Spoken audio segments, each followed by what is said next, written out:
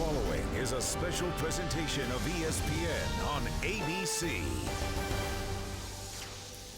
The Atlanta Motor Speedway, bathed in beautiful sunshine, where the fans are ready for a day of high speeds and high action.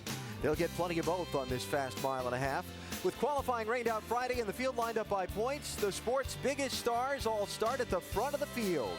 Carl Edwards, Greg Biffle, and Jeff Burton know they've got to try and put some pressure on two-time defending champ Jimmie Johnson, who starts on the pole. They'll all compete on one of NASCAR's fastest tracks, a place with a history of by-a-bumper finishes, a great stage for the next race in the chase. Atlanta's real interesting because you can run all over the racetrack. You can run on the inside, they can run in the middle, they can run up against the wall. And those cars run faster than they do at Daytona and Talladega. Jimmie Johnson cruises to victory.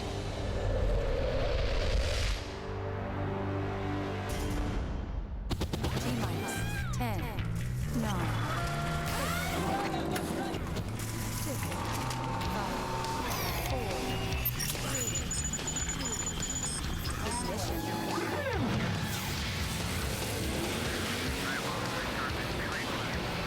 ESPN welcomes you to NASCAR Countdown. Today it's race 7 in the chase for the NASCAR Sprint Cup, 500 miles from the Atlanta Motor Speedway in Hampton, Georgia. Jimmie Johnson starts on the pole today, winner of 2 of the last 3 races at this track, and beginning this day with tons of championship momentum after dominating the race and doubling his point lead 1 week ago.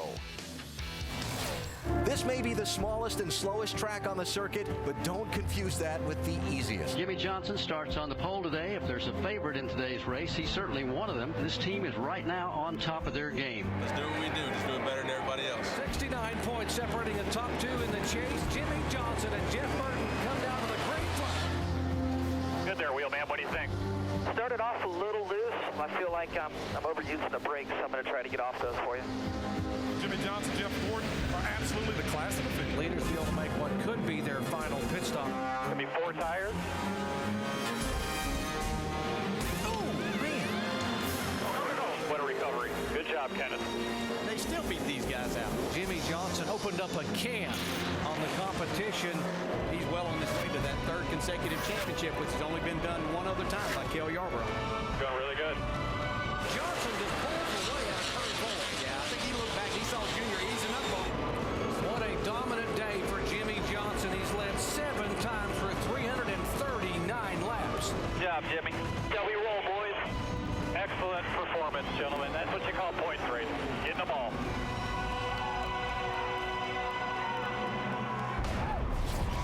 Jimmie Johnson's lead was 69 points over second place entering that Martinsville race. Now it's 149 beginning this day. He gained 80 with that superb Martinsville performance. Dave Burns, after doubling his advantage, will Johnson get conservative or keep the hammer down here? Well, we will find out, because after last week when Chad Knaus after the race said, hey, that's how you point race. We get every single point. Jimmie, does that change now that you have a 149-point lead? No, that's obviously the ideal situation. There's no telling what's going to take place today. But if we go out and try to execute like we did last weekend, race for maximum points and keep our eyes focused on whoever's the fastest car. Hopefully it's us, but if we can stay up there, race for the win, lead laps, do all those things, everything falls into place. So plus track position is very important, and you're out of harm's way in most cases up front. So that's our plan. Hopefully we can get it done today. For 1-lap top speeds in practice, you didn't light up the board. Any concern on your part on how your car is handling this weekend?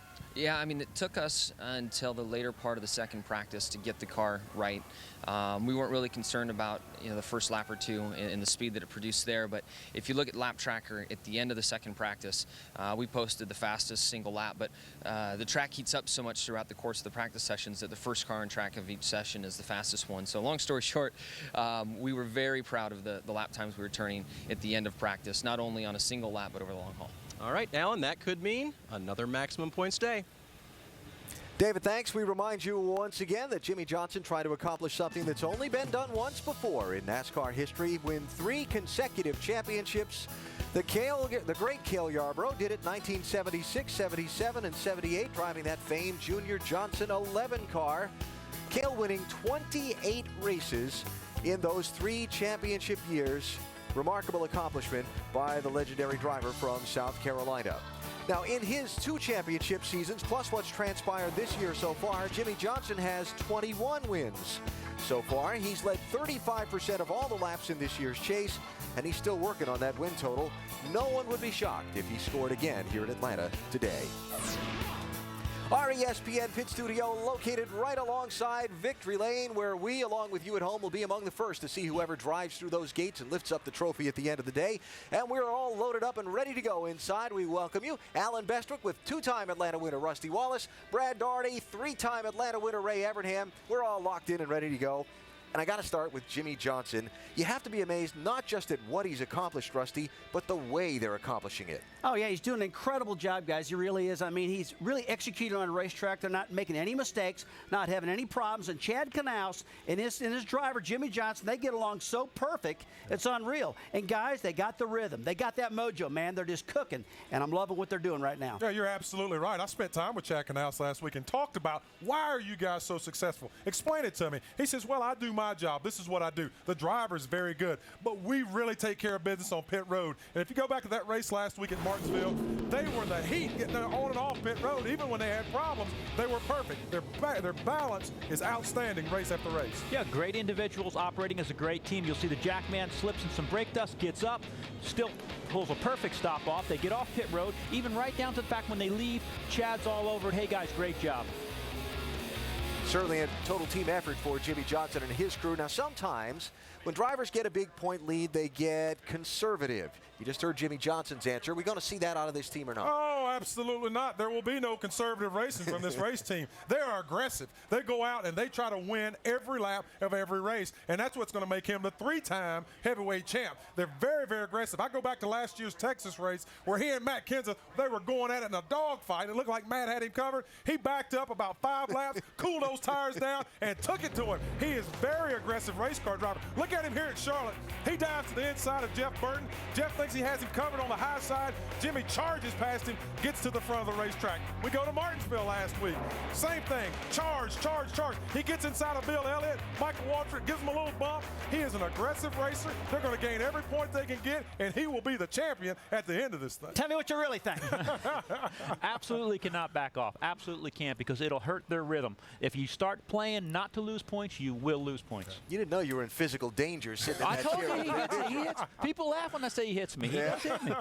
Now, last question about Jimmie. Do you think he's getting the credit he deserves for his driving?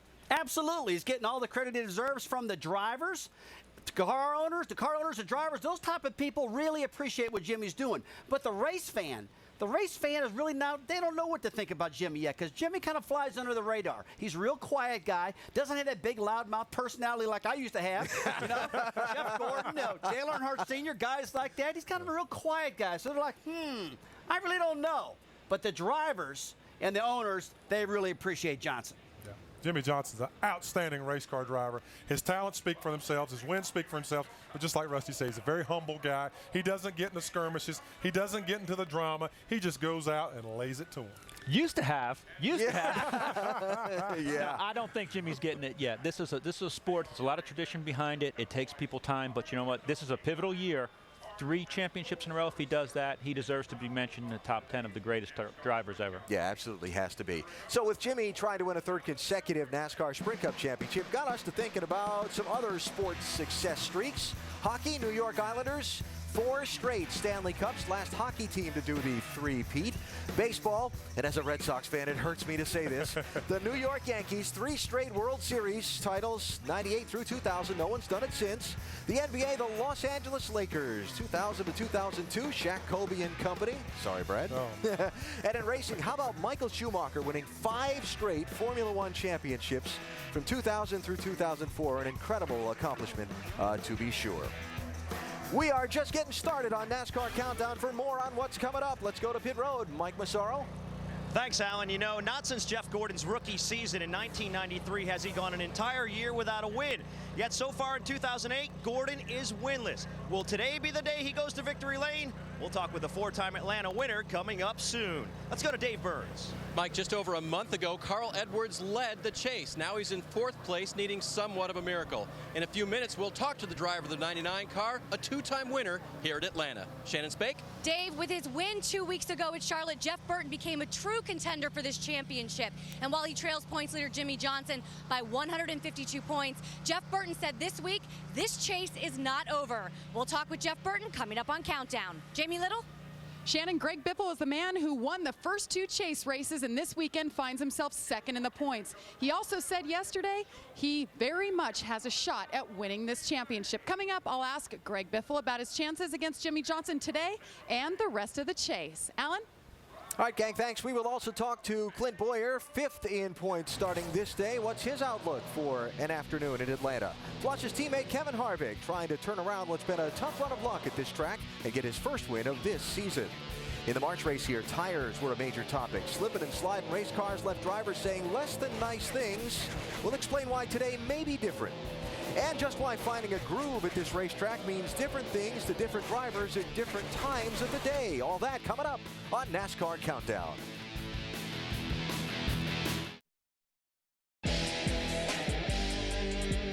I think a mile-and-a-half program is super important because how many races we have on the mile-and-a-half. It's what makes up most of the chase, so obviously you want to have a great mile-and-a-half program. It makes up half the races. The mile-and-a-half tracks are definitely a big part of this chase and a big part of the season. Some teams are really, really good at mile-and-a-half tracks. And, I mean, if you look at Roush, for example, they've been really good at mile-and-a-halves. Certainly there's more, mile-and-a-half intermediate tracks than the rest, so that makes it probably the most important. You'd like to be good anywhere you go, but, you definitely don't want to have to be able to struggle with the mile-and-a-half for sure. You have to be good on these tracks to win a championship, period. And as we look down on this mile-and-a-half Atlanta Motor Speedway, just over an hour to the green flag for race 7 in the chase for the NASCAR Sprint Cup. 5 mile-and-a-half tracks in the chase. While they're all the same length around, the differences are many between them, though. This particular place, it's not so much about the track length as the proportion of corner to straightaways. You're in the corner here twice as much as you're on the straightaway. Certainly one who knows all about what it takes to get around here successfully is a driver who's won here 6 times before. Bobby Labonte is with Jamie Little. And Bobby Labonte, of course, synonymous with winning here at Atlanta. 6 wins, Bobby. All those wins came in the old car, though. How much different is racing this new car here? Well, it's different in some ways. And, the first race here this year, I mean, we weren't all that bad. We had a pretty good run at it, but it is different in some ways, and I mean it's just like we always try to figure out what to do to make it go faster, and so it's just always a challenge, just like it was back then. It's just different challenges, so it's a challenge here today, and we didn't run that good in practice yesterday, so hopefully we get our Cheerios, Betty Crocker Dodge running good today. And that's what I was going to ask you. You're pretty low on the speed charts. What were you guys working on, and what did you have to do overnight to make this car run well today?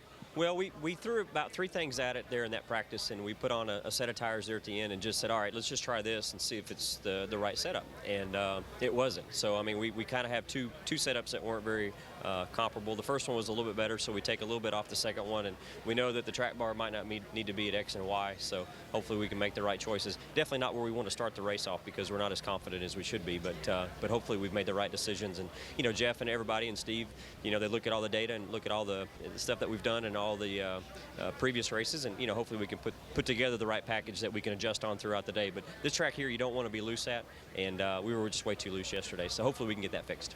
Well, Bobby Labonte's 2001 win, he came from the farthest back for a race winner. He started 39th. Today he rolls off 21st. All right, Jamie, thanks. Labonte's been involved in several great finishes at this track. In fact, this speedway has a history of final corner fights to the checkers. Oh, man, I tell you, that big run they get off of turn 4 is something else. You see Dale Earnhardt winning the race over here over Bobby Labonte. Big win for him right there. I mean, that was great. That was in March of 2000. A year later, an emotional win for Kevin Harvick. in just his third race after replacing Earnhardt after Dale's passing. Absolutely. It was you could just split it with a hair at the finish line between he and Jeff Gordon. A big win for Kevin Carter to get his career started in the Cup Series.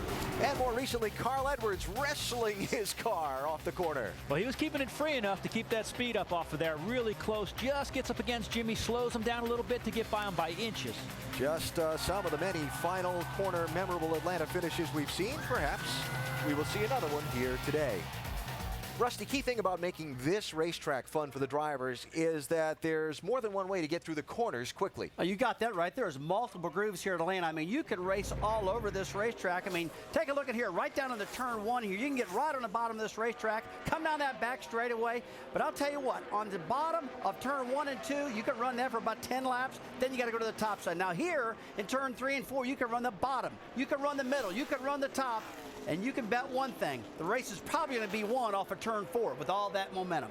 I tell you, for me as a fan, I love to hear those big V8s breathe, baby, sucking that air and that horsepower down. The tires fall off a little bit, so they lose speed, but it's super fast, and they are hauling asphalt around this place, baby, when they're getting after it. Very nice, very nice.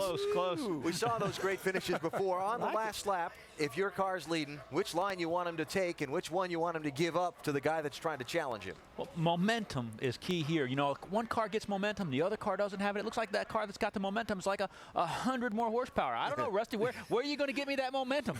Buddy, you hit the nail on the head about momentum. I mean, that's what it's all about here at Atlanta. And I tell you what, if I'm leading this race at the last lap, I want to be in the top side of that racetrack. I want to have that old baby making some heat, honking down that straightaway, and that's where you're going to win the race, right to the top side of turn 4. Now, something else to keep an eye on today. Engine failures. The last 21 straight Cup races at Atlanta, at least one car has gone boom. That's because they have so much on throttle time here. Those engines are turning so much RPM, and they're very rarely off the throttle completely. With more on how teams have worked all morning to prevent such a catastrophic problem, we go to our Chevy cutaway car and Tim Brewer. Tim? After the last practice session here in Atlanta, the engine tuner, he's the guy that has to go to really hard working on this thing, because he's going to have to evaluate the spark plugs, how they're actually burning, making sure that you get good fuel mileage here on race day. Another thing he's going to do, come over and check the valve lash. That is the gap between the rocker arm and the valve itself. But if he picks up too much valve lash, he's going to wonder, where did that come from? Are we wearing a lifter out, maybe a lobe on a camshaft? So he's got a lot of research to do. But one of the things he's going to use is the micron filter. This actually traps steel and aluminum components. He's going to go in there and actually analyze what the component might be, because it's his responsibility to make sure that this engine runs for 500 miles here in Atlanta. All right, Tim, thanks. We talked with Jimmy Johnson earlier. We will hear from his closest pursuers in the championship shortly, Biffle, Burton, and Edwards. But next, we go in depth with Jeff Gordon. From his Cup Series debut here 16 years ago, he's won about all there is to win, except the cheers of some fans. That's next on NASCAR Countdown from Atlanta.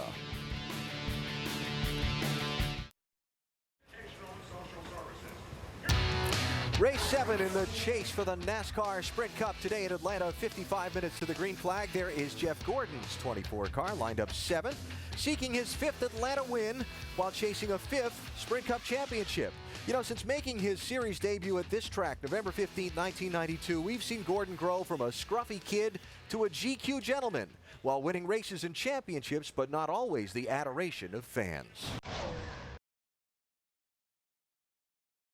It's one of the things I've always looked at and wanted more than anything is to be able to say, okay, you know, I've accomplished all that I ever wanted to accomplish.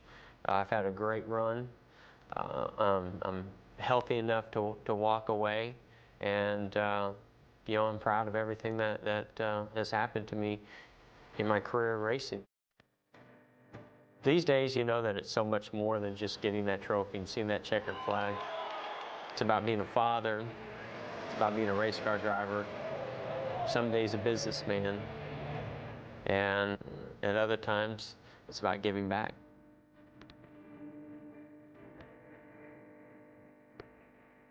Jeff's changed a lot, but that's good that he's grown with what he's been able to do. And you know, the main thing is I think he came in a really good person, and he still is. As a kid, you grow up and you want to race because it's what you know, it's what you're good at, but you have no idea how far it's going to go, how far it's going to take you.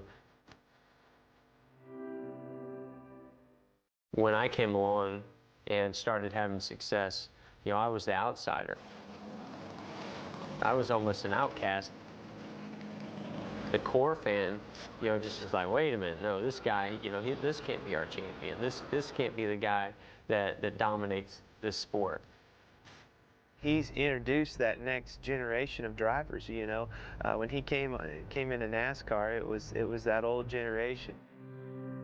Nobody knew that a younger driver could come in and beat those guys, and I think he opened the door for a lot of us.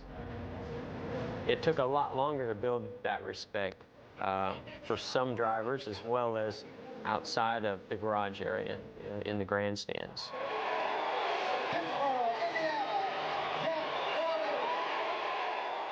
I have quite a bit of respect in the sport. I've made my mark, and now, while there's still fans that still boo me, I hear a lot of cheers. 15 years ago, I didn't think that was ever going to be possible. That's the worst thing I've seen all day right there. Yep, I'm afraid so. I think over the last few years, Jeff's done a good job of showing the other side of him.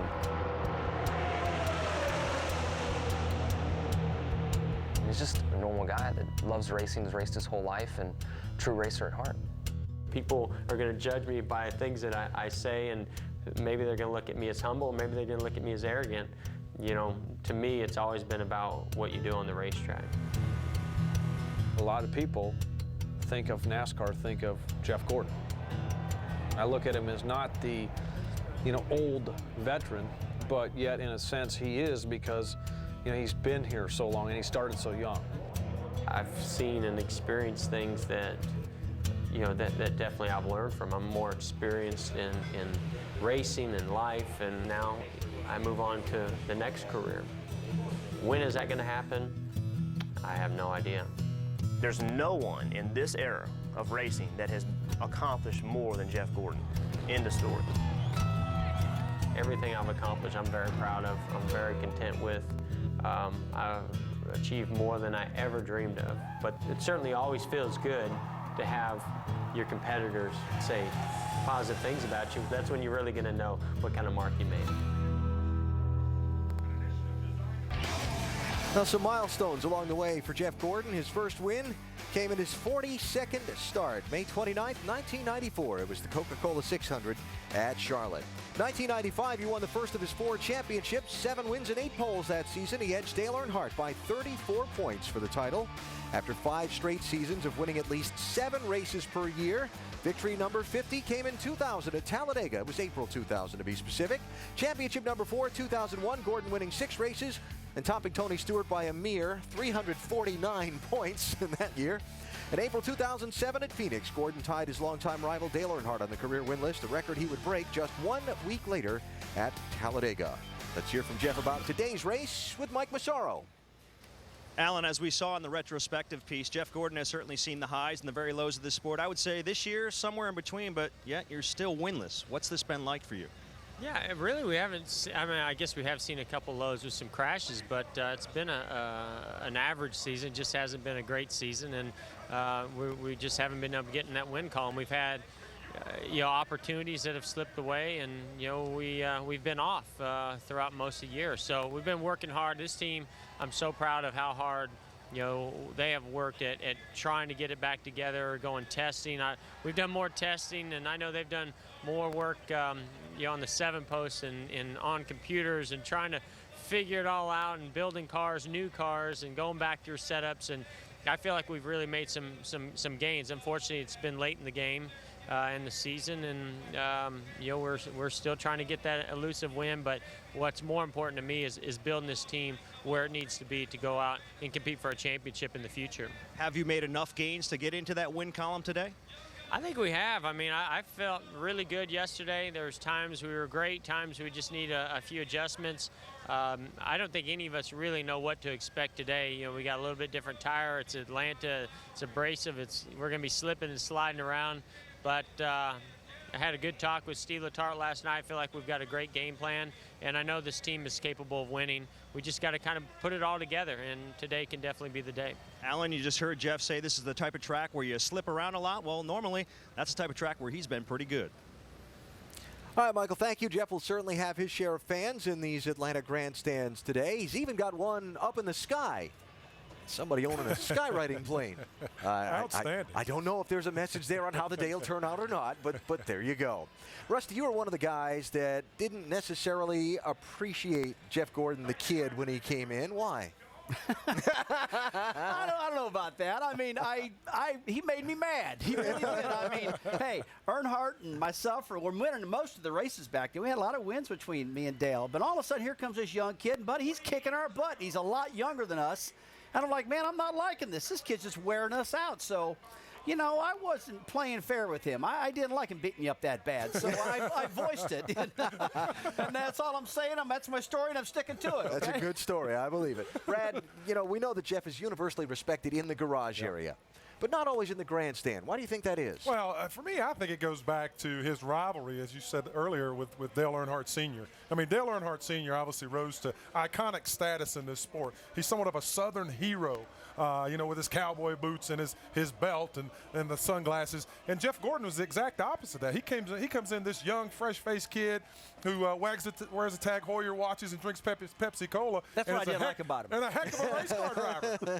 and as we still see today, that huge fan base for Dale Earnhardt Sr. still sits in these stands today, and that makes it a little difficult for a guy like Jeff Gordon. Ray, you two had so much success together. 47 wins as a driver-crew chief pair. Some highlights you remember best? Yeah, you know, there's a few. We were very blessed, but our first win ever at the 600 at Charlotte took 2 tires. We were running third. The only shot we had to win was to put 2 tires on it, and he stepped up and drove that thing home with about 18 laps to go. Emotional night, big win for us, our first ever win. And then our first championship. We weren't supposed to win that year. You know, we beat Dale Earnhardt by just a little bit, and I think right then people saw how much it meant to Jeff Gordon. He showed a lot of emotion that night. He'd worked so long to get there. It was a big, big moment for him. And then for many years, people said he wasn't tough. Well, one of the toughest places to win at is Darlington. Darlington, for $1 million, 1997. He's sick in the car. It's 100 degrees. We made 16 pit stops. He goes on and wins the race on $1 million. And I think he's won the Southern 500, what, 5, 6 times now? Yeah. That's tough. Great memories. From the kid you first teamed up with in the early 90s to the man you know today, how has Jeff Gordon changed? Besides losing the mullet and the mustache? Yeah, besides that. Yeah. He's obviously put up tremendous numbers that make him one of the greatest drivers, but he's also now the caretaker of the sport. A lot of guys, we lost Dale.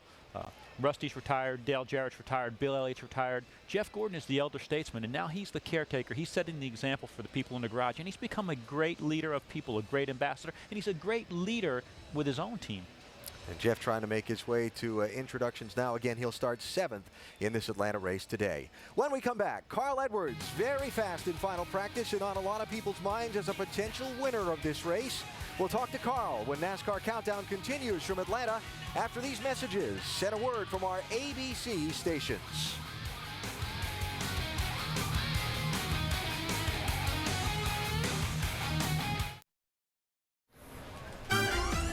Interesting matchup on Monday Night Football. An AFC South showdown. Peyton Manning and the Indianapolis Colts at 3-3 take on the only remaining undefeated team, the Tennessee Titans. Monday Night Football, ESPN 8:30 Eastern, coverage starting at 7 Eastern with Monday Night Countdown presented by UPS. Here in Atlanta, all through this chase for the championship, we've been using the song Last Man Standing as a theme for our coverage. Little did we know that every driver in the chase, save one, would have bad finishes in the championship that would, thus far, truly leave Jimmy Johnson as the last man standing. The 2008 chase for the Sprint Cup is officially underway. Kyle Busch being passed now. I think the sway bar arm skipped the tooth on the sway bar. 2 laps down. Kyle Busch has been involved in an accident, spun. Contact from Jamie McMurray. He gave away all 80 of those bonus points in one afternoon. Somebody's leaking oil on my window. They're talking about the rear end grease leaking out of the back of Denny Hamlin's car. He gets passed by the 16 for 10th position. They are going to black flag the 07 for passing before the start. Gotta come down pit road. road. Not the way that Clint Boyer wanted to start here at his home racetrack. Tony Stewart down through the grass here on the front stretch. Another one of our chasers having issues. We got a broken splitter brace. We may have to replace it. Trouble. Oh, no. Jeff Gordon's torn up. Oh, man, this is going to kill him in points. Yellow, yellow, yellow. Denny Hamlin in the wall, the leader. Another problem now up front. You okay, Denny? That thing just took a dead right-hand turn up there in 1 and 2. Oh, got trouble up front. Biffle right in front of Junior. Carl Kenseth is in it. And Kevin, a lot of chasers involved in this one. Biffle, Edwards, Dale Earnhardt Jr., Kenseth. Harvick also damaged. Well, this is a huge problem for Carl Edwards. We got power to the car. All the fans work. Everything works. Just no ignition, no spark. We are watching Carl Edwards' championship hopes evaporate. These guys pitted on lap 165. We're looking 244. Remember, the car that stayed on the racetrack was Greg Biffle. He's going to have to come on the pit road here. This time, 2 tires, gas. This has got to seem like an eternity when you make that green flag stop. Issues for the 31 car, getting him on and off pit road. Yeah, a lot of problems there for Jeff Burton. Jeff Gordon's in the spot on the inside. That's going to be a lap penalty there because they performed work outside of the box.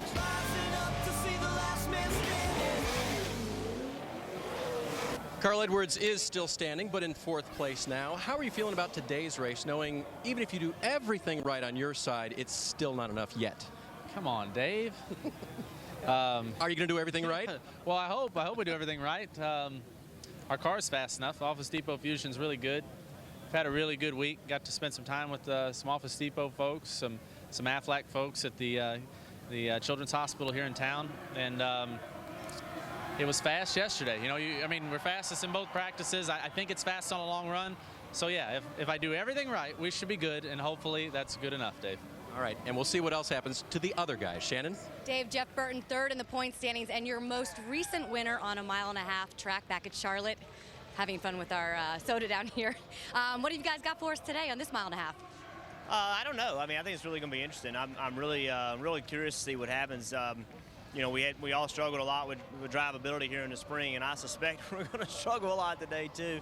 The place is just really slick, and you know, I don't know. Nobody really ran a whole lot on tires yesterday, but it seems like the speed falls off a great deal, which typically is when we're strong. So hopefully that works in our favor. But we'll just go race hard and see what we can make happen. Jeff Burton is making his 29th start here at Atlanta, and he's still looking for his first win. Jamie? Well, Shannon, despite winning the first 2 chase races, 2nd in the points right now is the best Greg Biffle has been. And Greg, you said this weekend with confidence, you can't count you out yet. Why should your fans not yet count you out of this championship? Well, there's a lot of racing left. You know, we have 4 races left, and you know, we run so good as a team. A 16 team runs so good here at Atlanta, and next week's at Texas and Phoenix and Homestead. We've won a couple in a row, so we're excited about it, and we want to keep the fans excited too. Are you guys all plan this together or what? They're having fun with the Coke bottle. Anyway, you were faster than Jimmy Johnson yesterday in both practices. He rolls off on the front row next to Jimmy. Alan? Can anyone tell this is Coca-Cola's hometown, by the way? So obviously with Jimmy Johnson having a 149-point lead, these others need the 48 to have a problem to catch up. So let's play around with the numbers for a minute. If the 48 car were to finish 40th today, not wishing anybody any bad luck, but if he were, and one of his title rivals wins and leads the most laps, here's what things would look like. Biffle would lead by 3 points. Burton would be tied with Johnson for first. Edwards would still be 46 behind Jimmy. That's if those drivers were to lead the most laps and win the race, and Jimmy Johnson were to finish 40th today. So, gentlemen, based on your experiences in the sport, can the 48 be caught? Absolutely, he can be beat. No problem about that. I mean, let me tell you what, last night, or yesterday afternoon, we were in Memphis, Tennessee. Interviewed Clint Boyer before the race. Said, Clint, you got a big lead. You feel pretty comfortable? Said, yeah, I feel really comfortable. Guess what? He went out in the race, had a terrible race, lost 80 points. That's a lot of points to lose. So, yes, he can lose this championship, Brad. I know you don't agree with me, but he can. Go ahead, print the hats, the T-shirts, and the banners that say 3-time heavyweight champ Jimmy Johnson. It's over. I know it's bad for TV. I hate to say it. Y'all tune in and just watch the races because they're going to be great. But Jimmy Johnson is the champ. It's over with. Done. Sell it in. It's over with. Mark the tape for that one in a couple of weeks. The psychology of a driver with a big point lead, Ray, you've come in here before needing to finish 17th or better. How's that work on a team?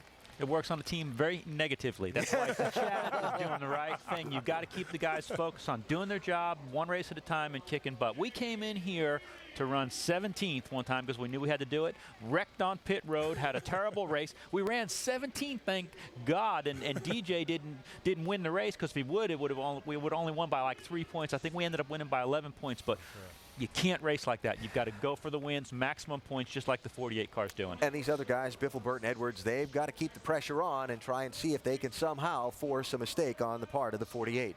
Time for break on NASCAR Countdown. Someone to keep an eye on today, Mark Martin in the Army 8. Two-time Atlanta race winner, starts 14th here. And when we come back, tires and Toyota, two big stories from the March race. We'll tackle both topics, including an interview with that man, Kyle Busch, who won that March race. You're watching ESPN on ABC.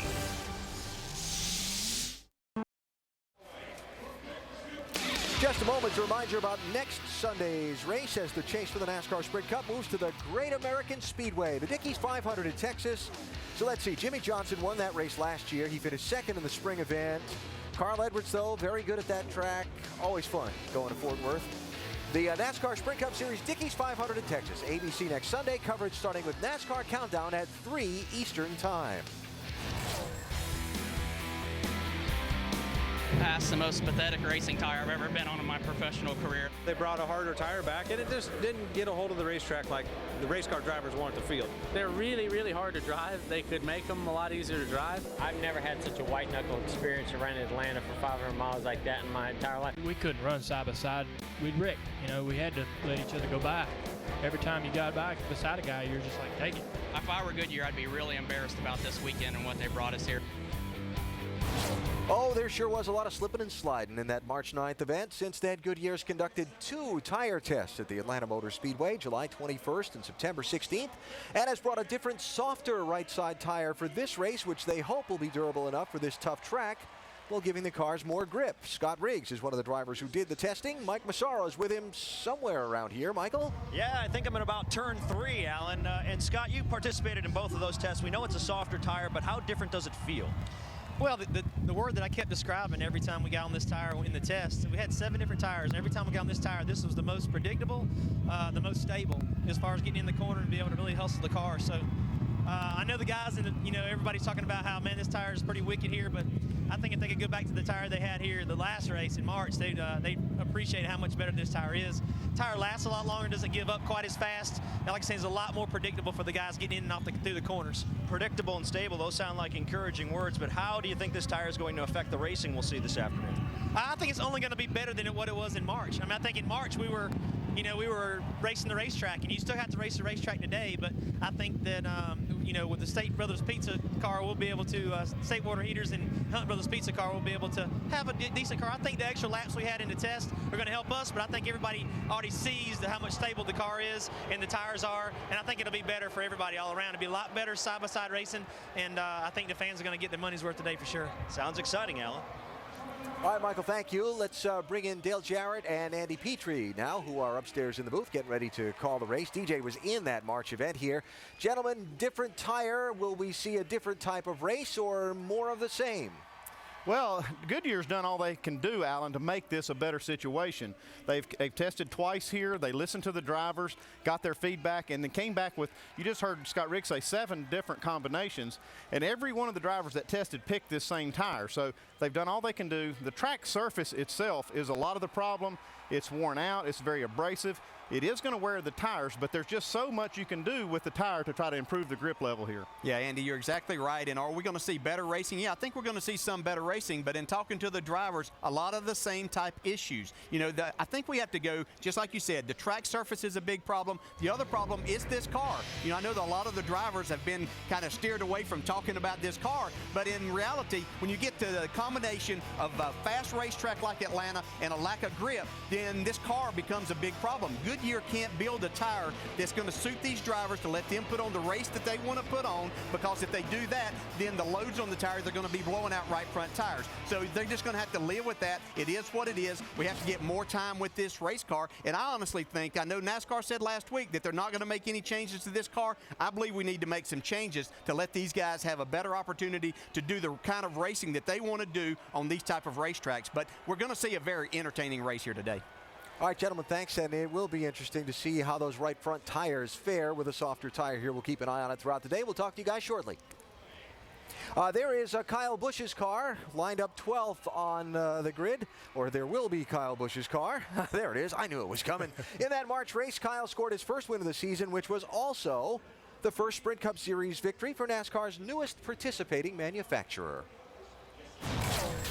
Bit of history at Atlanta Motor Speedway. It took just 40 races for Toyota to claim its first win. It goes to Kyle Busch as he takes the Cobalt Tools 500. We didn't know how quick we'd be able to get a win, and this is a great day. It's great for the company, great for all of our associates, great for all of our teams, frankly, to show that this can be achieved.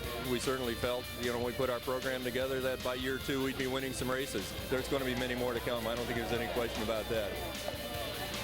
And there's certainly some things about this year that Kyle does not want to review, but how about looking back at something very positive, March 9th of this year when you won Toyota's first race in the Cup Series. Can you repeat today?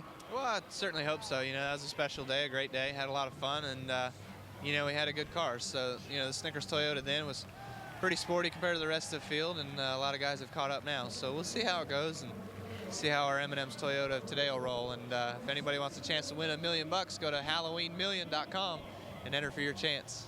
I think I'm going to go log on. All right, we'll keep an eye on Kyle as he progresses throughout the day. The numbers show Toyota has had no sophomore slump. Not even close comparing their performance in their first year, 2007, of Sprint Cup racing, to their numbers this year. Toyota 10 for 32 this year as far as wins, and neck with Chevrolet for the Manufacturers' Championship. Do you feel Toyota is performing above, below, or about as expected this year in the Sprint Cup Series? Well, I think they're performing as expected, especially since they hooked up with Joe Gibbs Racing. I think that was one key move they did. I mean, when they aligned with Gibbs, a team that was already winning in a Chevrolet team, and gave them a Toyota with a lot of financing, a lot of engineering help, that was key for Toyota and key for Gibbs. And, buddy, they've took both those things and made them both work really good. Yeah, it seems to be the biggest branch of this has been the Toyotas with Gibbs. They've done a great job of getting their winning formula to the racetrack. The other Toyotas, though, seem to have a lot of catching up to do. I still think they're probably maybe a year behind where they would want to be. I think they want all of their teams to be experiencing some success, not just the Joe Gibbs Racing organization. I think the biggest surprise is that even though they went to Joe Gibbs Racing, most of the success has been with one car. Yeah. And I think that's surprising. I know Toyota's on track. I also think that Toyota would like to have been a bigger threat in the chase than they've been. Yeah, Kyle Busch has certainly had his troubles. We'll see if Toyota can win another Atlanta race here today. No secret the auto manufacturers are seeing some hard times right now. We'll see how that affects teams going forward into the future. Talked about the Joe Gibbs Racing Toyotas and heard from Kyle Busch. Tony Stewart is in the second Gibbs car. Starts 8th today. He's a two-time winner here. Finished 2nd in March. Denny Hamlin starts the 11 car in 11th place. He's 11th in points. Might this be a number 11 kind of day when the checkers wave? NASCAR countdown back to Atlanta in just a minute.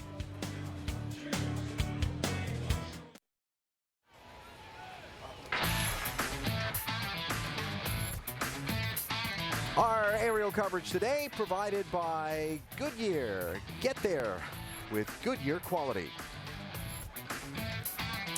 Dale Earnhardt Jr., former Atlanta winner, led a lot in March here, and Jamie figures to be a contender today. Maybe so. He's coming off an impressive second-place run at Martinsville. So our own Andy Petrie and Dale Jarrett both pick you to win today, Junior. What do you think? I think they jinxing me, for one. We got a good car. This is a good track for us. But I kind of wish they'd pick somebody else. So they're going to lose money basically on the bet is what you're saying? Yeah, I hope they ain't betting no money. That's terrible. But I don't know. We'll run pretty good. We'll see how it goes. We got to, like I said, I like this track. Love racing here. Wish fans would come on out and buy some tickets to this place because it's one of the best races on the season. Well, a lot of Junior fans in the stands. He rolls off 9th. Shannon Spake. Jamie, it's already been a great weekend for Kevin Harvick. The truck teams he owns finished 1 and 2 in this weekend's truck race. Let's talk about today, though. How was your car in practice, and what can we expect from you today? Well, I don't know that anybody's really happy with their car. It seems like they're all really loose, but our Shell Pennzoil Chevrolet, seemed to be, somewhat decent, as we ran it a couple long runs there. So just have to keep the elbows up and have fun with it. All right, Kevin Harvick rolls off 6th today. And Clint Boyer, another guy to watch out for this afternoon. After all, back in the spring, he led 52 laps, but how would you assess your chances of getting to victory lane today? Hope good. I think we got a good chance. I think the car is good. It's going to be slipping and sliding around just like everybody else. I think you'll have good sets of tires and bad sets of tires, and hopefully you get the good set when it counts. And believe it or not, Dave Burns, Clint Boyer's finished 6th in each of the last 3 races here at Atlanta, certainly hoping to improve upon that. Mike, after narrowly missing a chase for the championship this year, hometown boy David Reagan has been near the front at several races. How about at the end of today? I think our AAA Ford's pretty good. I was pretty happy with it yesterday. 500 miles is going to be a long race today. We're probably going to be putting 4 tires on every chance we get. But it should be fun. A lot of friends, a lot of family here, a lot of hometown people here in the state of Georgia. This is a great racetrack to be at. So, the sun's out. It's a beautiful day. So we'll be fortunate to get a top 10, top 5 at the end. And if we're good enough, we'll try to race them for the win. But nevertheless, we'll have us a good day. Good luck, David. And Alan, I think we talked to just about the entire field now. A good number of the front half of the field anyway. There's Brian Vickers, whose Red Bull Racing 83 car will be without its crew chief and car chief here as we recap some news headlines of the week. Crew chief Kevin Hamlin, car chief Craig Smokestad, both suspended after their car found to be using sheet metal thinner than the rules allow at Martinsville last week. Hamlin fined $100,000, 150 driver and owner points taken from the team as well. NASCAR CEO Brian France saying fields will remain at 43 cars for next year despite the rough economic times. France making those announcements while saying that Camping World will take over as a title sponsor of the Truck Series next year. Manufacturer news, Ford Motor Company signing a 3-year extension with Roush Fenway Racing to continue supporting their Sprint Cup effort, plus the Yates and Wood Brothers teams, while Ford cuts back its nationwide and Truck Series efforts, and the Germain Racing team to field a Sprint Cup car in 18 events next year for Max Pappas. Geico will sponsor that effort. So there you go. As we close in on the opening ceremony, what to watch for over 500 miles at Atlanta? Give us something. I think we're going to have to look for the high line off at turn 4. I think that's where the race is going to be won at, with all that momentum right there on the top side of that racetrack. We've already seen many victories right there. I spoke to Stu Grand, who's general manager of Worldwide Racing, and they were very proud of the tire they brought here last time. This tire's a little bit softer, so I say let's keep an eye on that right front tire to see if it has any give up throughout the day. This is a place where you can make adjustments that will make a difference in the car. Again, momentum, so little adjustments in the pits can go a long way. So if your guy's not setting the world on fire here at the beginning, don't go away? Right, because he was liable to be there at the end. Yeah. Of course, I say that all the time anyway. You never know what's going to happen in these races. You can't leave till it's over. That's right. Well, it should be an interesting one. New tire, driver still, though, wrestling these race cars around this very fast racetrack. Got this championship going. Jimmy Johnson trying to protect the lead. Jeff Gordon trying to get back into the winner's circle. And we'll see how it all unfolds as 500 very fast miles happen on one of NASCAR's fastest tracks here at the Atlanta Motor Speedway. Dale Earnhardt Jr. certainly a favorite. I hope DJ and Andy aren't going to jinx him by picking him earlier in the weekend. Man, that might be tough. We'll see how it goes as we get the green flag here in just a little bit. Hey, earlier in pre-race ceremonies, Bill Elliott and his 1988 championship team honored. Bill and his brothers Ernie and Dan headed that family operation based in North Georgia. Elliott starts 37th today in the Wood Brothers 21.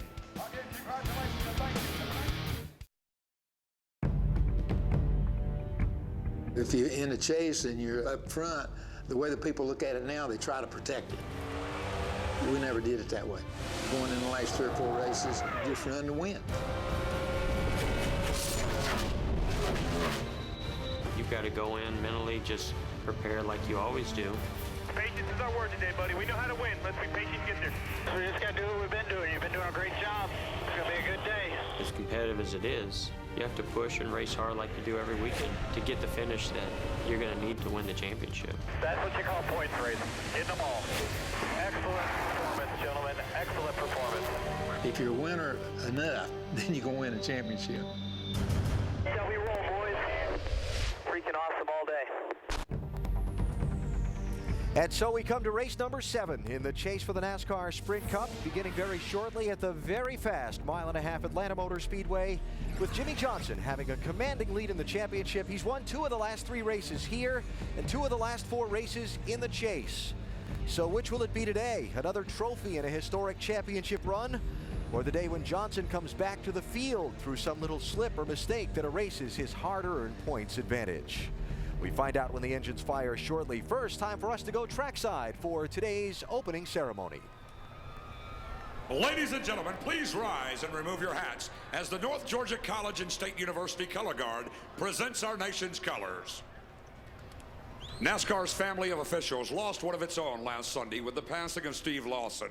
A native of Rockford, Illinois, Steve served as a NASCAR official for more than 10 years, working most recently as a safety inspector in the NASCAR Sprint Cup Series. Please join us now in a moment of silence in remembering NASCAR official Steve Lawson.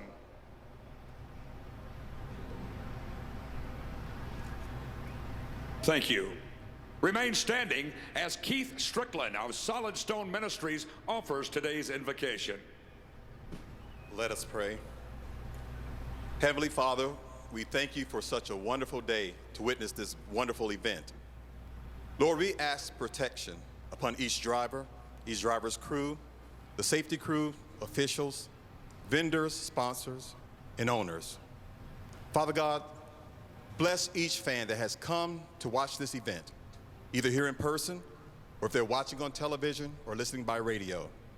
And Father, we want to ask a special blessing of protection upon our troops that are serving, Father God, both domestically and abroad. Protect them and their families and bring them home safely. It's in Jesus' name that we thank you and we do pray. Amen. Race fans, please welcome from American Idol, Michael Johns, as he performs our national anthem.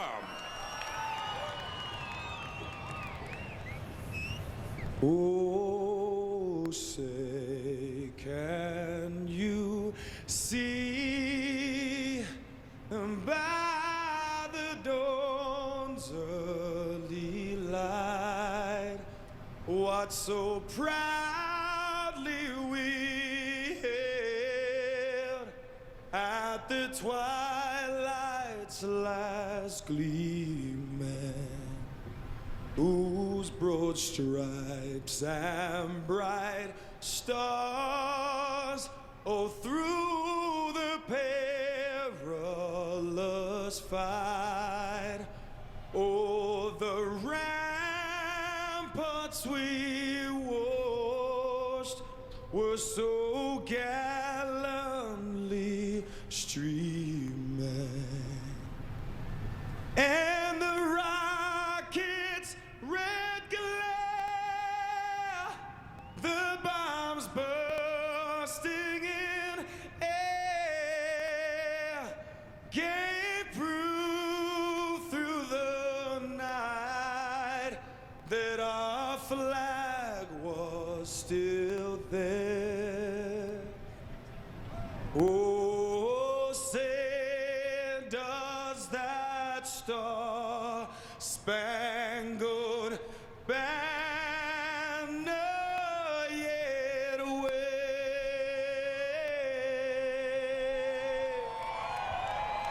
o'er the land of the free and the home of the brave.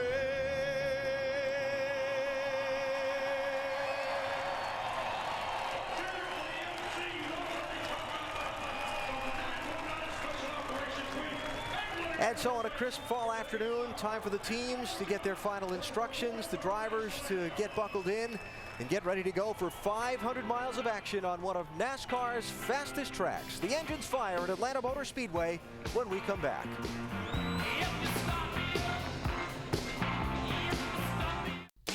ESPN's coverage of the NASCAR Sprint Cup Series on ABC, brought to you by Sprint. The chase for the Sprint Cup comes to you with NASCAR Sprint Cup Mobile, only from Sprint and only on the Now Network. Aflac, ask about it at work. Chevy, the most wins in NASCAR history. That's an American Revolution. and McDonald's.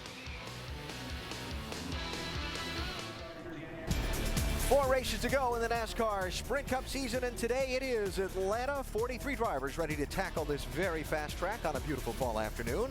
48 is the number that they're all chasing. Jimmy Johnson starting on pole. Several drivers hoping to upstage Jimmy today, though, Shannon. One of those drivers is Jimmy Johnson's Hendrick Motorsports teammate, Jeff Gordon. It's been 37 races since Gordon's last win, and he says that this team this season has just been a little off, but they've been working very hard to try to catch up. Now, as for this weekend, Gordon said that in practice, he felt like some moments this team was great, and if they can just all put it together, then it'll be the rest of the field chasing the 24 all the way to victory lane. Mike Massaro? Thanks, Shannon. You know, in years past, when you come to Atlanta, the grandstands will be full of a sea of red. But for the Legion of Earnhardt fans, that color has changed to green. But for them, it's more than just T-shirt color. They're green with envy. Envy of other drivers' wins. So far in 2008, Dale Jr. has just 1 victory. But today, win number 2 could come. Remember, back in the spring, Dale Jr. led 62 laps and finished 3rd. He's coming off a strong second-place finish at Martinsville. Feels like he's got the momentum and could break through for win number 2 this afternoon. Alan? Hi, Michael. A couple guys that we will be talking to here and talking about, keeping an eye on as we go throughout the afternoon. I know you've Rusty, been over in Memphis watching the NASCAR Nationwide Series race, but Carl Edwards looked awfully strong over there yesterday. Any of that momentum transfer for him here? Absolutely, it's going to. I mean, he's got a lot of momentum on his side right now. He's pretty well jacked up, and the team's got the morales really high right now, Alan. And we know he's really good at this style of racetrack. He'll be working that high side off of turn 3 and 4. Making adjustments throughout the day, and I think he's going to be really strong throughout this race. Even though it's kind of a chilly day, you got to keep yourself cool there inside the race car too. A little Ziploc bag of ice there.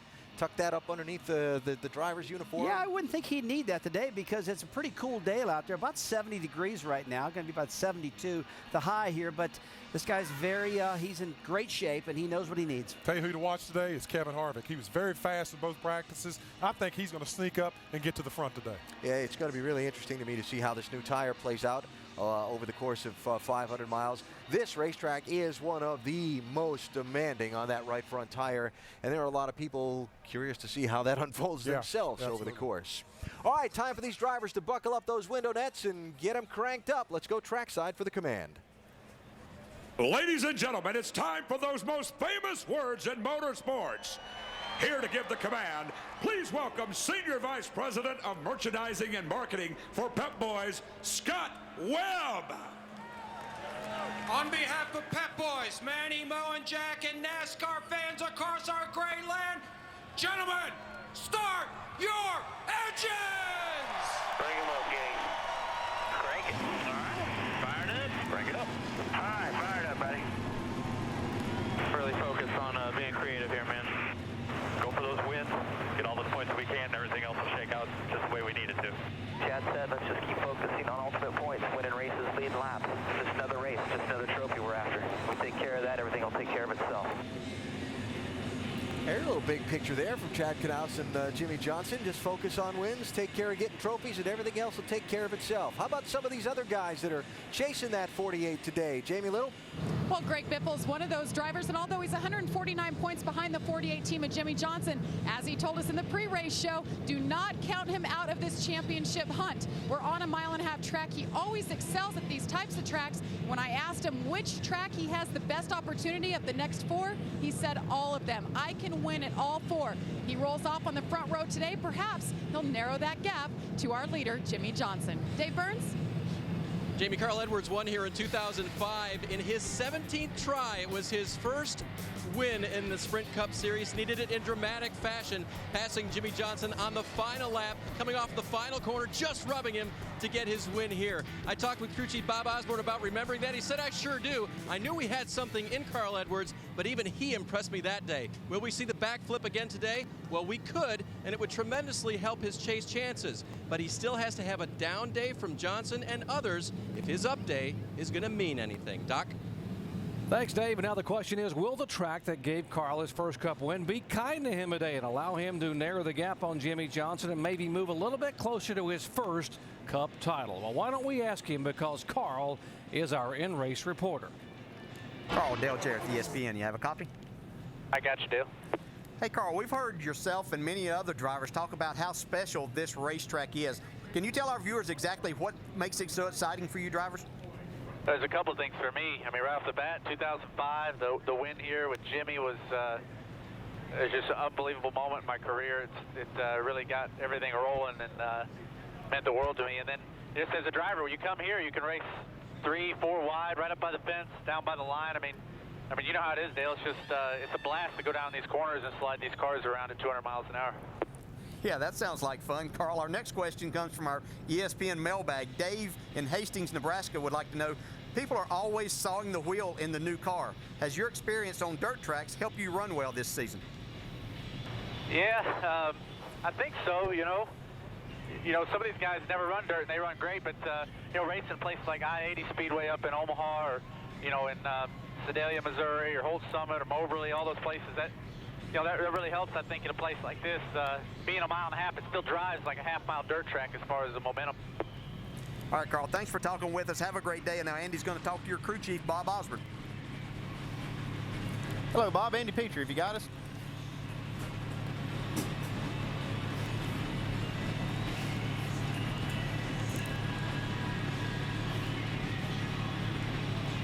Hello, Bob Osborne, Andy Petrie. Have you got us up here? Yes, sir. How are you? Hey, pretty good, Bob. Sorry about the technical difficulty there. Tell us how the strategy here at Atlanta will be different than some of the other mile-and-a-half racetracks we've raced on this year. This track's so abrasive on tires, you really have to worry about your tires and manage them through the race run.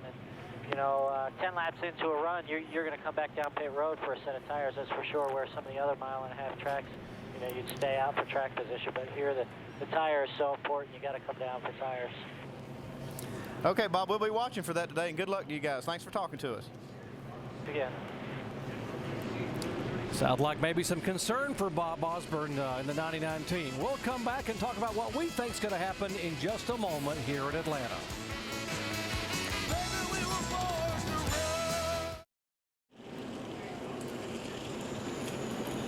The sun is shining brightly here over Atlanta Motor Speedway, and we are just moments away from the start. This broadcast is available in Spanish by activating your SAP button, presented by ESPN Deportes.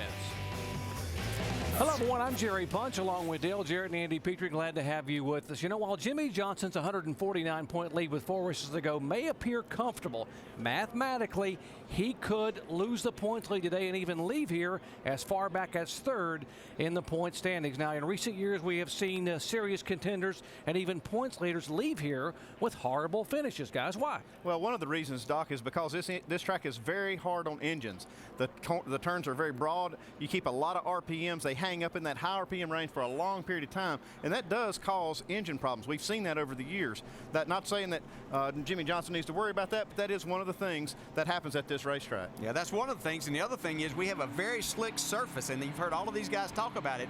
These cars aren't handling very well for these guys, and there is no driver out there, regardless of the amount of talent, that is immune from the possibility of something big happening to them today. So you better stay with us, because this could get exciting. If you look over the 4-year history of the Chase, we've had Chase contenders 16 different times leave here with finishes of 20th place or worse. In fact, back in 2004, Kurt Busch came in with a very comfortable lead like Jimmy Johnson and blew the engine on lap 51 and finished 42nd. So it certainly can't happen here at Atlanta in a hurry. We'll take you inside the action today with onboard cameras on 8 different cars, 7 of which are our Chase contenders, including points leader Jimmy Johnson.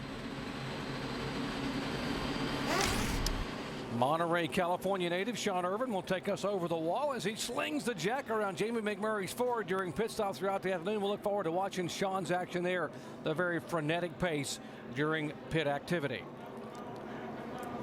It is a 500-mile, 325-lap race, purse of over $6.2 million, and there's the pit window, guys. Yeah, you can see you can go 50 to 55 laps on fuel, but you'll see these drivers looking for pit road a whole lot sooner than that. Yeah, they'd rather get there a lot sooner than that, and I can assure you folks that 325 laps is a long time in the race car here. Well, we talked about the favorites, but guys, what about the sleepers today? I'm going to pick one of my old drivers, Paul Menard.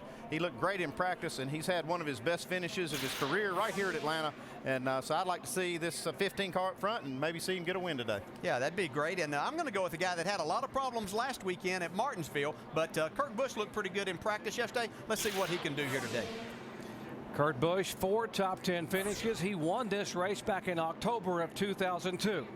Folks, for the 10th time in 2008, they line up by points because qualifying was rained out. Remember now, Jimmie Johnson was not very good in either practice yesterday. 17th and 21st. Could this be the day that Edwards, Biffle, Burton, and others narrow the gap? Remember, Jimmie Johnson is chasing history, but today, everyone else is chasing him. Here they come to the green flag at Atlanta Motor Speedway. It didn't take long to start slipping and sliding. The guys couldn't even get up through the gears before they were spinning the tires. This shows you how slick this surface really is. Here we got them racing all over the racetrack here. 3 wide getting into 1. It is very important for Carl Edwards to try to run Jimmie Johnson down. Why? Because Jimmie did not lead a single lap here in the spring, and Carl would like to keep him from getting these 5 bonus points, but he may run out of time here on lap 1. Here he comes, though. Yeah, Jimmie got a nice jump on the start. Everybody that was spinning, his tire spun a little bit less than those guys, and he'll get those 5 bonus points on this first lap. So Jimmie has now done something he couldn't do back in March when he finished as the last car on the lead lap. But I don't think Carl's going to wait very long to be able to make this pass. He was the fastest car in both practice sessions here, so I expect to see this 99 car get this lead from Jimmie Johnson. Although the talk in the garage was that maybe Jimmie wasn't that great on the sheet, but he had a great car when the practice was over. Yeah, Jimmie talked that he didn't necessarily, he wasn't concerned that they didn't run that fast lap, but he thought they made their car a lot better in the longer runs in the latter part of the last practice session yesterday, and that's looking to be true right now. The big question coming in this weekend, we talked about all the Goodyear testing and the new right side tire, just how long it would last and how consistent it would be here in the early laps. Well, you see we've run, what, 2 laps now, and they're already sliding all the way to the top and using that high groove. Oh, we got trouble here on the backstretch. Sideways, a 21 car, Bill Elliott. Sam Hornish also involved. Straight right there, straight up right there. I don't know how much damage Bill has. It's unfortunate because he had a good car in practice yesterday. He had one of the better cars in that practice. I was talking to guys in the garage this morning, and they said that Bill had a really good car. See, the right front tire's flat, right rear's flat. I don't know if he has contact on that left side. What worries me is he's not rolling, like something else must be wrong. Got 5. We can see what happened here coming off the corner. He kind of got squeezed 2 ways. 01 of Regan Smith got him, and Bill had to kind of get out of the throttle, and then Sam Hornish got into the left rear and sent Bill spinning. It looked like he did have a little contact with that left front on the inside wall. This is a problem that you face all the time here. The car just doesn't give you, I'm not sure Regan Smith, well, you can see it wasn't really anything what Regan Smith did. It was all Sam Hornish getting into the left rear. Awesome Bill from Dawsonville, a 5-time winner at Atlanta Motor Speedway, involved in the first caution of the day. Back after this message and a word from our ABC stations.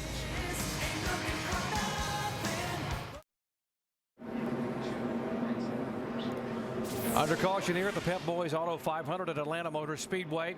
Let's listen into the audio on the Greg Biffle radio a moment ago regarding the restart. Left way before the flag. Careful, but it's okay. That was ridiculous. That was complete ridiculous. Yeah, he's probably figuring out was the only lap he was going to get the lead all day. He was talking about the start of the race when Jimmie Johnson spun the tires. Here it is a moment ago.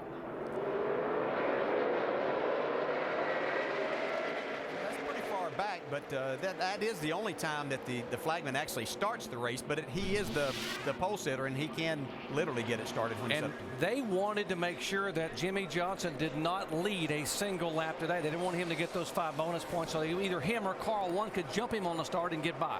Too late now. Yeah, guess what? It didn't happen. Yeah, it's very seldom you're going to get anything, any lashback from NASCAR if you jump the start of the race. I mean, that's just basically up to you, but you try to coincide with the flagman, and normally we have someone special doing that. Here comes Biffle trying to get that lead. Wow, he's coming big time. Already moved up on the middle to top side of the racetrack.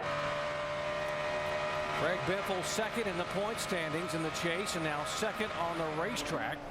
He said in the media center on Friday, this championship is far from over. If I can get it close at Homestead where he's won 3 times, I got a great shot to become this year's champion.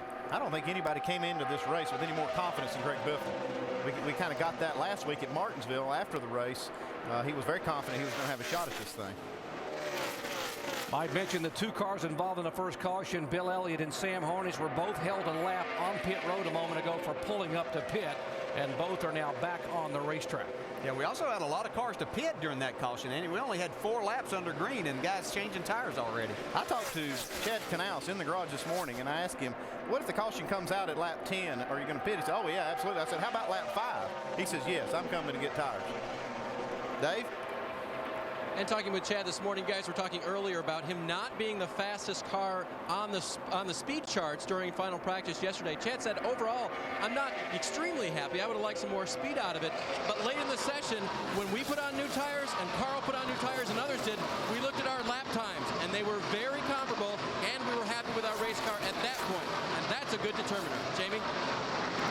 And Greg Biffle and his crew chief Greg Irwin had high expectations for this race. Now, after happy hour yesterday, they were 5th on the chart, but Greg was not that thrilled. He was actually kind of frustrated. Greg told me, I had to go to his motor coach this morning. We had to have a talk in person, not on the phone. They came up with a plan, and I think this restart was all part of the plan, guys. After that radio communication, Greg said, I guess we need to start doing it differently. Pretty good battle here on the racetrack. The car that won here in the spring with the driver, Kyle Busch, in the 18, looking across from his teammate Tony Stewart at the 88 of Dale Earnhardt Jr. Yeah, I've been watching these guys for the last 2 laps, and Kyle Busch looks like he'd been struggling quite a bit. He was trying to run the bottom, but it looked like his car just wouldn't go down there. So he's now moved up to the top side of the racetrack and seems to be running just a little bit better. Although he seems to be struggling right in the center of the corner. Dale Jr.'s up on the high side making some good time. These tires are going to go away real fast, and you're going to see the lap time slow down about another second even from where they are right now. So expect the complexion of this race to change as the tires wear down. Shannon? The last word over the radio from Tony Stewart was that the car is pretty drivable. Right now, he's dropped back to 12th. He started this race 8th. His crew chief, Greg Zipadelli, told me that they started this race a little on the tight side. He said that was comfortable for Tony Stewart, and in order to do that, they did sacrifice a little bit of speed.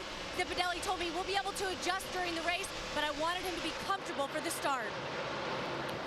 Thanks, Shannon. Back up front, the 99 of Edwards just flies by his teammate Greg Biffle for second position.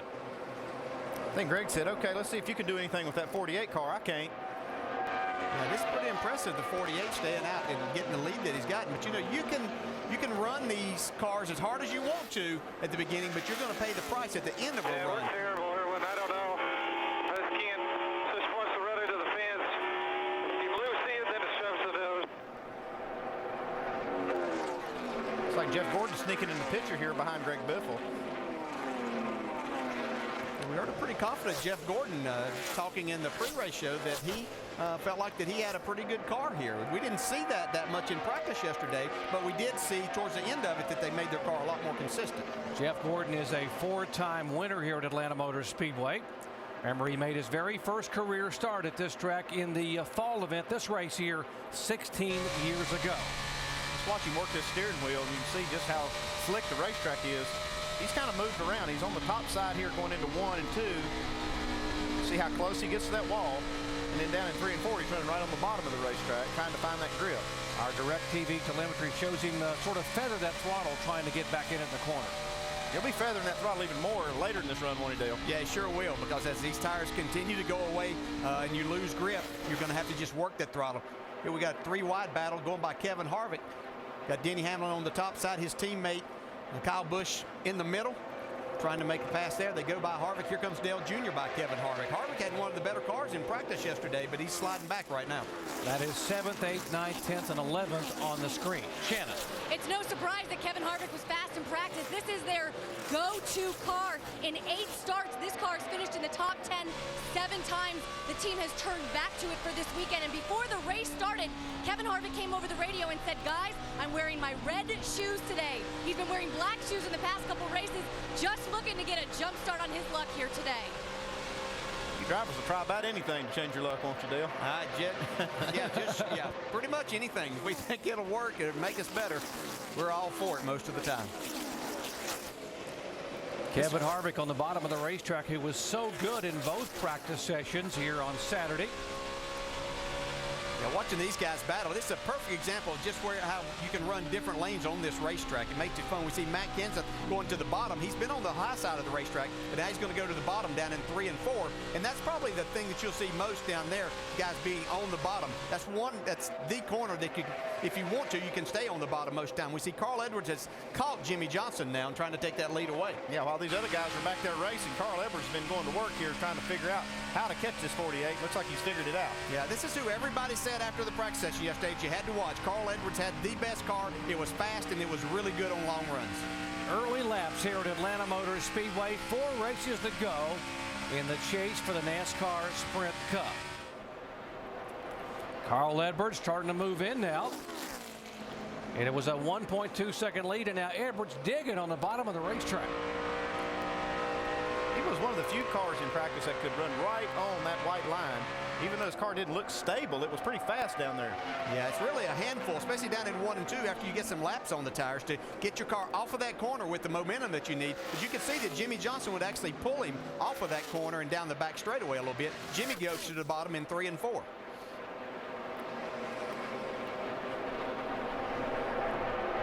Let's check in with Dave. And you can definitely sense these two drivers and teams sizing each other up this weekend. Chad Knaus told me this morning the 99 is going to try to get out and lead the most laps and win the race. We just want to lead the last one and stay in the top 5 all day, as now Edwards continues to pressure Johnson. I think the reason you see these guys pushing so hard with the 99 team is they need to lead the most laps. They have to make up a lot of points on Jimmy Johnson. You can see he's driving this car extremely hard off the corner. He was sideways off turn 4. That's a power move right there. His car seems to get in the corner a little bit better. Jimmy's a little bit quicker back to the throttle, but Carl Edwards is just driving that car. You can see the white gloves inside of Carl's 99 car. He was just sawing that steering wheel like he was swatting flies inside the car back and forth, but he was able to make the pass. Just past the 20-lap mark at Atlanta Motor Speedway. Wow, what a race early on. 4 races to go in the chase for the NASCAR Sprint Cup. Jeff Gordon, Jimmy Johnson, and they're chasing Carl Edwards.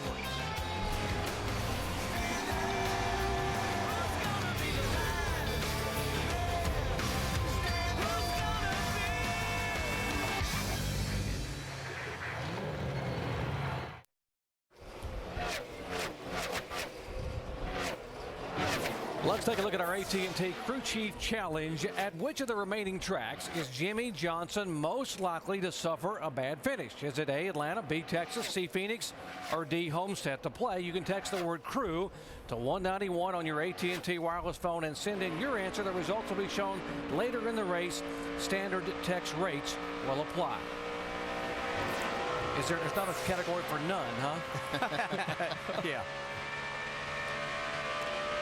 The guys that the driver you guys said early today and yesterday would win this race was the 88.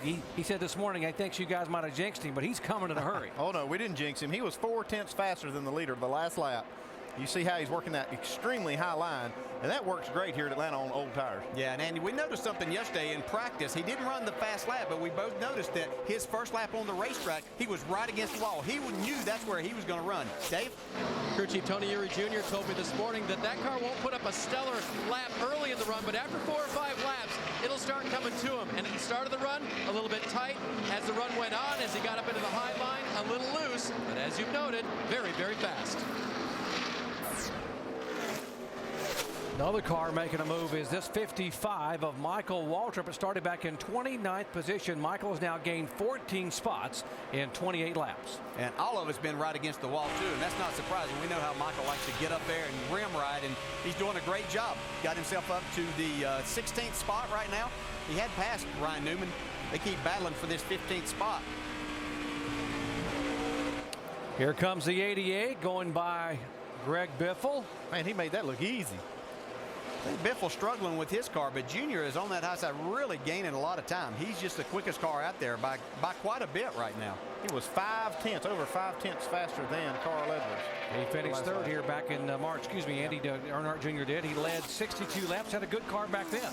Yeah, he did. And you know, the one thing about this, and going with that route that Junior has taken, and that's running up at the top from the very beginning, you don't wear your tires as much up there. You don't have to put as much steering input, so you don't slide around quite as much. He backs off the gas early and then drives the car around the corner. Well, what's a disadvantage of running up high like Earnhardt's running? Well, there's really not any. I mean, at this point in time, there's nothing. You can't lay down. Whoa, he got That's into the disadvantage. That's what I worry about, is getting too close to that wall. Yeah, but he's not going to lay down a fast lap, but most of them are going to be good, solid laps. Well, let's see what Jeff Burton is running in terms of his line. This is the car that, whoa, a little bit of a wiggle, the car that he won with at Charlotte 2 weeks ago. He's still wiggling that car. That thing is out of control on the bottom. Mike? You know, it's funny you use the term out of control. That's the same phrase Jeff Burton used after practice on Saturday afternoon when he was talking with his crew chief, Scott Miller. Scott had to reassure him, though. He said, look, it's all relative. Everybody out there is going to be out of control, but at the end of the day, somebody's going to win the race. It's all about manageability. Jeff certainly understands that. They feel like they found a way to control the race car. Right now, a little bit twitchy, a little bit tight, but this is the car they won with in Charlotte, so they're coming into this race optimistic that they can score a pretty solid finish, guys.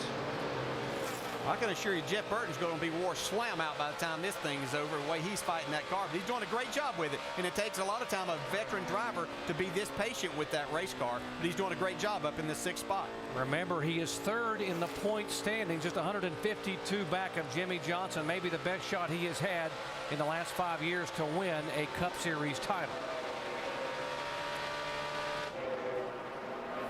78 car, Joe Nemechek, front row Joe. About to be overtaken by the 99, our leader.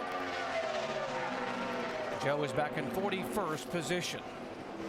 Now, Carl Edwards is out front. Of course, if you remember back just a couple of races ago, how much that meant at Charlotte to be out front. But he's actually, the last few laps, has been slower than Jimmy Johnson in that 2nd spot, and quite a bit slower than Dale Jr. as we see him now making the pass on Jeff Gordon for the 3rd position. That's one thing that's neat about that high line, too, is that you really don't get held up much. I mean, you can see he just basically has it all to himself right there, able just to motor right on by the 24. Yeah, he'll find some guys that'll give him a little more competition later on in trying to hold him off of that spot. Jamie? Well, guys, the track conditions certainly changing. You're starting to hear different things from drivers now. Jeff Gordon's plan with his crew chief, Steve Letarte, he said he wanted to make Jeff, quote, comfy the first 300 laps and then free him up at the end. But Jeff just said he's a little loose in, pretty loose off, and he's tight through the middle. But overall, pretty happy with the car. And Steve Letarte told his driver, hey, man, today is your day. Don't worry about being polite on the radio. It's getting serious, guys. I think they want to go for that win. Trouble on the track. Car in the wall is Scott Riggs up into the outside wall there in turn 3. Yeah, we've run about 35 laps, and we expect to see the highest tire wear in these first laps, and that may have been what you saw here.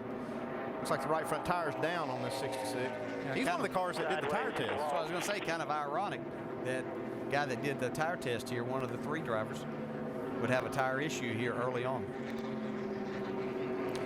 So we can see what happened to Scott going down the backstretch, entering the corner there. To get a little help. Oh yeah, that's not a tire problem. No, that thing went flat because of the contact. Yeah, a little contact from Elliott Sadler there. Elliott was trying to pull out and make the pass and seemed to misjudge that just slightly. This will be a great opportunity for these cars to get in here and check the tire wear. The thing is, when you have this little grip, it doesn't take much with these cars to send them the wrong way, and unfortunate for Scott Riggs today.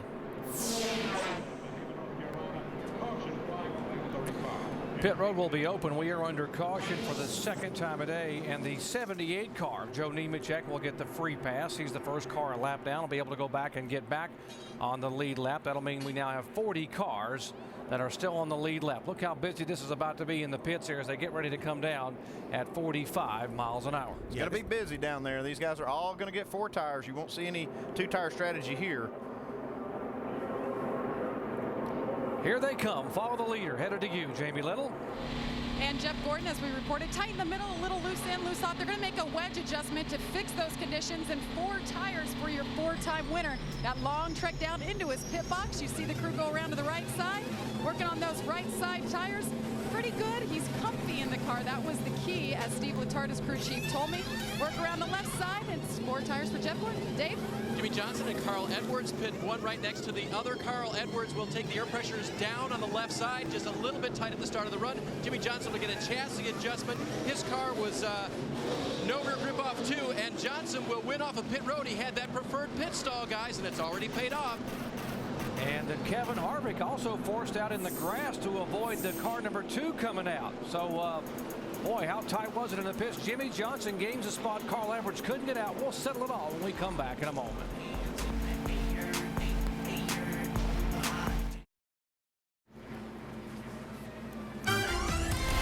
Monday Night Football, a good matchup for you this week. The Colts at 3-3 taking on the last undefeated team in the NFL, the Tennessee Titans. Colts kind of need to get it going. Should be a great game. Monday Night Football, 8:30 Eastern on ESPN. Coverage begins at 7 Eastern with Monday Night Countdown delivered by UPS. Been a running back show for the Tennessee Titans so far. 8 touchdowns in 6 games this season. We'll see if the Titan running game can keep winding it up against the Colt defense. That was last week against Kansas City. The numbers for Tennessee as they won 34-10 to remain undefeated.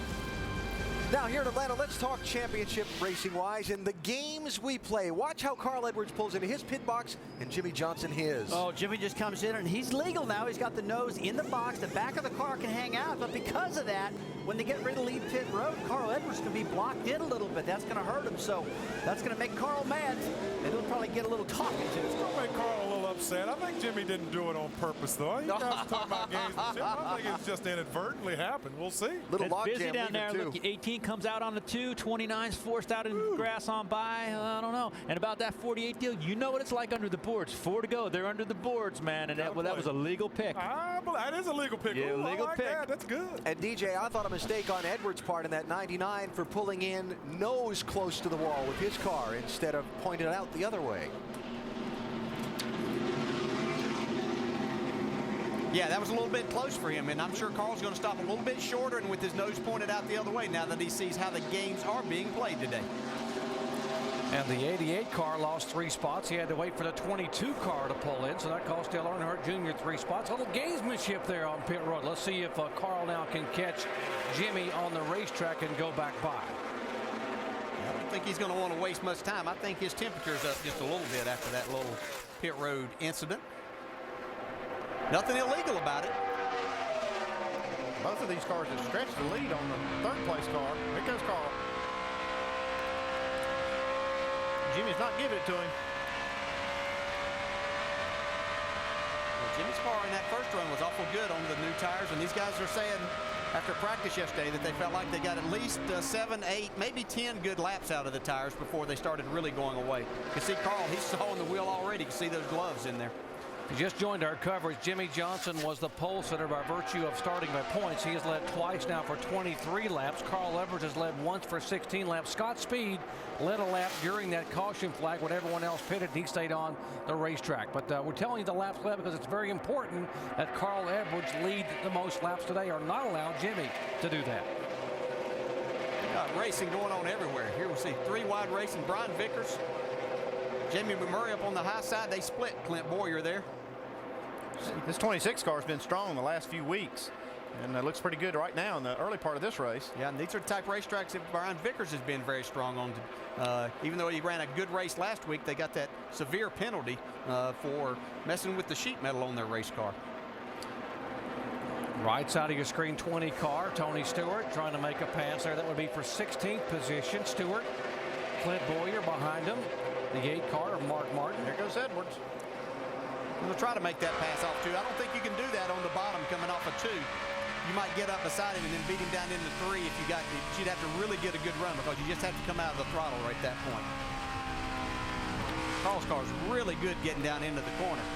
See Jimmy get back to the throttle. I think Carl lost the front end just a little bit right there as he got really close to the 48. You could hear him getting the throttle pretty hard and then have to get out of it all of a sudden. So you can see how the track's already getting slick. Here's the 17 car of Matt Kenseth. And DJ, you were watching these guys on pit road a moment ago. They get it done every single week. Yeah, they do get it done. And part of that is Matt Kenseth doing his job getting in there. But these guys, for Matt Kenseth, do a great job in the pits. And they pick that first pit box coming in off of turn 4. And I think that's not a bad thing to do. Lets them get back to it, get their car, and he's on the move after that and doesn't have to worry about a lot of other cars and certainly nobody blocking him in.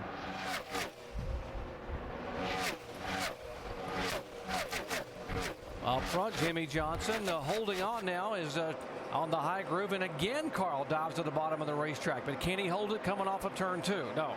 Oh, this has been a hornet's nest right here. Montoya is working the top side of the racetrack. These guys were 3 wide all the way off turn 4 to the start-finish line last lap. Dave Burns. Interesting watching these leaders on the left side of your screen. Remember, the 99 was very good here in the spring, led a lot of laps before they had engine failure, and they did the test here last fall with this race car. The 48 team chose not to test here last fall, as Carl now looks to the inside, and they gave up the spring. Well, they've caught up, and now these are 2 of the best race cars at Atlanta. Now Carl will make the pass, and a little signal out the window. Yeah, you can see that he got a nice run. He got far enough in front of Jimmy down in the middle of the corner to be able to make that pass off of turn 2 that time.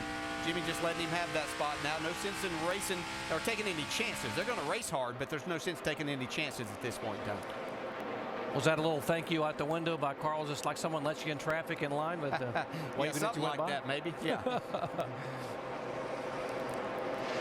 We mentioned the 55 car of Michael Waltrip had been on the move from his 29th starting position and running the high line, but it can be trouble for you. It can be risky when you're up there in that high line. There's just not much room for error. Michael just a couple of laps ago. Oh, a little wiggle there off of turn 2.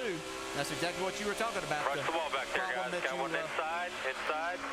If you're gonna say you're gonna run up there, you're gonna take that chance. Still moving forward. That wasn't enough to hurt this car, though. That's what we've seen, isn't it, Andy? No, we've seen cars, this new car, take licks a lot harder than that and still be very competitive. You see Michael still digging up there. This team has really come on the last 3 or 4 races. Michael Waltrip's 1,000th start.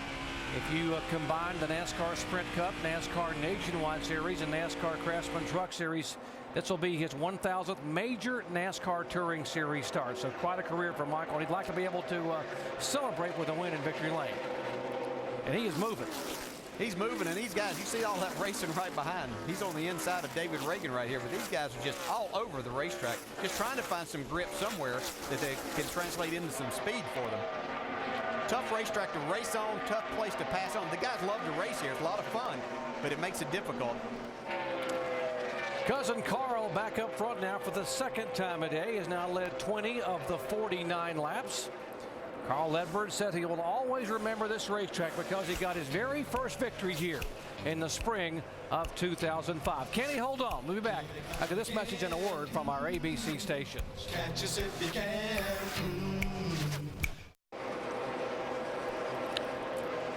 Carl Edwards, a leader of the Pep Boys Auto 500 in Atlanta. Aerial coverage brought to you by our good friends at Goodyear. Get there on silent armor technology with the strength of Kevlar for toughness and a comfortable ride. How comfortable is Carl Edwards right now in the 99 car? Why don't we listen in on his radio?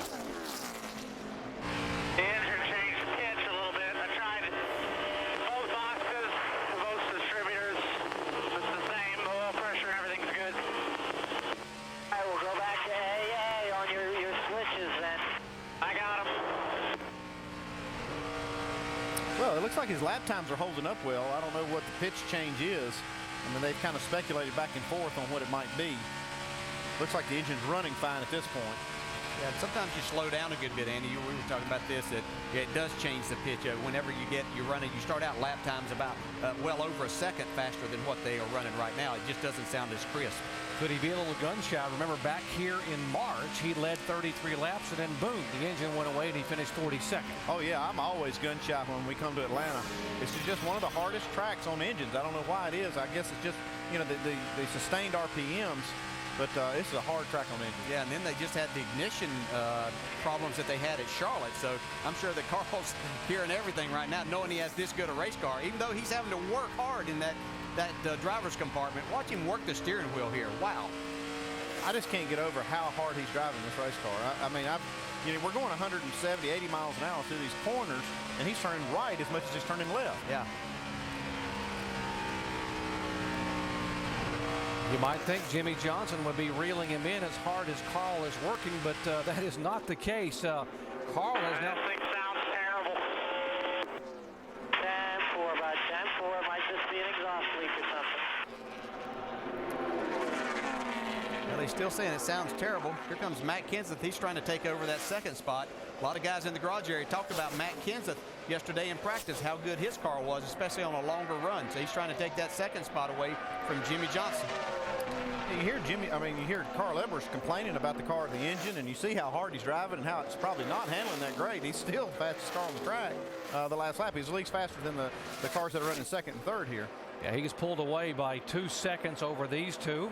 You mentioned the 17 of Kenseth. Remarkably as good as he has run here over the years, Matt has never won at Atlanta Motor Speedway. Although the last 4 times he has come here, he hasn't finished worse than 8th. You see him really working the bottom side of the racetrack, trying to make that work. And usually when Matt's good at racetracks, that's where his car is hooked up and he's able to make time on the bottom. Checking on the 48 car, Dave. Guys, part of the reason that Jimmy could not hold off the 99 and may not be able to hold off the 17 tells the story of the Atlanta Motor Speedway. It's different on both ends. Jimmy says the car is fine in turns 3 and 4, but it's tough to handle in turns 1 and 2. Just too loose. Shannon? Dave, they made some adjustments for Matt Kenseth as he goes to the low side right now on that last pit stop. He told his crew chief, Chip Bullen, I'm just having a hard time with rear grip, so they made a track bar adjustment, 4 tires, and that has been the key to this run. Matt Kenseth said these tires are great, much better than the last run. Kenseth on the bottom of the racetrack will try to slide up in front of the 48 car and take that spot away. He's able to do that, and car looks awful good. Here we see Jeff Gordon coming into the picture. He's in the 4th spot. His lap times have looked really good. Gordon back in 4th position. Dale Earnhardt Jr., the 88 car that was on the move early. There he is back in 5th spot. We told you he lost 3 positions on that exchange on pit road because he had to wait for the 22 car to get in before he could pull out. Yeah, and it really took his car about 25 laps to show up that it was a lot better than the other cars in that first run. So we'll see exactly what he can do. Here's Kurt Busch. He's made a nice run into the top 10, running in the 7th spot right now. Denny Hamlin back behind him in the 11 car. Mike? Well, speaking with Pat Tryson earlier this morning, he felt like this was a pretty good opportunity for them to finally get to victory lane. It's been quite some time. Feels like they hit on some things back in Charlotte. Now, this is not the same car they ran in Charlotte, but they've been able to apply some of the same principles. He told me back in the spring they were real tight. It's been just the opposite so far today. They started the race a little bit loose. Last time down pit road, they took a pound out of the right rear and a round out of the right rear. That's tightened them up, and Kurt feels pretty good about the race car right now. Andy, when you hear all that from a crew chief, all the things they're doing, are they doing some R&D for next year? Because they're not in the chase. They really don't have a lot to lose. Well, they could be, but they really want to win now. They've got a good car here. They're trying to get some wins before the season's out. So, yeah, and you can take anything you learned this year and apply it to next year. Here's a guy that really wants to get a win before the season is out. Jeff Gordon, going by his teammate, hasn't won since October at Charlotte a year ago. Jeff is a great finesse race car driver, and that's what it's going to take today with the way this track is getting so slick. There's 3 Hendrick cars right here running 3rd, 4th, and 5th right now. See Dale Jr. starting to chase these guys down again after he get a few laps on the tires. But we heard Ray Evernham talk in the countdown show about making small adjustments, Andy, and not going too far, because a lot of times I don't think this racetrack's changing one way. You always started out a little bit loose on this in this race, and then sure enough, you make an adjustment. The next thing you know, you're way too tight in the center. It does seem like this racetrack's so sensitive to small changes. You make a small change and it makes a big difference in the car. And I think that's what Ray is talking about. You got to be careful not to go too far with it, because sometimes these drivers can really holler. I mean, they think they got big problems, and you tend to make a big adjustment for it. But you got to be restrained in some of the things that you do to change the car. Is the lack of grip at this racetrack related to the racetrack itself getting worn out, the car, or the tire? Combination. Total combination of all of that. You know, there's a little bit of everything.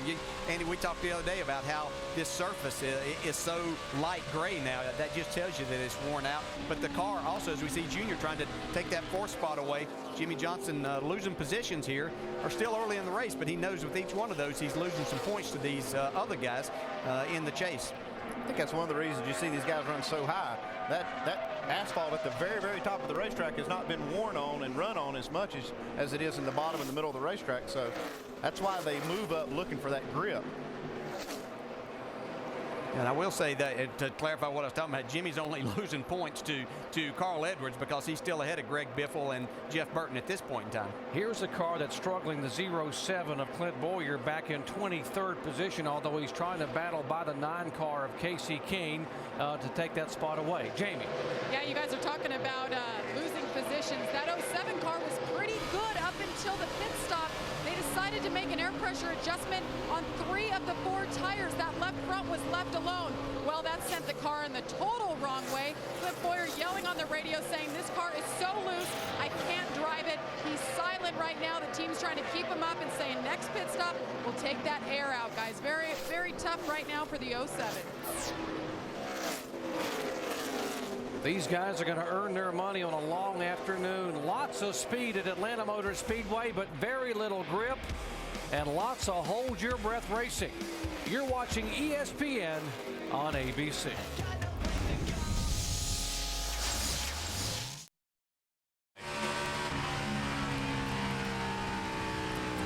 "72 laps in the books at Atlanta Motor Speedway. Carl Edwards is holding on, and I use the term holding on literally here to the lead at Atlanta Motor Speedway.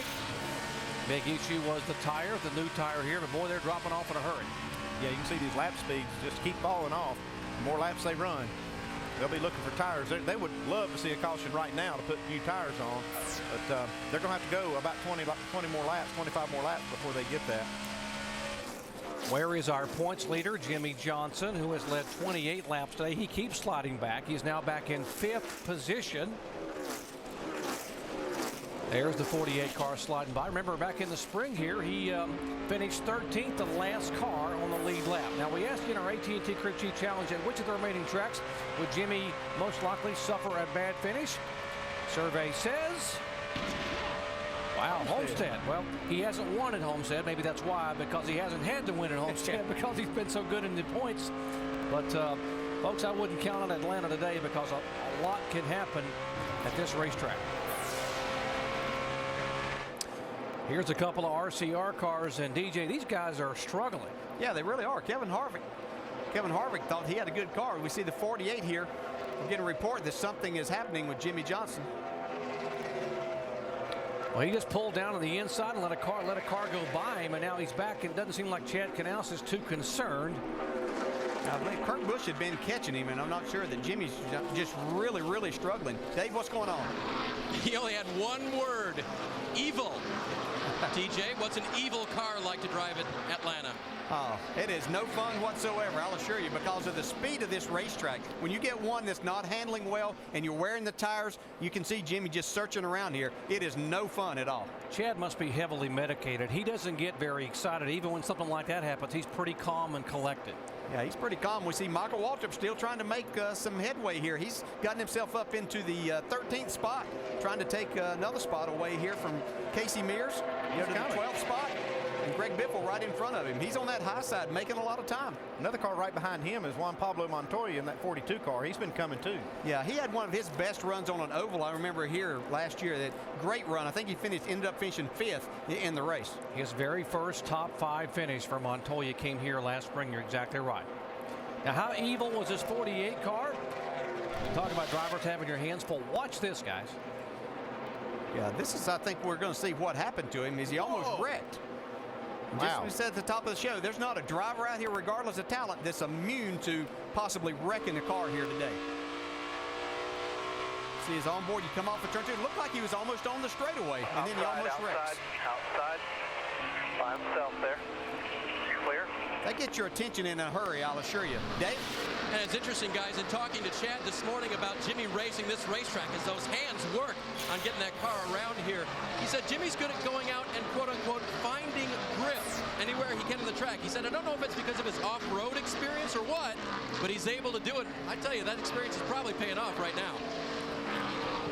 Remember, we told you that we're not wishing anyone any bad luck, but with a 149-point lead coming in, with if he has trouble today, he could leave here second or third in the point standings. We are closing in on pit stops. When will Carl come? We'll come back and cover it in just a moment.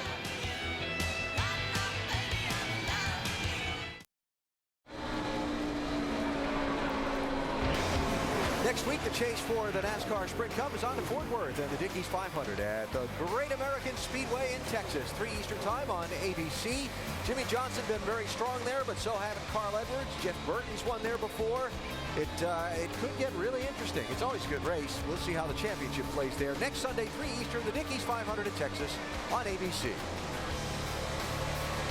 Here today at Atlanta, we continue on a long green flag run. We might actually get a full fuel load under green, and at a track that's tough on tires, with a new tire here for the first time, Rusty Brad Ray. How nervous are the drivers? How nervous are the crew chiefs getting, hoping they're not the caution? Well, I bet there's a bunch of them thinking the same thing you just said, Alan. Hope I don't blow a right front tire or wear a right rear tire out or something like that, because we've been down here monitoring the speeds. These guys have fell off almost 3.5 to 4 seconds. I mean, that is a ton. They're running on the bottom of the track and on the top of the track. Honestly, they're running areas that they generally don't run because the cars are just so slow. I'm really surprised at how much of fall off there's been. I knew there was going to be some. We knew there'd be a couple of seconds, but we're seeing almost 4 seconds of fall off time on these race cars. That's incredible as they get near the end of their fuel run. Yeah, this is looking like old Darlington, except they're going 30 or 40 miles an hour faster. And what you want to be careful of is that the reason that you aren't the next caution is that you blow a tire out. So we'll have to take a look and see if they got any shots for us to see how badly these tires are worn. Bobby Labonte, A.J. Allmendinger, the first to make moves to pit road under the green flag. Carl Edwards continuing to lead. Haven't heard anything more about the engine on that car. Remember a little while earlier, Carl talked about the pitch of that engine had changed. Here's Denny Hamlin in. Guys, 2 laps ago, Denny reported a small vibration. Question from Mike Ford, the crew chief. Has it been there the whole run? No, I'm suspecting cords on the right rear. Remember, we thought these tires would get to the full run, but just to the full run. Denny will take on 4. His car was a little loose. They'll make an adjustment for that.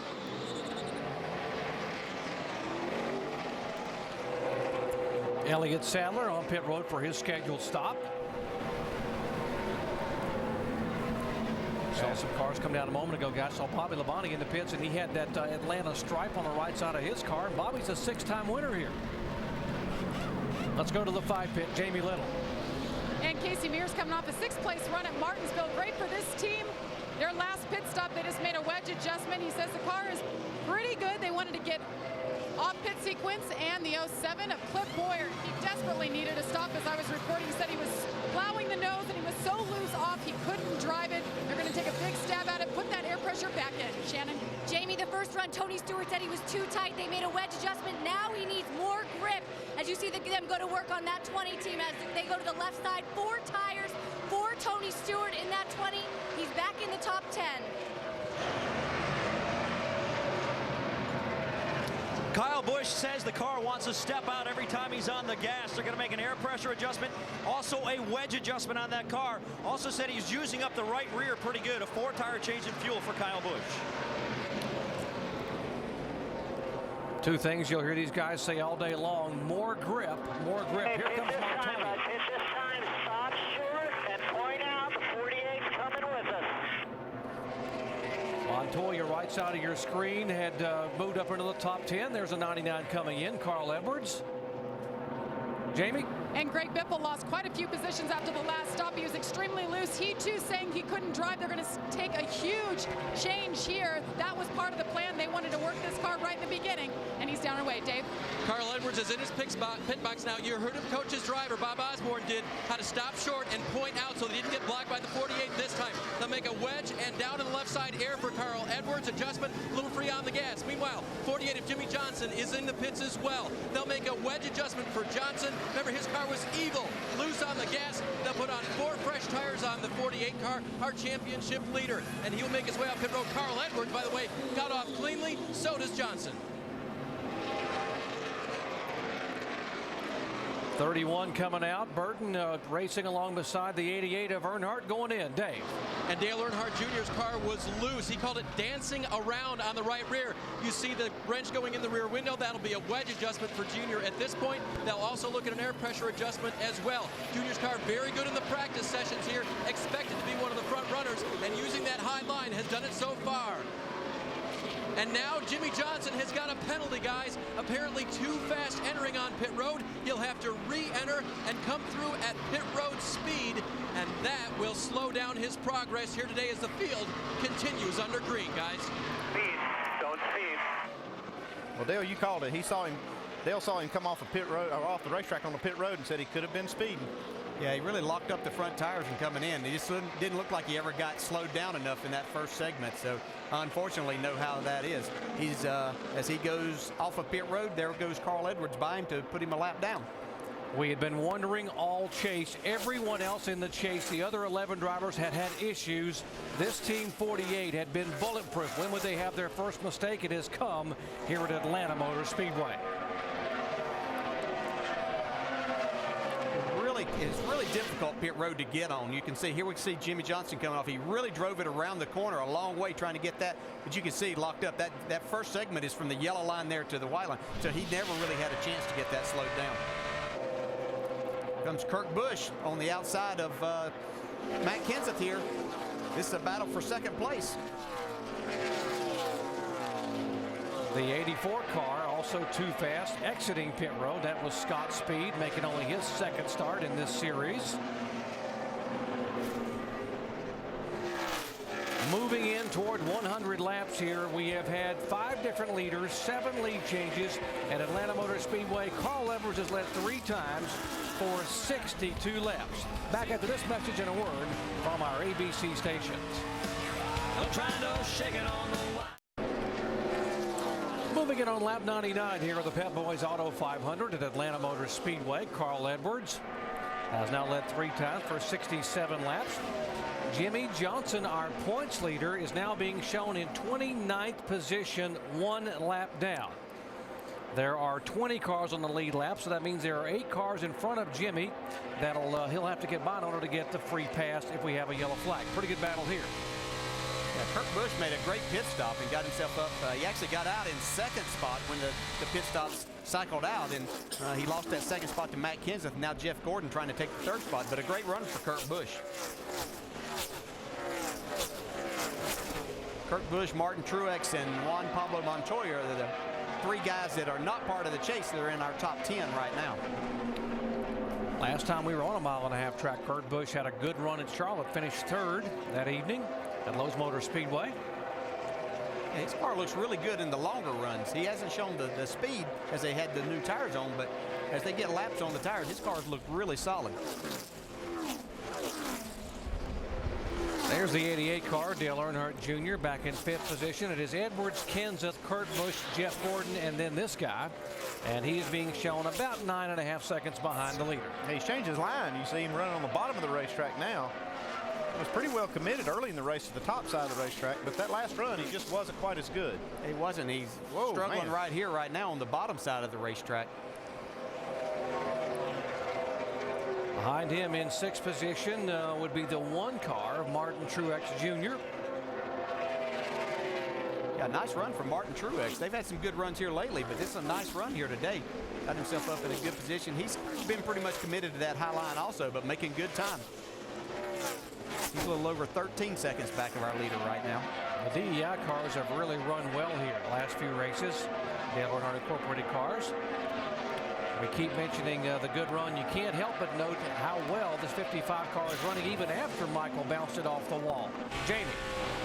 Guys, Michael Waltrip really happy with his car today. You know, the big story coming in here for this team, him, of course, owner. They want to get better. They're building their notebooks with this new car and this team. And when they came here in the spring, he said flat out, we just brought the wrong car. We were not ready. Of course, they were a little behind because they didn't qualify last spring. So really happy right now. He said he feels like he's better than a lot of the cars out there. He was just sliding the nose a little bit, but so far so good for the 55.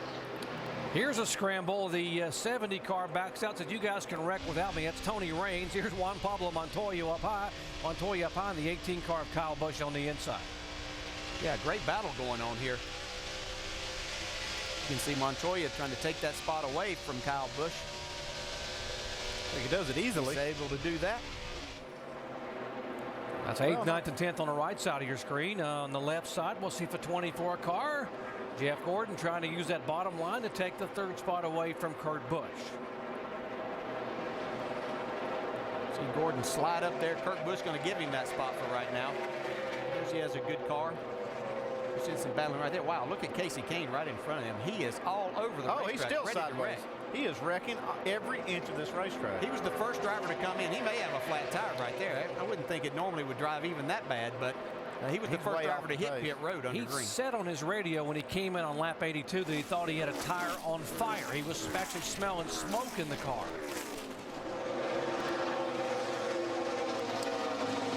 He's been sideways all over the track, including moments ago. Watch the points leader back here, Jimmy Johnson, and watch the 9 have trouble. Casey's got this back end hung out all the way off the corner. Look, he's still on the straightaway, out of control. We saw him spin out that very position in the first race here. Our points leader, Jimmy Johnson, by virtue of having to come back on pit road for a speeding penalty, is being shown 1 lap down in 26th position.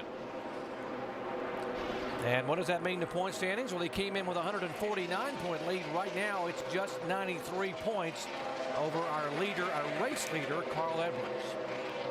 Well, that's a huge change right there. Carl Edwards is doing exactly what he needs to do today. Jimmy Johnson having that problem.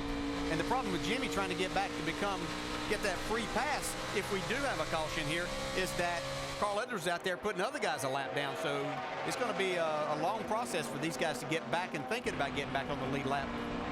That's one of the things we've seen this 48 car and team do is recover from a mistake. But they don't have a great car today. It's going to be tough for them to overcome this penalty. Just past Paul Menard, and that was for a spot. So that's 3 more points that he's getting towards that. And mercifully, the 9 car, poor Casey Kane, is going to be able to come on the pit road and get some help with that car before he hits something or somebody on the racetrack. They will change the right side tires, or they'll put 4 tires on it. Yeah, he'd put 6 on if they'd let him. Yeah, 8 if all possible, guys. But yeah, this is going to mean these guys are going to have to pit about every 30 laps with the way that they're going there right now. 109 points complete at Atlanta Motor Speedway. Carl Edwards trying to get it done here in the fall of 2008. But back in 2005, it was a special weekend for Carl Edwards in Atlanta. He indeed was the last man standing. It's the hard knocks, it's the long shots, it's believing in yourself when you're all you got. You don't turn back, you don't give in. Rising up to see the last man standing. Oh, man. Back at Atlanta Motor Speedway under caution for the 3rd time today. Debris over in turn 2.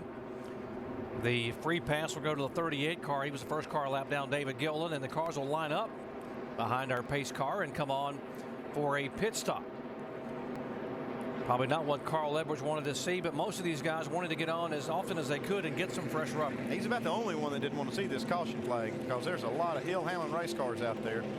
Yeah, he'd built up a little over 5-second lead over Matt Kenseth. So this is going to give these guys an opportunity to work on their car some and see if they can get something in their cars that will allow them to challenge Carl Edwards before this day's out.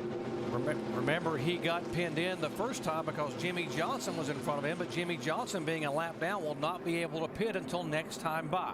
That effectively gives Carl Edwards the opening going out. He'll be the first car on the exit. You can see Matt Kenseth in that first pit stall coming onto pit road. Shannon? Matt Kenseth says he needs to be just a little bit tighter. They're going to try to fix that with air pressure. 4 tires for the 17 car. Jamie. And Jeff Gordon said those last changes on the last stop took them in the opposite direction, so they're going to put the changes back in. Track bar adjustment, 4 tires for the 24, Dave. Leader Carl Edwards said on average that was better over the run. Little tight in the center. They'll make an air pressure adjustment for that as they come around to the left side. A 4-tire change. Sunoco Fuel finishing up on the second can. Slow on the left rear, and they'll lose a spot on pit road. 17 car, as Dale Jarrett has called earlier today and all year. Great job for Matt Kenseth's bunch. He will gain a position. Carl loses the spot. Earnhardt Jr. up 1. Kevin Harvick up 3 positions tonight. Back with the restart here in just a moment.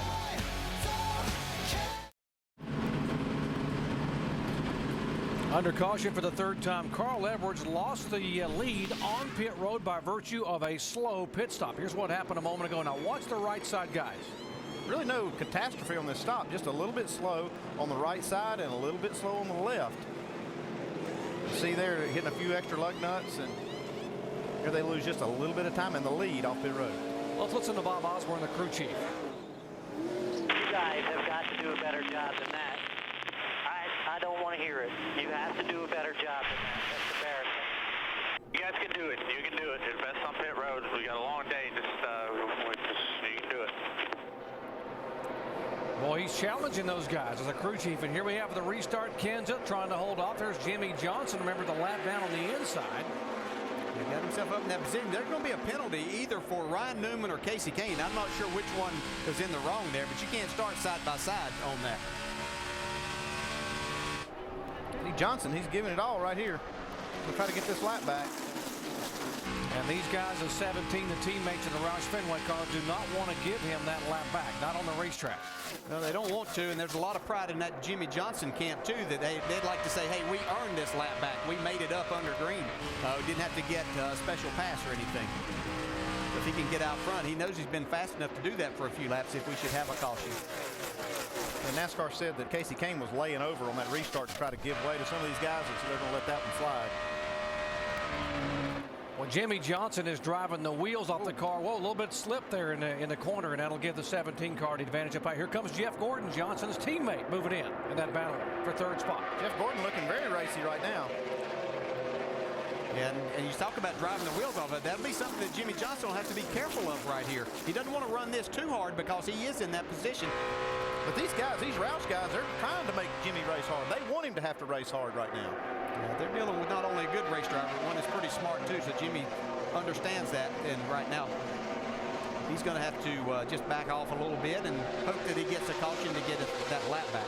He just called the cavalry in the form of Jeff Gordon to come help, and a little bit of reinforcement there in the draft. Yeah, Jeff said, don't pick on my teammate.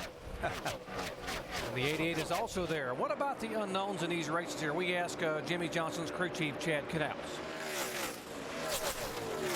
Everything is calculated. Obviously, there's a lot of unknowns out there. We don't know exactly what's going to happen. You could have a mechanical issue. You could get caught up into an accident.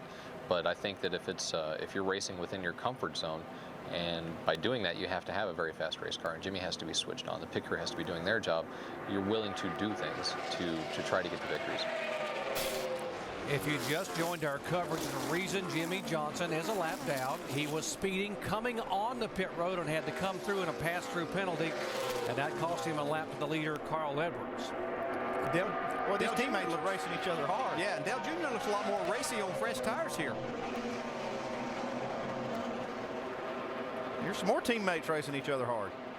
The 10th and 11th spot, Tony Stewart, the 20, the 18 of Kyle Busch. Whoa, Kyle Busch really sideways there. Almost got into the side of Reed Sorensen as he was trying to make that pass on Tony Stewart off turn 4. Left side of your screen, Earnhardt Jr. just pulling away from Jeff Gordon now that he's made the pass. These guys know that they only have about less than 10 laps of what the tires will feel really, really good to them before they start sliding around a lot more. So they try to take advantage and make up as many spots as they possibly can in that time. It's almost 4 wide right here. You see Kyle Busch really fighting that race car too today. 26 car is McMurray. He is in position right behind Stewart and Kyle Busch in 12th spot. David Reagan is the 6th car. There's Reagan out of Unadilla, Georgia. This is his home racetrack. Having a good run back in 13th. Michael Waltrip back in the 55 car. He is being shown in 14th spot. Casey Mears in 15th position in the 5 car. See Reed Sorensen racing that 15 car of Paul Menard really hard too. You got cars that are lap down, cars that are on the lead lap, all racing hard.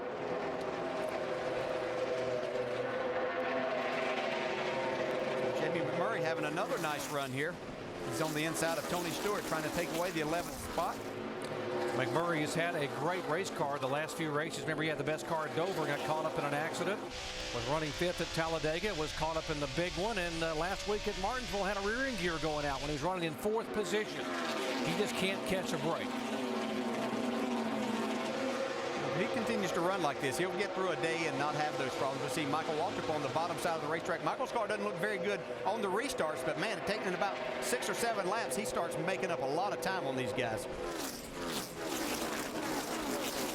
Tony Stewart seems to be struggling a little bit today. Denny Hamlin's the best of the Gibbs cars as Tony and Kyle Busch are back in this mix. Isn't it amazing how back in March it was Kyle Busch and Tony Stewart finishing 1-2. They were the 2 best cars on the racetrack. You were in that race that day, and then today here just a few months later with a different configuration car, a different generation of this new car, they are really struggling. But they have been for a lot of the chase season. Here we see Denny Hamlin on the bottom of the racetrack. The 42, Montoya back up on top again. Hamlin and Montoya are 7th and 8th, by the way. The 07 is being shown a lap down in 22nd position, Clint Boyer. More on Denny Hamlin. Dave. And on that last pit stop, he was a little bit loose in the center of the corner. They made a track bar and air pressure adjustment for him as he now maintains that position over Montoya. But interesting, Mike Ford told me this morning, you know, fighting this Atlanta track, you kind of get on both sides of the setup. You get a little bit loose, you get a little bit tight, and then you make your decision. I said, it sounds kind of like an educated guess. And he goes, yeah, some of it's a guess, some of it is educated. The Childress cars have been struggling, the 31, the 07, and the 29. See the 07 almost sideways coming out of the corner. There's a 29 of Kevin Harvick, who was so good in happy hour practice on Saturday afternoon. He wasn't good earlier, but now he seems to be making a nice little comeback. Shannon? Kevin Harvick started this race with a lot of optimism because they were in their #1 car, the top 10 cars. Well, when they started, it was plowing, it was pushing, it was loose. All 3 things Kevin used to describe this car. It was all over the place, very unhappy. He said we went from the 2nd best car to the 2nd worst car, but they've been working on that car. Track bar, air pressure, 4 tires, and now the car is starting to come around for Kevin Harvick. He's definitely going the right way now. He's up inside the top 10 now in the 9th spot, and they've fallen well out of the top 10 on that long run. Back up front, Matt Kenseth, who assumed the lead by virtue of great pit work by his team and a little bit of a stumble on the 99 team, has held on since he came back on the racetrack. Kenseth has now led twice for 15 laps. Back after this message and a word from our ABC station.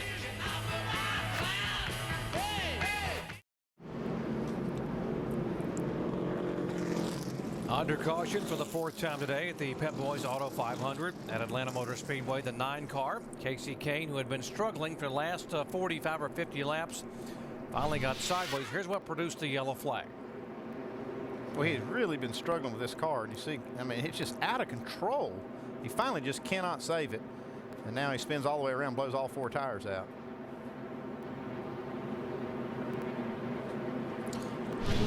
Well, Ray Evernham, they have really been struggling. If you were down on that box as the crew chief now, what do you do? Well, make some big changes to make sure that the car's obviously been super loose all day long. So I'd be trying to put a ton of left rear spring in it, get that track bar down to get as much wedge until he just was saying screaming tight. Seems like these guys were talking about everything you used to do to a car, you have to do opposite now to this new car because it doesn't react the way it used to in the old days. Pit stop. Let's go down to Shannon Spade. Matt Kenseth said the car is just a little bit loose and they're going to make a quarter round down on the track bar. Air pressure in the right rear, 4 tires and Sunoco fuel for this 17. Jamie. The Guys, the 88 of Junior is in right now. He said this car was falling over on the right front. They will make an air pressure adjustment for him as well as a track bar adjustment, or actually a wedge adjustment on the 88. The 99 of Carl Edwards is in, gives up second place. He said this car was freer in this last run, so they'll take on 4, put in Sunoco fuel, but they'll put the air pressure back on the left front to try to help him out. Here's the race off of pit road. Carl Edwards this time doesn't lose a spot. He will come out in second position. Earnhardt Jr. back 1. Kevin Harvick up 2 positions. Back in just a moment.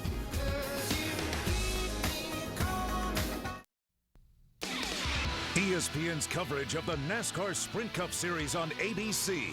Brought to you by Toyota, moving forward. Bank of America, the official bank of NASCAR.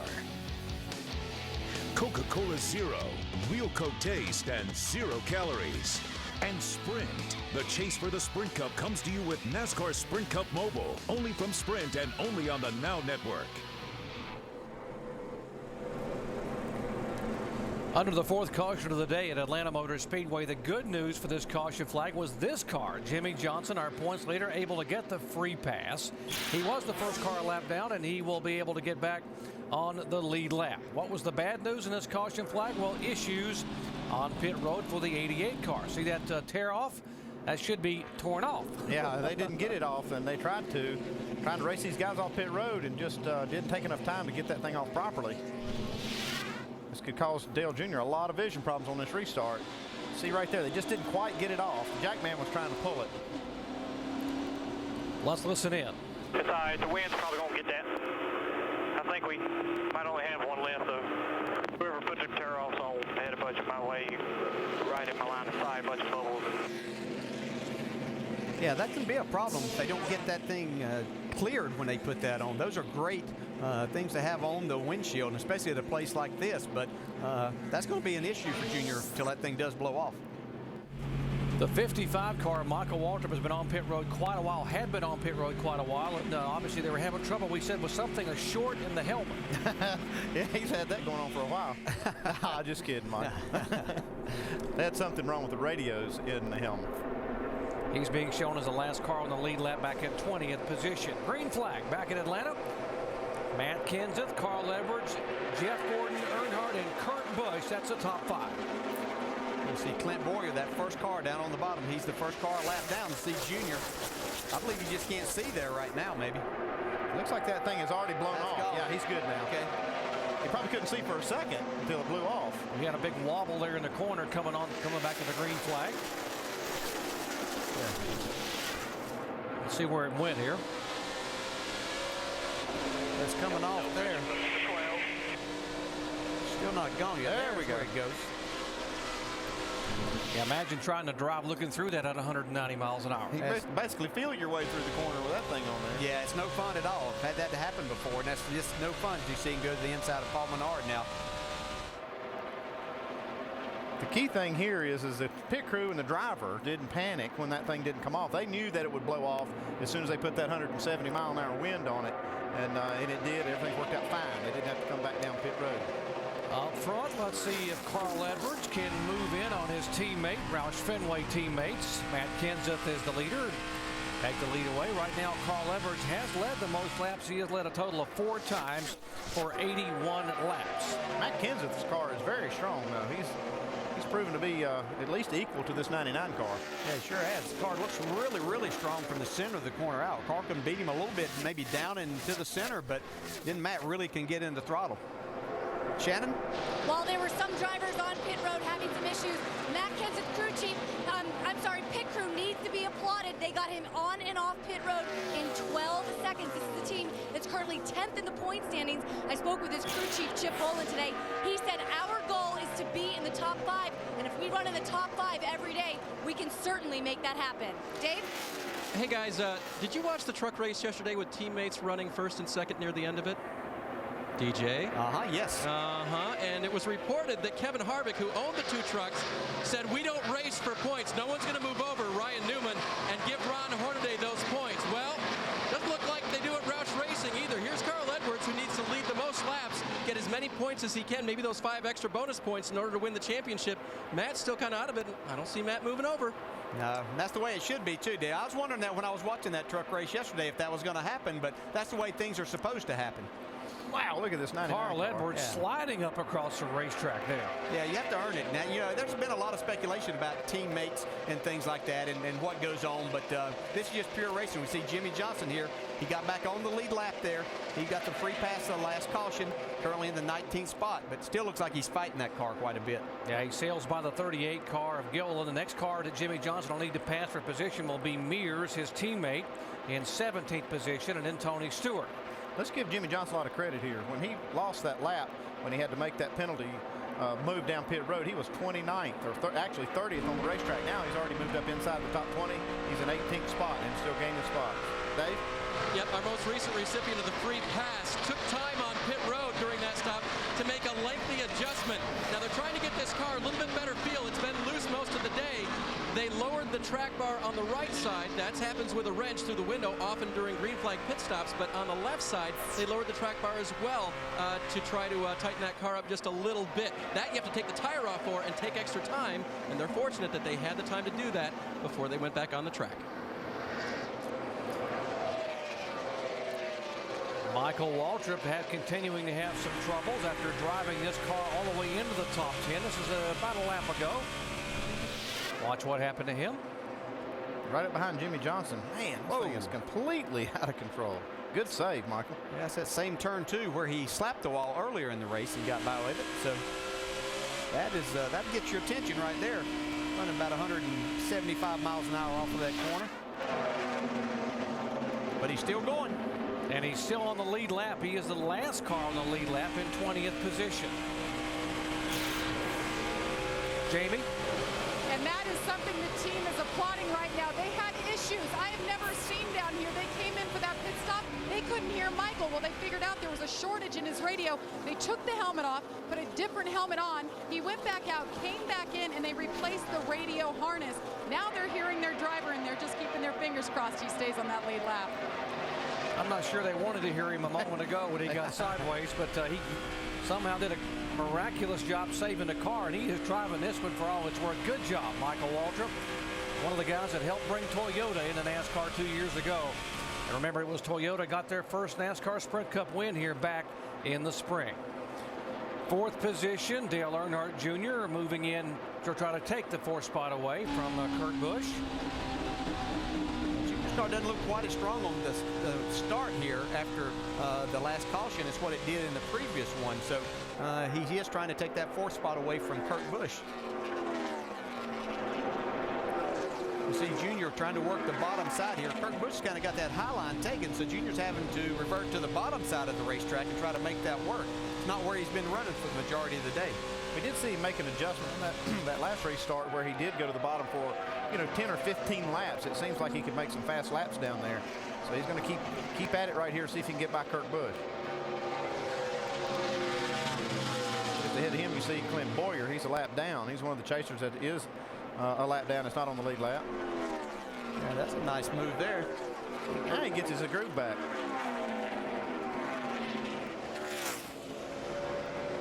Be able to take this 4th spot away. See Kurt Busch slipping just a little bit down in the bottom side of the racetrack. So he runs one turn up high and makes the pass. They kind of had to set him up coming out of turn 4 to make that.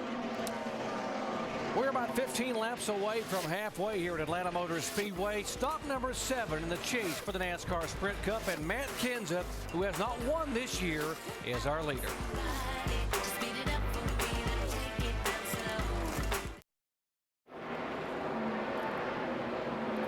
A beautiful fall afternoon at the Atlanta Motor Speedway. Our aerial coverage provided by Goodyear. Get there on silent armor technology with the strength of Kevlar for toughness and a comfortable ride.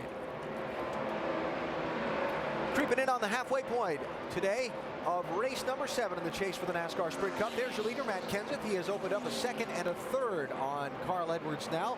Matt, one of 6 different drivers that have traded the lead 11 times in this race. No question, though, the story of the day, Jimmy Johnson, driver of this 48, started on pole, qualifying rained out, lap 91, green flag pit stop, too fast entering, went down a lap after the pass-through penalty, and had a little help from his pit crew to get back in position to get back on the lead lap. Boy, he did. When he came down that pit stop at lap 112, Alan, he beat everybody that was one lap down out of the pit area, got himself back up to the lead position.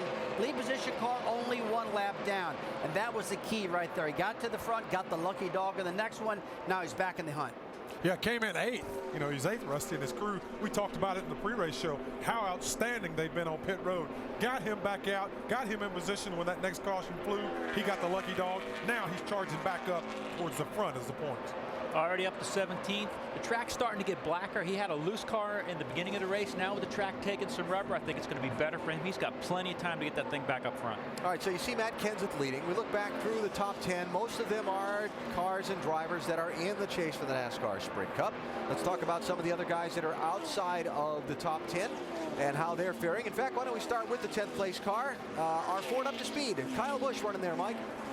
And Alan, that's the car that Kyle Busch won with here back in the spring, but so far this day has gone completely opposite of the way it went back in March. It's been a bit of a struggle. He's having a difficult time staying on the throttle. It gets real loose on him. They've made some pretty significant adjustments. They've pulled a couple of spring rubbers, made a wedge adjustment and air pressure, but the car's still very loose, unresponsive right now so far. Meanwhile, just behind him, well, this is a guy who's in experimentation mode. It's Martin Truex Jr. I spoke with his crew chief, Kevin Mannion, this morning, and he said, well, toward the end of practice on Saturday, they felt like they hit on something. And believe it or not, he told me something I didn't hear from anybody else in the garage. He said they found too much grip. They had to actually dial it back. So far, though, the car just a little bit looser than they expected here this afternoon. Shannon? Mike, David Reagan currently running 12th. He considers this track his hometown track. Said a win here would be just as big to him as a win at Daytona or even Indianapolis. Right now, the car is a little free, but man, this kid has come alive in the chase. 3 top 10s in the last 4 races, looking to finish off this season strong. Mike? Talking about huge wins, Shannon, well, it will be absolutely incredible for the 83 team to come home with the victory today. They had a very difficult week following indefinite suspensions and penalties stemming from having 2 light sheet metal on the car back in Martinsville a week ago. This team a little bit loose right now, but Brian Vickers has always been comfortable here in Atlanta. Still a lot of racing to go, but the car has not been to his liking yet. A little bit loose. Jamie? And Casey Mears been fighting his car today. This is a track that he's comfortable at as well, but last we heard from Casey Mears, he said the car was a lot better on that last run. It was so good, they didn't make any changes on the last stop, just 4 tires and fuel. The new dad, Casey Mears, all smiles before he crawled behind that wheel and keeps it running 14th right now. Behind him, Greg Biffle fighting that extremely loose car all day. He just told his team he needs help everywhere. He's not turning well at all. He's tight on the gas and then he's snappy loose. He's just putting more wheel into it and he's getting those odd conditions. He was second to points coming in here, 149 down from Jimmy Johnson. This thing's going to shake it up here today. Mike?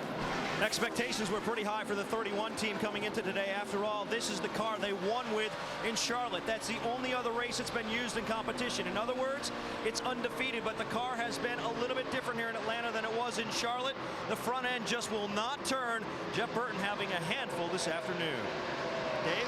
Mike, at that last caution, championship leader Jimmy Johnson got the free pass and got back on the lead lap, but it was the tail of the lead cars, and it's no fun starting back in 19th position. Listen. Still driving the same, man. They're in traffic, sorry. Did it tell you what it's doing or not? Just telling you, I can't fix that part of it, unfortunately. A little bit closer to the front, it'll be a lot better, but I promise.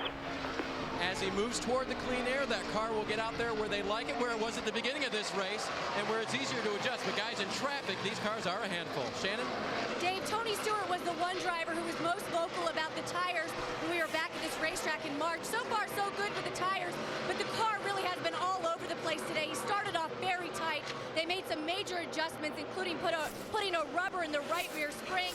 They went too far on those adjustments. The car has been loose on this run. They made a track bar adjustment on that last pit stop, hoping to help Tony Stewart out. Jamie? And Michael Waltrip, it's been 158 races since his last win, trying desperately to get back up there in the top 10, where he worked so hard to get earlier. He had those radio issues. Everything's under control. Communication is good, and as he sits 19th. Behind him, David Gilliland. He says this is one of his favorite tracks. Why? Because the options that drivers have, meaning he can run high, run low, run in the middle. He said as race car drivers, this is all you want, and if you're fast, this is the perfect place to race. Alan? All right, Jamie, thanks. Gil in the last car on the lead lap in 20th place. First car 1 lap down at the moment is Robbie Gordon in position to get the free pass should we see another yellow. Last pit stops for the leaders, lap 132. So we're about another 25 or so laps away if we stay under the green. Matt Kenseth leading Carl Edwards by 2 seconds. 3 laps away from the midway point of today's 500-miler at the Atlanta Motor Speedway. Jimmy Johnson has recovered from trouble and continues to hang on to the championship lead.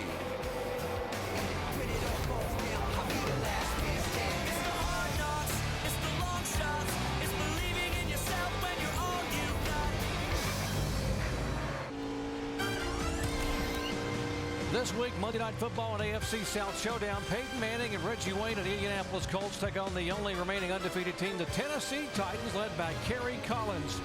Mike, Jaws, and Tony, all the crew will be there in Nashville, Monday night, 8:30 Eastern Time. How about the reigning Super Bowl champions at 500? They are 3-3.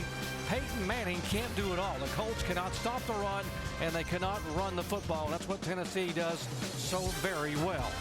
Should be fun to watch on Monday night. 55 car off the pace in Atlanta. Michael Waltrip. He was trying to get on the pit road a moment ago, having tire issues. Let's see, watching. He got in the wall just a little bit right there. Looks like he was going to try to get down to the pits. Doesn't quite get there. Guys, right here, guys. 4 tires. Get ready. Stay on, stay down. It's hard to make this pit road entrance under good circumstances, but after hitting the wall like that, I'm sure it was even harder. He does have a right rear tire down. Right side damage there on the 55 car. Coming in with that right rear heavy damage. Yeah, he had the damage when he had the contact earlier. He's already been on and off, and now they will come in and try to get the right side tires off. Jamie. And it was indeed a right rear flat for Michael Waltrip this day that started out great, and it's just getting progressively worse. Track bar adjustment for him. They're going to go ahead and take 4 tires. Tough break, guys. Things can go wrong in a hurry after having the great run in the first 100 laps all the way up into the top 10. Now on and off pit road twice here in the last 25 laps. Up front it is Matt Kenseth, who has now led 3 times for 58 laps. We have had 6 different leaders, 11 lead changes. His teammate Carl Edwards in second spot. Kurt Busch back in third. Jeff Gordon fourth.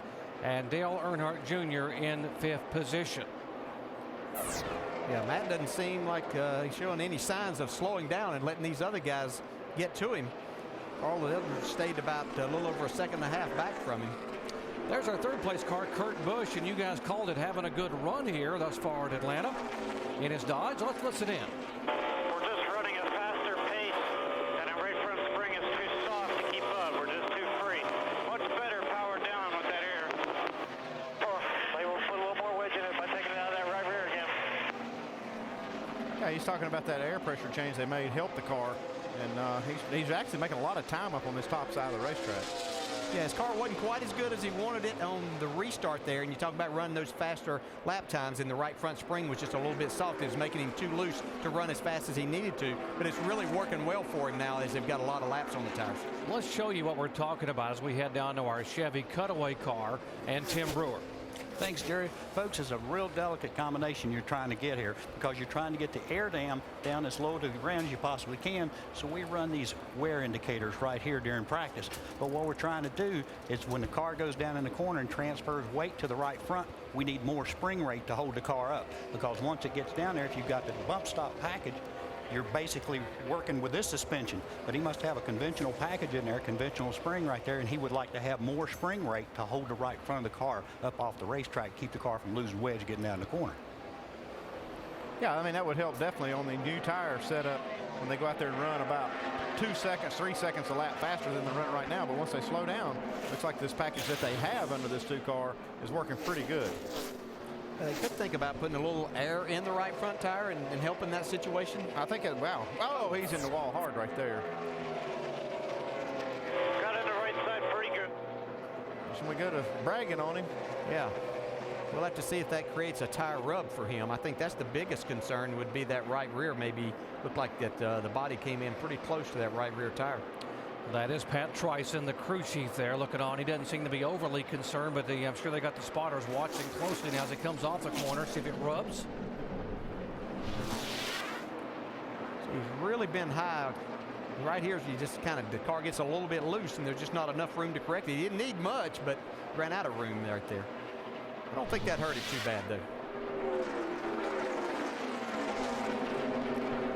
176 laps of 325. We're past the halfway point. That's the leader, and he's got his hands full.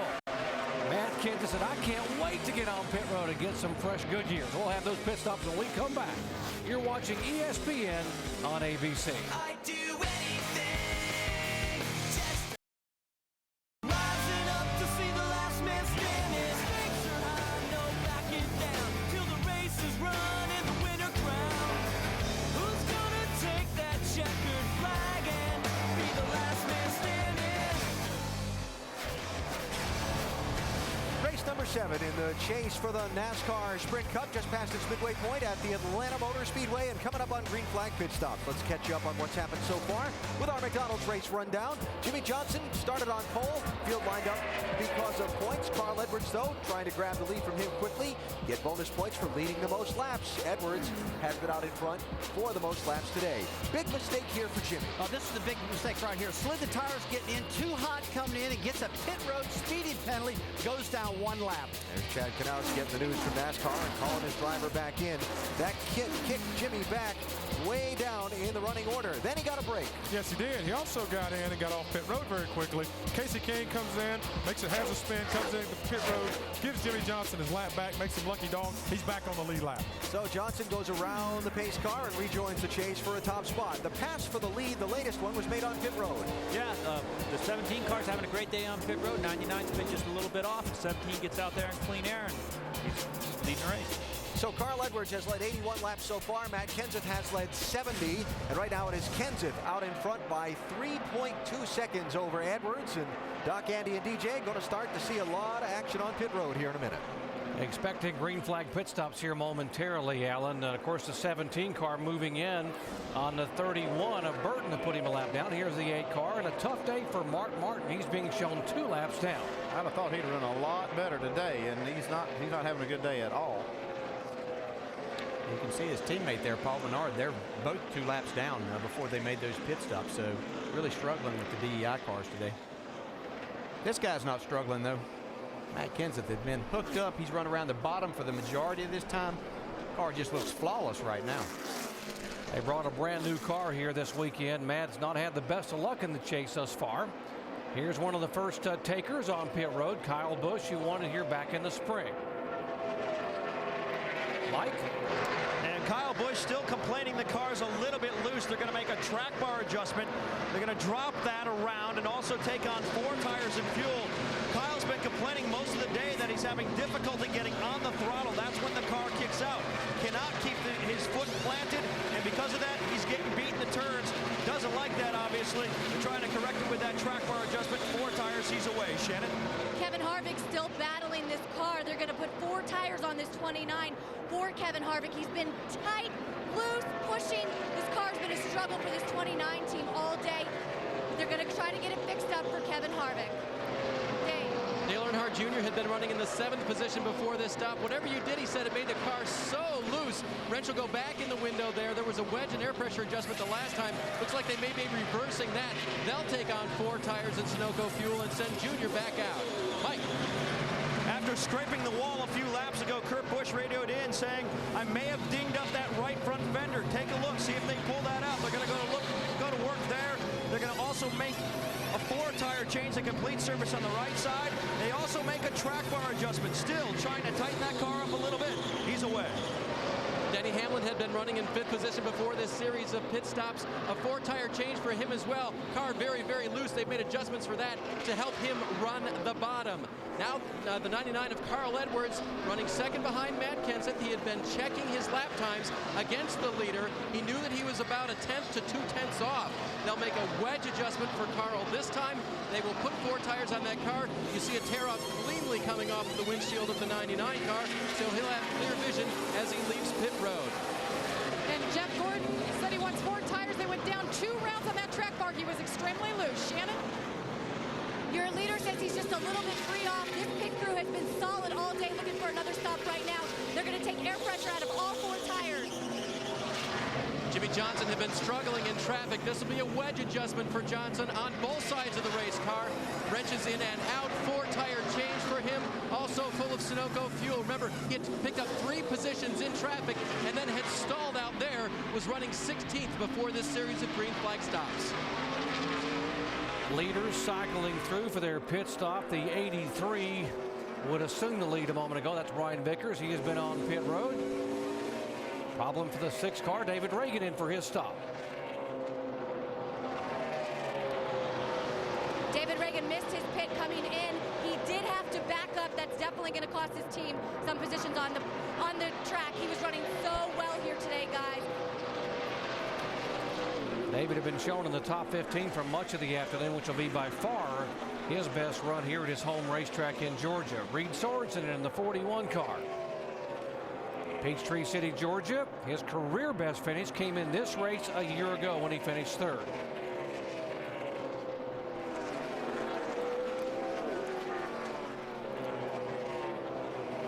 Ganassi Sabata's team changing tires here.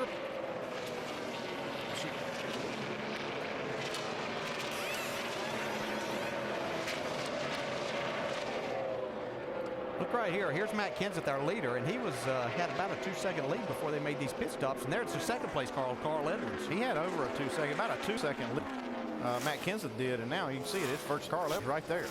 They did a great job getting on and off pit road, and pit crew doing their job.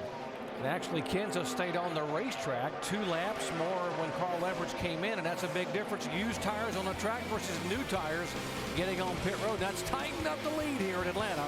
Back with more in just a moment.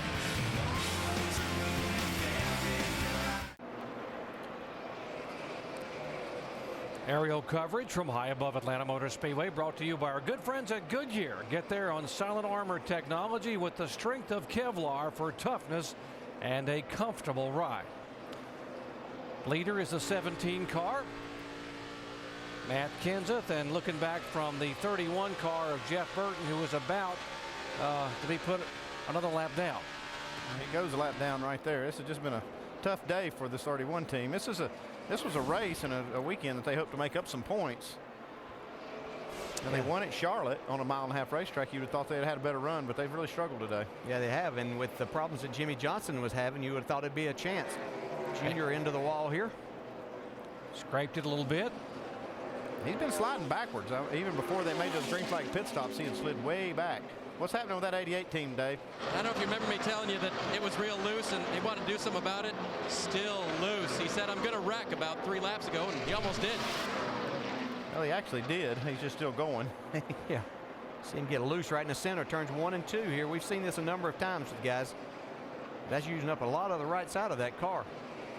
You need a lot of racetrack when that car starts sliding up through there. And you can see running this high line, you don't have a lot of room to give. Now, we saw Kurt Busch hit the wall All clear, all clear. earlier, and it didn't slow him down a bit. No, but Kurt's was more with just kind of the right rear hung out there. I think this slapped the wall pretty hard, and he's still fighting this race car. Just not to his liking right at this point in time. Man, they were so good earlier. It looked like that on long runs, they were just going to be the car to beat.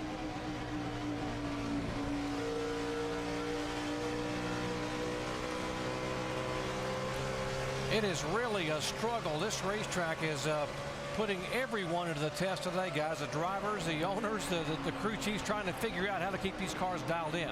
Well, I tell you, before we had the first race here, we had a lot of tire issues, but right now it looks like there's no tire issues, except they just can't get any grip whatsoever.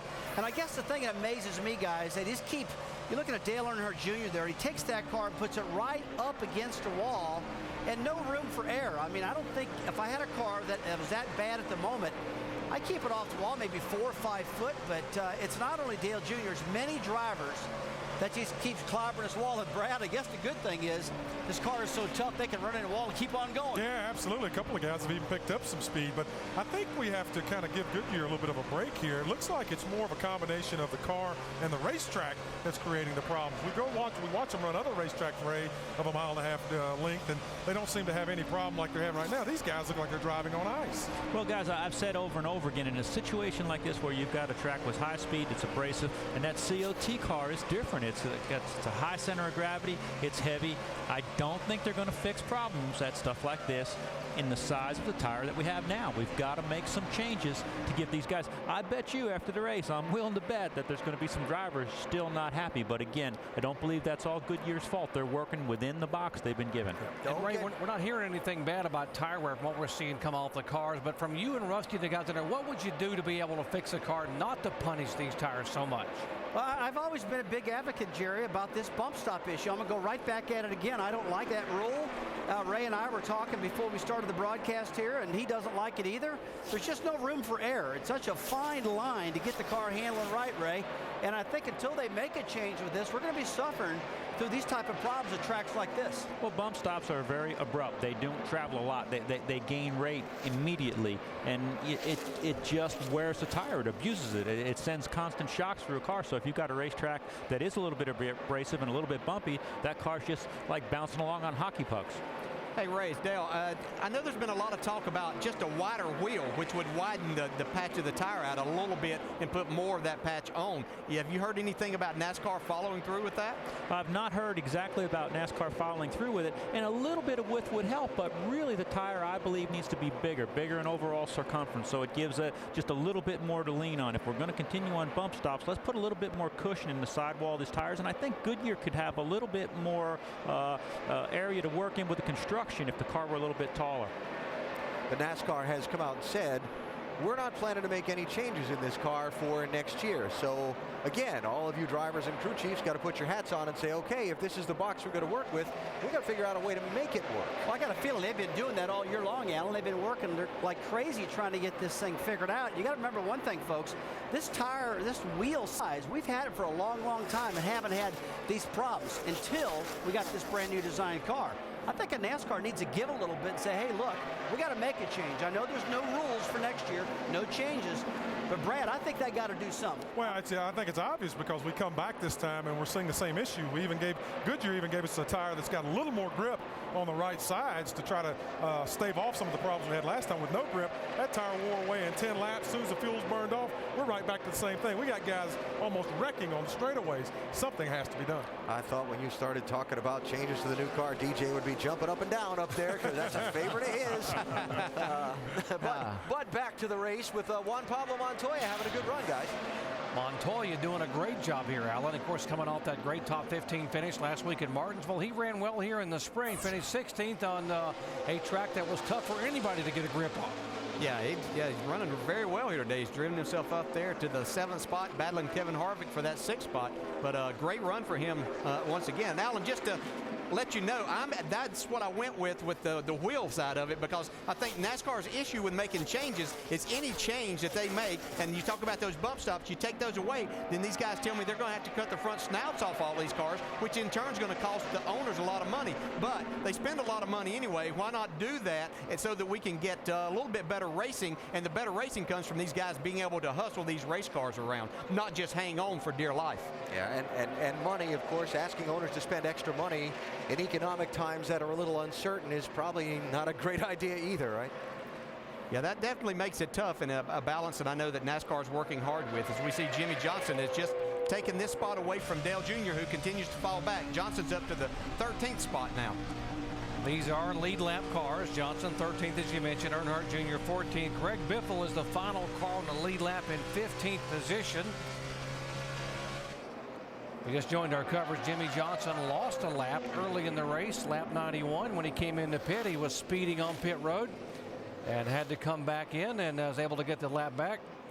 And here's the car we were talking about all weekend. Greg Biffle was so confident he would run well. He's never won here, but he's about to be passed and put a lap down by his teammate, Matt Kenseth. This is the last thing he thought was going to happen coming into Atlanta. He thought he had a good shot at this thing. I'm sure he's extremely disappointed. I mean, the race is not over yet, but he is going to lap down. You see Carl Edwards now running right up to the back bumper of Matt Kenseth. You see Biffle up top, and when we think about these type of racetracks and we talk about all these other guys sawing on the steering wheel, you think of Greg Biffle when you think about hustling the car like that, and he's just not able to get it done here, so it tells you just how much they're off with that car. You see right here, Carl Edwards is still sawing on this wheel, and really this race is going to come down to who can do that the longest. I mean, can you do this all day long and still have some gas in the tank when it's time to go for the win? I mean, Carl Edwards is one of those guys you expect to be able to do this all day, but it's going to be tough on a lot of these guys to be able to handle these tough driving race cars all day long. DJ, I heard you mention that when they got the new car in, you had to really work it to get fit to be able to hang on to the steering wheel. And we yeah, the 55 caution on the racetrack, the 55 car again, and this time the right side of the car, part of it sheared away where the tire just let go after contact. Got a lot of debris out there somewhere on the racetrack. And we've talked about running up high, the things that you could get into. And the one thing we didn't talk about was the debris that you can pick up as that goes up towards the top part. Looks like Michael, yeah, into the wall again. Yeah, right after that tire, you can hear the tire blow out. Two of them. Here he's coming down the backstretch after that contact with the wall, and the tire just explodes. So, yeah, I'd say there's debris. Right rear fender just sheared away and just pieces and parts everywhere. Yeah, what would look like was going to be a very promising day for Michael Waltrip and this Nava Toyota has turned into a nightmare for them now. It's unfortunate, but they had a great run in the first half of this race. We're coming, guys. We're coming. That brings out the caution for the 5th time today here on lap 209. 116 laps to go. Michael comes on the pit road, and we'll have to have extensive repairs done to that right side. You know, this gives Jimmy Johnson and them another chance to work on that car a little bit more. They've worked themselves up into the 13th spot.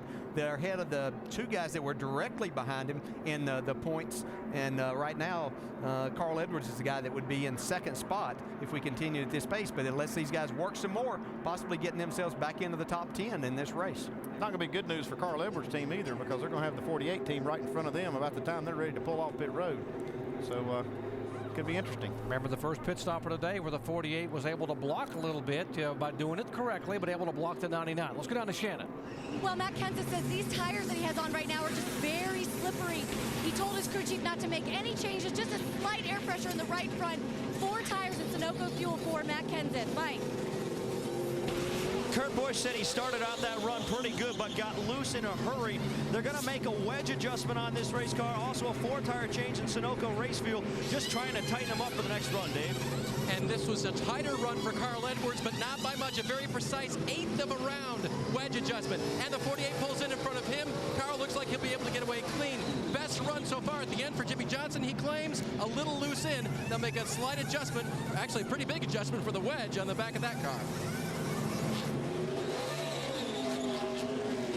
Johnson down and away. Pretty good race off of pit road.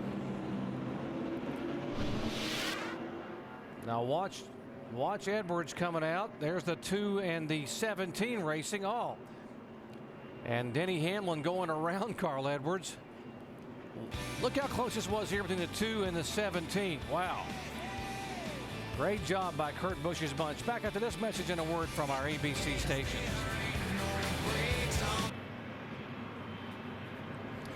Lap 212 at Atlanta Motor Speedway with 113 laps to go. We are under caution for the 5th time today. Pit stops a moment ago, and watch the move that Carl Edwards makes. He is sort of pinned in, got to get around the 48 car, and he's got the 11 car pulling on the outside. This is the Allstate Good Hands move of the race. Now watch he has to thread the needle here. He almost hit one of the crew members for Jimmy Johnson, but great move by Carl Edwards not to make contact with Denny Hamlin coming out of the pits and to stay safe for the guys on the 48 team. So Carl has saw that steering wheel both on and off the racetrack. Let's visit with him. He's our in-race reporter. Carl Dale Jarrett, the ESPN. You got us? We got you, Dale. All right, looks like you got an awfully good race car there, but we've seen you inside that car some today with our in-car cameras. Look like you're really having to work hard. I am. It's wild. The old shoulders are hurting a little bit, but it's fun. I mean, couldn't ask for a more fun racetrack. And you know, my guys are working hard down there. We got probably 1 or 2 more pit stops, and I think we got a car fast enough to win. and you know, hopefully we can just get up there and race a little bit. But yeah, definitely fun, man. You know how it is when you got a car where you're turning right more than you are left. Yeah, that's fun. Hey, talk about those pit stops. 48 doing you any favors there, by the way, they're kind of blocking you in? No, it isn't his job to do me any favors. I should have stopped a little shorter and got it pointed out better. But and then 11 came on the outside, so I couldn't really jump out there. We just got boxed in a little bit. But now, trust me, if I was in front of Jimmy, I'd be doing everything I could to hold, to hold him up. Hey, Carl, we heard a lot about the tires in the first race. How are they reacting here today? They feel exactly the same, which is fine with me. I like having to, drive the thing. That's a lot of fun. All right, Jimmy had some problems. Your chance to strike here today. Are you aware of that? I'm sure you're aware of that, but can you get this thing to the front and gain some more points? Yeah, I think so, man. Kurt's been running really well on the top. Matt and I seem to be about the same speed. I just need to be able to get up there and race with them a little bit. I haven't raced with Denny yet, so hopefully we can get a good restart here, get a couple long runs, and find a line out here where we can get some throttle down. All right, Carl, thanks for talking with us. Good luck. Thanks, Dale. Carl Edwards has already had a pretty good weekend, had a big win in the NASCAR Nationwide car yesterday up at Memphis Motorsports Park, gained 80 points in his chase over Clint Boyer for that title. Dominant performance by Carl from the back of the pack, led 185 laps yesterday. He has led today 5 times for 82 laps, and now he is currently being shown in 4th position. Let's listen into the 88 radio here with Dale Earnhardt Jr. I'm telling you, man, you just gonna make this thing looser in. Pulling that right rear air, rounds, anything. It's just taking that feeling away. I can't do nothing else. I mean, you tell me what you want. Just tell me what you want. I can't put fight in. I can't move the track bar down. I can't take air out of the right rear. I can't put air in the right front. I can't put air in the left rear. We're out of options. We're gonna go loose. You need to calm it down a little bit. Yeah, you don't think crew chiefs get frustrated too? He's doing everything he knows to do to this car to try to help and try to make it tighter, and he's running out. I mean, the adjustments are on the far end. That sounds like something Rusty Wallace would ask for. Guys, I tell you what, in this particular situation, the driver needs to give him a hint what he'd like to have. I mean, if it's maybe come in, lift the hood, put me some more rebound in the shock absorber to the left front, give me a rubber to the left rear to tighten me up. Get the driver under these circumstances to tell them what they want. Yeah.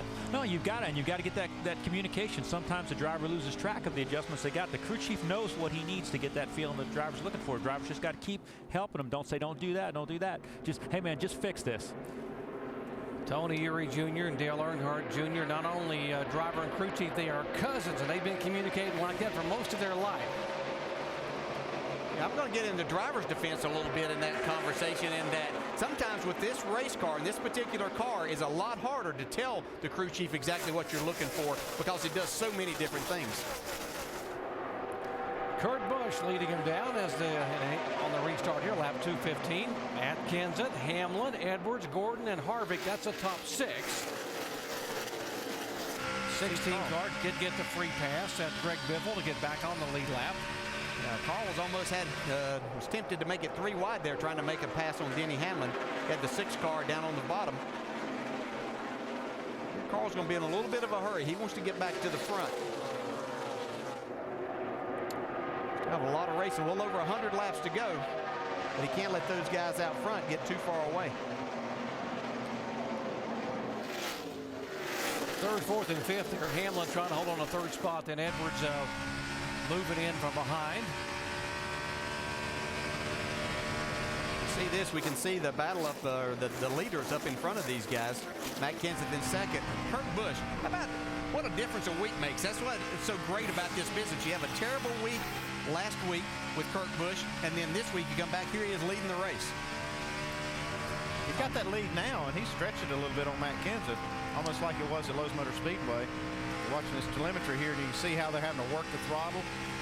Our direct TV telemetry, and he just hammers that throttle. You see here, they're turning well over 9,000 RPMs right now, but they're running fast laps. These are the fastest laps they'll run on these tires. They'll start falling off and lose 1-2 seconds a lap. You'll see those RPMs start coming down. And we see part of the racetrack here getting shaded, so the track's going to gain a little bit more grip. There's not a ton to be had out there. These guys aren't going to mind that happening. Pretty good battle here for 6th position. Juan Pablo Montoya, the 42, and behind him, Kevin Harvick. And there comes the 18 car of Kyle Busch. Yeah, they're going around the 28 of Travis Quaffle. He's 2 laps down back in the 26th spot. Seems like the 29 and the 42 have been battling all day long. Mike?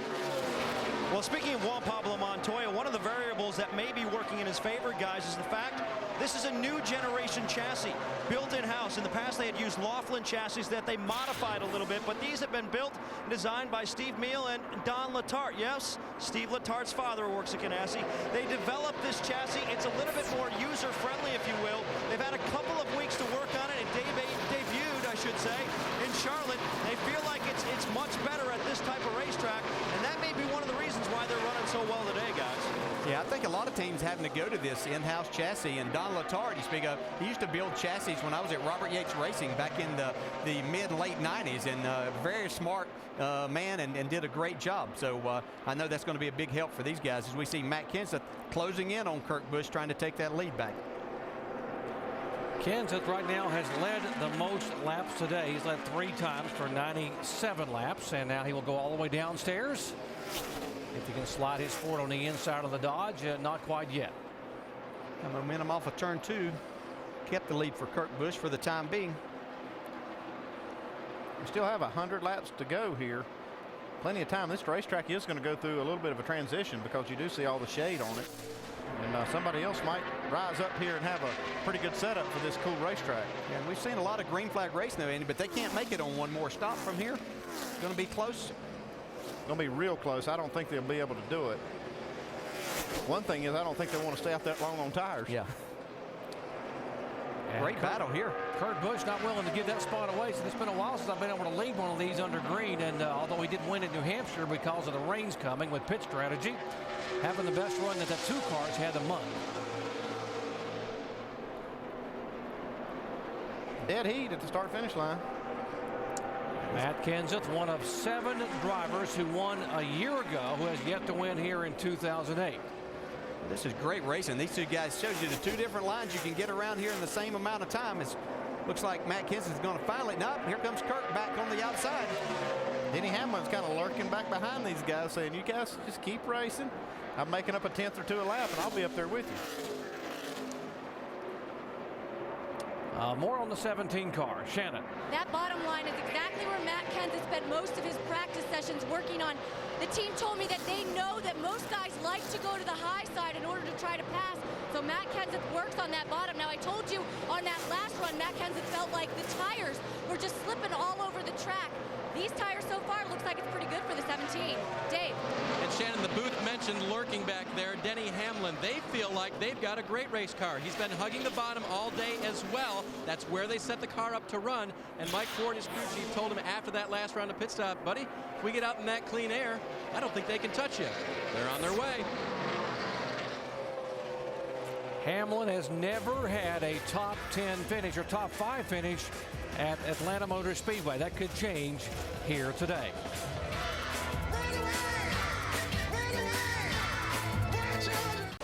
Should be a good one there. Mike, Jaws, and Tony in Nashville, Tennessee on Monday night. Of course, the Colts won the Super Bowl 2 years ago.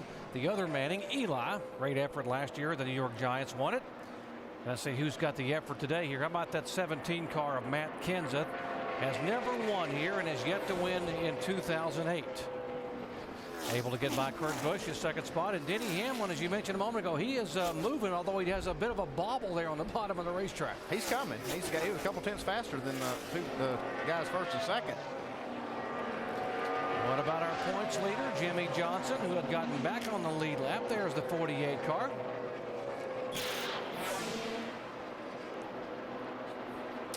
And Johnson's back there in that 13th spot. He really hasn't gained anything since we started back on the after this most recent caution. This is exactly where these guys finished here, I believe, in the 1st race here this year. So still a little bit of a struggle. Him and Junior swapped spots back and forth a couple of times since the restart. And now Johnson seems to be struggling a little bit. Jimmy Johnson finished 13th here in the spring. He was the last car on the lead lap. Right now there are 15 cars on the lead lap with Greg Biffle, who was able to get the free pass and get back on the lead lap, being shown in 15th position. 1-5 and 88. This is 10th, 11th, and 12th spot. Truex, Mears, and Earnhardt Jr. In fact, they got this 88 car dialed in just a little bit better on that last pit stop. Starting to go the right way. He was sliding backwards pretty fast before they had this last stop. Yeah, looks like they've helped it. Whoever came up with an idea there to change something. In the 5 car, Casey Mears coming off a very good run. He finished 6th at Martinsville, Virginia. And although he's really enjoyed driving for Hendrick Motorsports, so he's really excited about the plans for 2009. Here's what he had to say. About it. I mean, RCR is a great team. They got a lot of good people over there. I've had an opportunity lately to kind of meet with some more of those guys and find out what they're all about. And it's a very racy organization. And it was announced this week that the new crew chief for Clint Boyer will be Shane Wilson. That means Gil Martin, the crew chief right now for Clint Boyer, you see him on the left side there, and this entire 07 team will be with Casey Mears next year. Now, Gil told me this morning they will be testing with Casey the week after Texas, so they're speeding things up, and I asked if there's any possibility they'll get Casey in a 4th RCR car by Homestead, and he said the chances are probable. So it's interesting swap up, guys. Brand new team for Clint Boyer, the old proven team for Casey Mears in 09. Jamie, we are hearing also that there's a possibility they could bring the 33 car out early as Homestead, the final race this year, and allow Mark Martin to go ahead and make the move into the 5 car. Mark will only drive the 8 car for the next 2 races, Texas and Phoenix, and he'll be done with DEI, and that would put Mark in the 5 car for the finale, and then of course all of 2009 where he will go for the championship one final time. Mark Martin sure has struggled today, though. He's running 27th. I really expected Mark to be one of the cars to beat here today. I'm kind of surprised that he's not had a better run. And when you think of Mark Martin in Atlanta, 2 things that go together. You just think of him running in the top 5 and having a chance to win. But here he is 2 laps down today in that 27th spot. 29 and 18. These guys have been going back and forth here. 7th and 8th. Harvick in 7th. Kyle Busch is 8th. And Kyle Busch was our winner here in the spring. Toyota's first victory. Hasn't exactly had the car that would say would be up there battling for the win today, but has made a nice effort. We saw him earlier in the race being extremely loose. It looked like he's got the car a lot more under control right now. Trying to get what they can get here in the final 90 laps. This is 10th and 11th. Truex and Earnhardt Jr. Now Dale Jr. going back up high. You can see a little bit of a wiggle right there in the center of the corner. Still doesn't have that car exactly where he wanted. He was up beside the 1 car just a few laps ago, but fell back. There's a run for Kyle Busch up on that top side, trying to get a run on Kevin Harvick, who's been committed to the bottom most of the day. See, just behind them, Jamie McMurray with another nice run in the 9th spot currently. McMurray won his very first nationwide race here 2 weeks after he won his first Cup race at Charlotte back in 2002. So been a pretty good track for Jamie over his career. It'd be nice to see these last 87 laps go by without much happening to that 26 car. They've had some of these good runs, just haven't been able to finish it off. So we see Junior going to the bottom side now and trying to make the pass on Martin Truex. See, he's still fighting the car, getting down to the center of the corner. Got to give him credit for effort. I mean, he has really put a lot of effort in this thing. He's moving all over the racetrack trying to find a groove, make this car go to the front. He and Tony Jr. are trying to come up with a setup to make this car go to the front too, and they're not giving up. You can see how loose he is, but he's still going to the front. McMurray going by Harvick for position. Kevin Harvick struggling that last lap.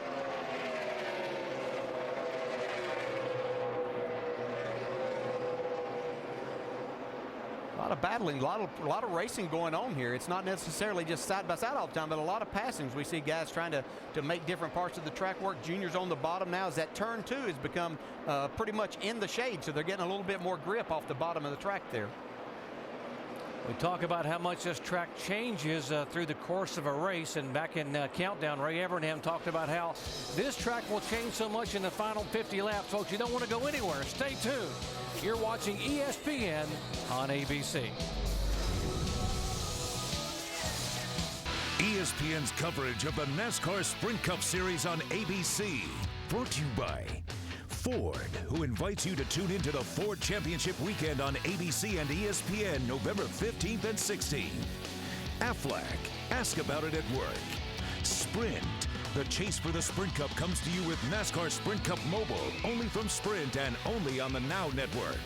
And Enterprise Rent-A-Car. We'll pick you up.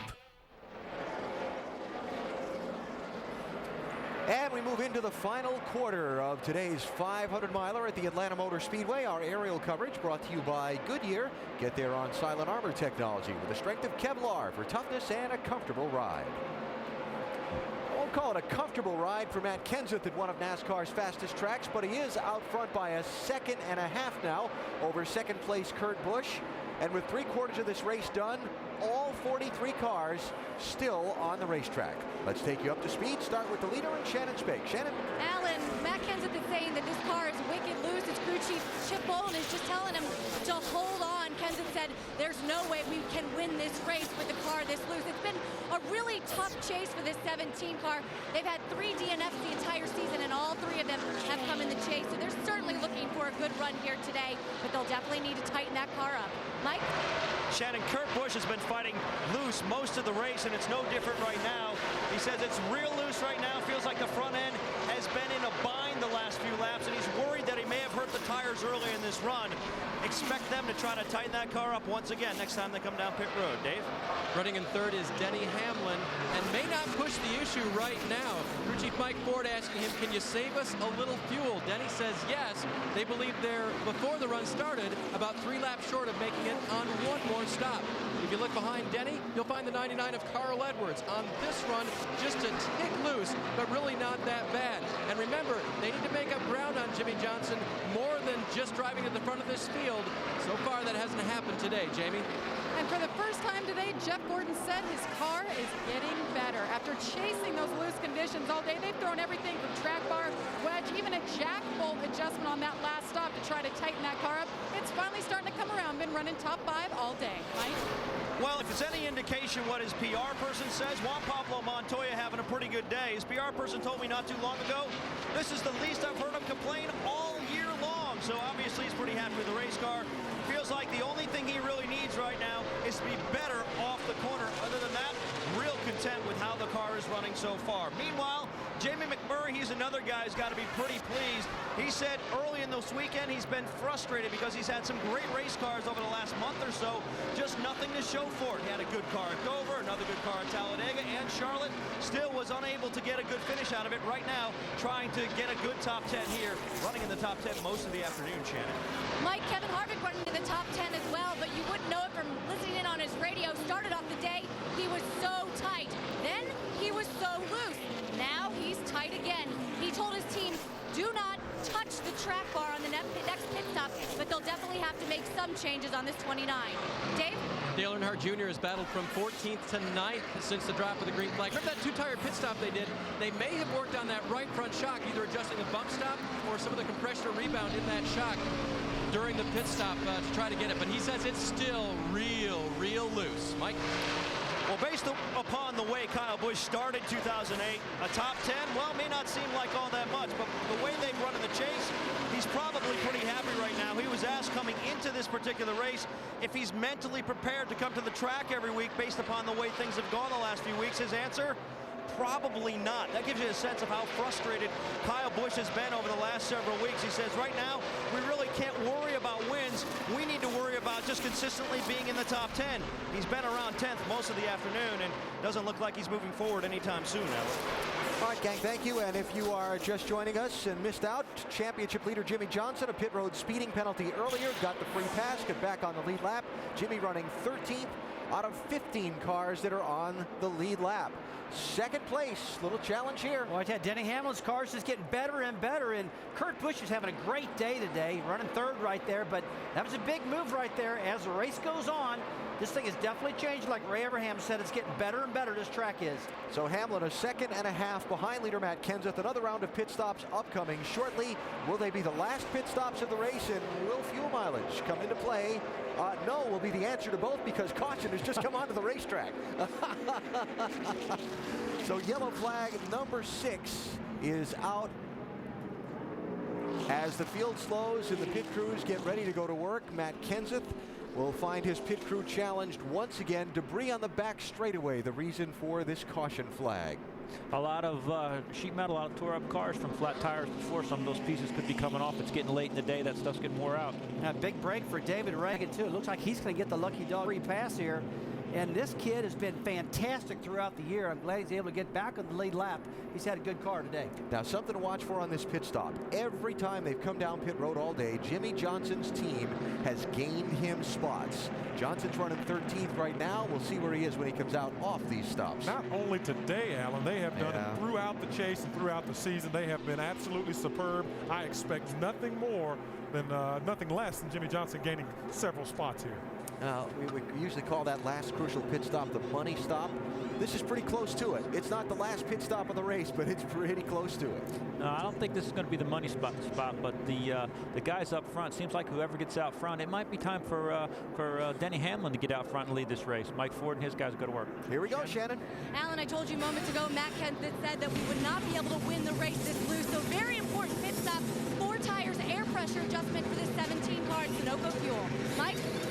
Kurt Busch asking to be tightened up. They're going to make an air pressure adjustment. 1 pound in the right rear, 1 pound out of the left rear. They're also going to go to work on the chassis as well. A track bar adjustment on the 2 car along with a 4 tire change. Dave? Denny Hamlin is going to take on 4 tires, and they are going to make a wedge adjustment on that race car. He said it was just a little bit tight in the center of the 1 and 2. Meanwhile, up the front of pit road, the 99 and the 48 also pitting. The 48 complaining a little loose, a little better than the run before. They make a wedge and track bar adjustment. Carl Edwards already gone. They make a wedge and air pressure adjustment. He was loose on the gas, tight in the center. Lots going on pit road, guys. And was that called here just a second ago, Mr. Ray? The 11 out first. Well, you know, when the guys get a chance to shine, they take a deep breath and go. Look at that, beat them by half a car. So, new leader after a pass on pit road, Denny Hamlin out in front of this race with what will be 70 laps to go. The restart after this message and a word from our ABC stations.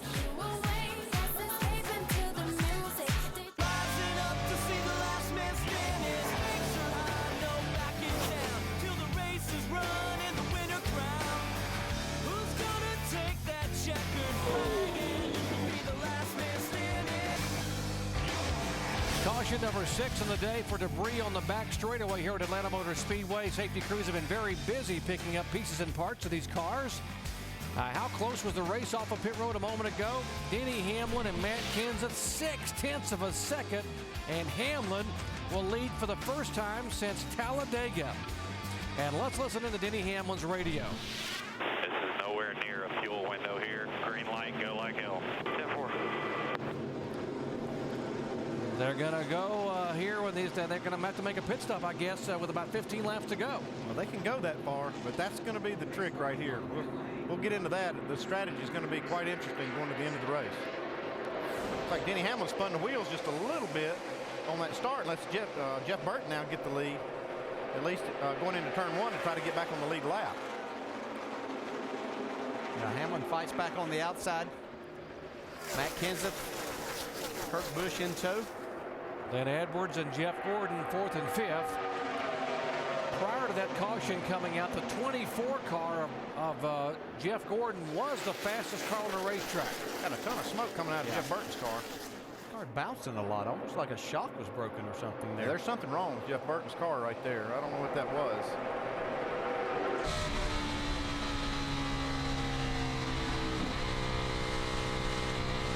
Didn't smoke quite as bad through that corner. Still smoking a little bit though. Tire rub, maybe. Car bouncing on the tire. Mike? And Doc, you are correct. He just came over the radio and said tire rub. Kind of day Jeff Burton has had. This is, we mentioned the car he won with at Charlotte, but he has been shown a lap down from about the last 130 laps. Now getting past by the 24 car. Burton back in 17th position. Makes you wonder why that is, if as long as they got everything tight, or if they didn't get it tight, maybe it's moving around a little bit there, but it's kind of strange it would happen now. You can see right behind, he's battling Jeff Gordon on the outside, and you see Dale Jr., who had a great pit stop there, got himself back up in the 6th spot. The Junior's back in the game now. I believe we saw a little damage on the left front fender of that 31 car, and it finally clearanced itself a little bit after they've run a few laps. I mean, before we get too far into this, Andy, we know they're going to have to make one more pit stop, but there could be a little different strategies played out. Well, here's the thing. They can run up to about 50 to 55 laps on a tank of fuel. They have to go about 71 laps to make it to the end of the race. And what the trick's going to be now is just to figure out when you make that pit stop. There's a gamble right here. You could come in a little bit early and have a little fresher tires over both of these runs and come out pretty well, but you're going to have to pit early. You'll have to pit before you're out of fuel. 31 car able to now get it back all of a sudden and go back around the 24 car of Jeff Gordon. Let's update the 88 car with Dave Burns. And to Andy's point, most of the teams are telling their drivers, we can't make it. We will have to stop one more time. Junior's included on that last stop. Remember, he was very, very loose. Air and wedge adjustment. And according to the team, a boatload of wedge on that. They took a big swing at it, so that hopefully on the last pit stop, they won't have to make too many adjustments. I think the racetrack and cooling down of temperatures might be playing into these guys' hands a little bit too, because they've gotten awfully loose. Even though they've made some adjustments, they probably help. But you can see the shade right there. These guys are running on the bottom of the racetrack in 1 and 2 in particular. All 43 cars are on the racetrack. Scott Riggs back on the track after being down 126 laps for repairs in the garage area. There, Denny Hamlin, our leader. Matt Kenseth in second spot. Carl Edwards third. There's Hamlin.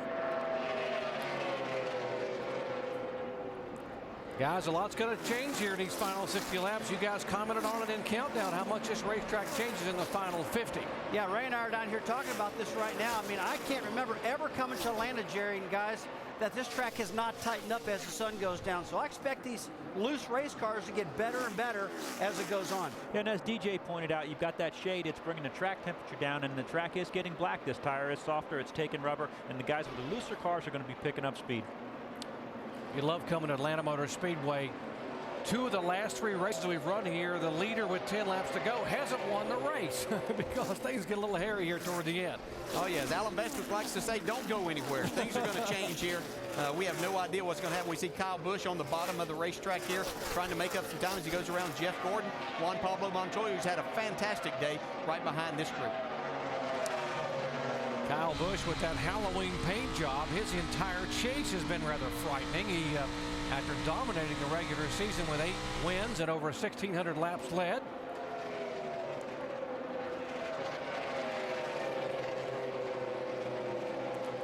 We saw the 31 car a little bit ago on the restart have some smoke just billowing out of the car.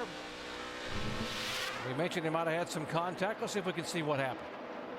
See, coming out of his pit stall right here. See, he gets just against that 96 car. Yeah, and that's where the tire rub came from.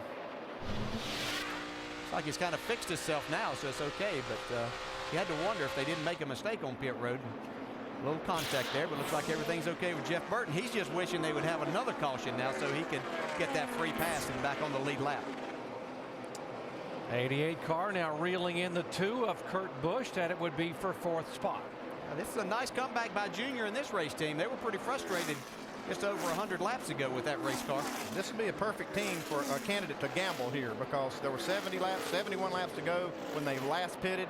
If they split that up and made it 35 and 36 laps in each run, they would have better tires over the long haul and maybe be able to pull the win out. Now, they would have to take a chance by pitting early. If the caution comes out, you're called a lap down. So there's the gamble, but there's something there to gain for one of these teams. Yeah, you might as well take a chance at some time. You know, we saw earlier in the race, just under green flag pit stops, where Matt Kenseth came in with a little over 2.5-second lead, but he stayed out about 2 laps more than Carl Edwards, and Carl cut that down as we see Montoya making the pass on Jeff Gordon going into the 7th spot. But I think you're right, Andy. It's a great chance, opportunity for somebody to gamble and try to win this race. A lot of calculators being worked on pit road. How soon do you gamble and do you take the chance? Now, there's the guy right now that have to worry about gambling, Denny Hamlin, who has never won at Atlanta Motor Speedway. Heck, he's never had a top 5 here. That could all change here within the next 57 laps.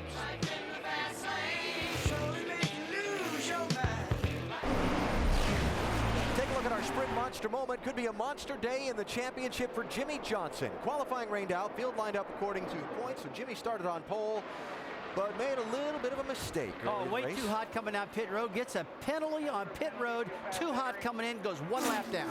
Lap 91, Johnson serves his pass-through penalty. That kicks him back to being the 6th car, 1 lap down in 30th place. Jimmy works his way up to being the 1st car, 1 lap down. Then when this happens, gets a break.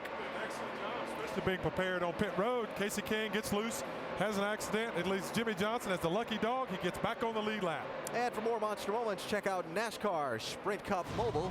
Jimmy Johnson is running in 9th position, and we've been watching his lap times getting better, too. Yeah, it looked like they made an adjustment they weren't happy with, got it out on this pit stop, and now the car's got some speed again. He's moved up from 13th to 9th here since we've gone back to green. As we check out the championship standings as they run now in this race number 7 in the chase for the NASCAR Sprint Cup, 166 as they run on the racetrack, with Greg Biffle really not taking advantage. Biffle running in 14th place. He's behind Johnson on the track at the moment. So we've watched these guys all race long, hands flying back and forth inside the race car, really having to be up on the wheel. It's been a long race. This, Jimmy Johnson says, is where physical conditioning pays off. Physical strength and mental strength, I think, go hand in hand. You know, if you're in the car and you still feel strong and you're well hydrated at the end of the race, you're focused on the right things. If you're feeling weak and dehydrated and not feeling right inside the car, your mind's going to start playing games on you, and you're going to be more worried about how you feel than looking ahead and trying to get around the guy that's in front of you. Absolutely, I agree with that 100%. We've talked about Jimmy Johnson, Carl Edwards, some of those guys being in the ultimate of physical shape. It helps them mentally, just like he said. And today, we're really going to find out who is in great shape. Well, Brad, he's come through a lot of problems today. I mean, he's right now is in 9th position. He was a lap down at one point. But with all this going on and him fighting his car and doing all this, he's still pulling away in the points. He started the race 149-point lead. Now he's got 166, Ray. And this guy's staying in there. Yeah, every point's going to count. Every spot's going to count. They're a little bit behind right now. But again, there's plenty of time here. This is a place where a little bit of momentum can get made a lot of speed.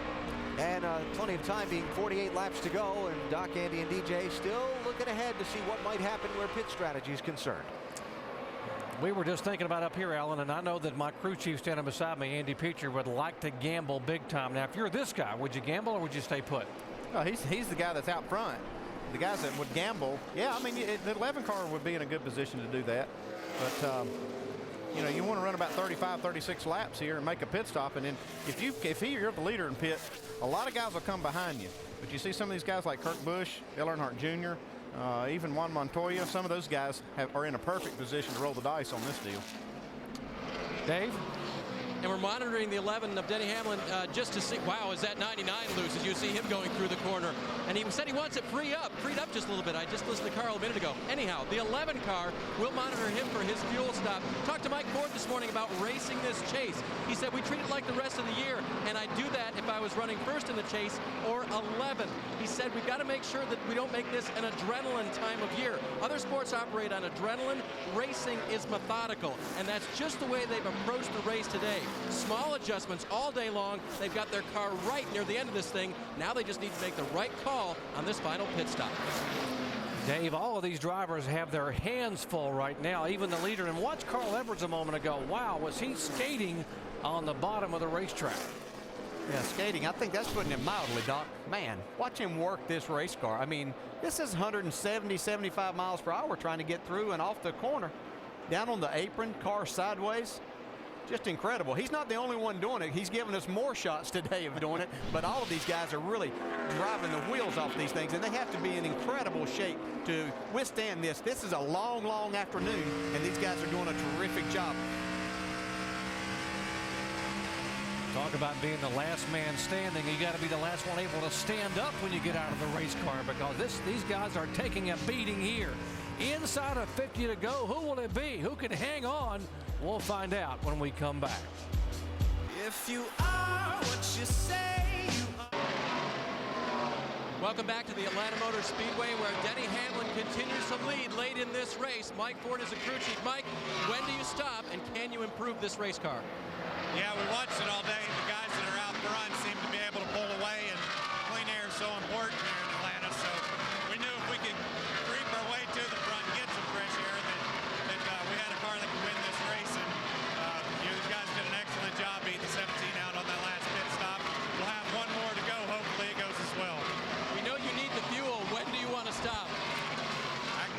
what you said, but yeah, there would be about a half a run left, a little bit less than a half a run left, so about the number of laps we've run in this run. So it's been good to this point, this run, so I'm not going to look at any changes. So far, a great run for the 11, and that stop is coming up, guys. We just don't know when. I kept wondering when he was going to tell you, Dave. Yeah, I think that was selective hearing on Mike Ford's part. He heard that question. He just wasn't going to let everybody else know when he was planning on coming. All right, if you were him, what would you do, Andy? Well, he's in the driver's seat, Doc. He can stay out here, and if somebody else wants to gamble and roll the dice, then you can react off of that. The guys that really need to take a chance here are the guys that are in the top, you know, right outside this top 2 or 3. Ray, what would you do right now? It's a good point, Andy. If I'm a guy that's up in the top 3 or 4 in the chase, I'm going to run it out because I'd rather give up a few positions than take a chance on getting a lap down. If I'm Juan Pablo Montoya, maybe Kurt Busch, somebody like that, I might take that shot. You know, short pit the guys a little bit and see if I can get some position on them. Right here you see Dale Earnhardt Jr. losing another spot to Montoya. He would be a perfect candidate for an early stop, wouldn't he, Ray? Yeah, I think so. Again, he's a guy that doesn't have a lot to lose. Winning a race could be big to him. He's not in the chase. He's really not a big threat for points, so he could take that gamble. It's the only way he could probably beat the 17 and the 11. And all the strategy will go away because of the spin there. Great, we didn't hit anything. Nope. Now the caution's out. Caution flag now for the 7th time of day here in the Pep Boys Auto 500 at Atlanta Motor Speedway. So much for all that strategy. Yeah, that was a nice discussion y'all had there, though. I was enjoying that. Now this will be the money stop. They're going to have to come on and get off. Yeah, they can easily make it from here now, so this is really going to, it's going to count on pit road. All these spots are really going to be important. You know, these, all of it, literally these top 4 guys have all been very good on pit road. Carl Edwards' team not quite as good as the other guys, but certainly Hamlin, Kenseth, and Kurt Busch have been exceptional on pit road all day. Looks like another right rear tire going down, maybe on Michael Waltrip's car. He's really struggled with that thing today. It looks like it's up now. Looks like he maybe just lost it. Yeah, it just got loose down the bottom. They've had to literally put almost a whole right rear quarter panel on that thing.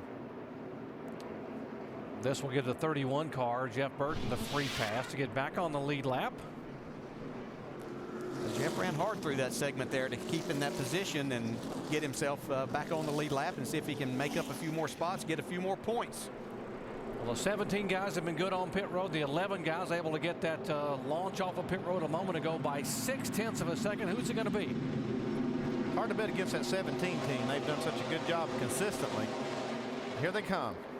Shannon? Matt Kenseth says the car is still loose. They're going to make a track bar adjustment. Plus, they're going to take a quarter pound of air out of the left side tires and a tear off that 17. Mike? Kurt Busch really unhappy with his car over that last run, saying the car felt like it was leaning over on the right front. The rear end not hooking up at all. Expect them to make a track bar adjustment and a 4-tire change, Dave. Denny Hamlin started to say the end of that run was kind of loose. I may be exaggerating. Let's not change it. 4 tires, no changes. Sunoco fuel for the 11 car. And then the 48 and the 99 at the head of pit road. The 99 complaining just a little bit, needs to be freed up in the center of the corner. They'll do that. 4-tire change for the 48 as well. 99 gets through cleanly, barely missing the 48.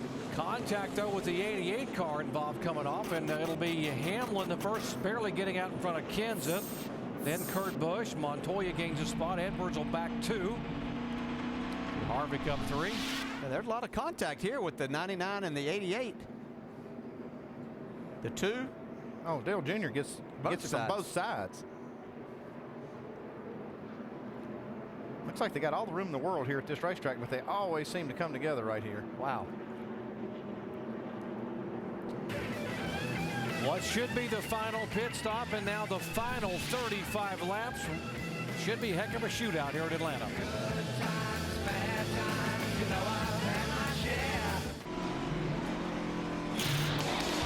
After we settle this one today in Atlanta, it's on to the Texas Motor Speedway, the NASCAR calendar next weekend. Craftsman Truck Series Friday night, 8:30 Eastern on Speed.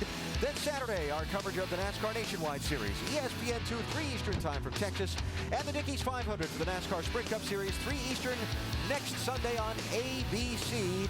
A triple header in Texas next weekend. So in the final set of pit stops, Denny Hamlin holds off Matt Kenseth. And Hamlin really just had to hold the advantage he had getting to pit road. This is why it's so important to be leading. If you look, you know, Denny had some lap cars in between he and Matt. He got the pit road. He had a 3-car length advantage of him before they hit the yellow line. Because you're not allowed to what's called pull up to pit. Matt can't really pass those lap cars to get up right behind Denny Hamlin. So Hamlin's team held that advantage, and now he is going to be the leader on this restart, Doc, with 32 laps to go. Barring no cautions, folks, we're going to take you all the way to the checkered flag. And by the way, the last 3 years, the winner of this race has also gone on to win next week at Texas. So it could be an omen, possibly, if whoever can pull it off. Let's listen in as we go full throttle. Green flag, come on. Still inside. Still down there, still there.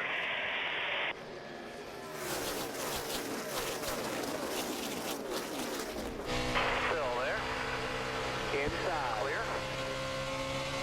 Inside corner. Clear low. Clear You got by the 2 car. Inside. Inside. No smoke, bud. All clear, man. All clear. Clear about 1 on the 2.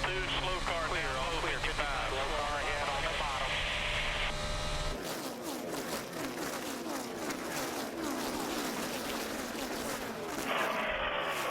Clear, clear. Very nice. Clear about 1 on the 2. Clear about 4. Half back to the 18 with you. Clear low.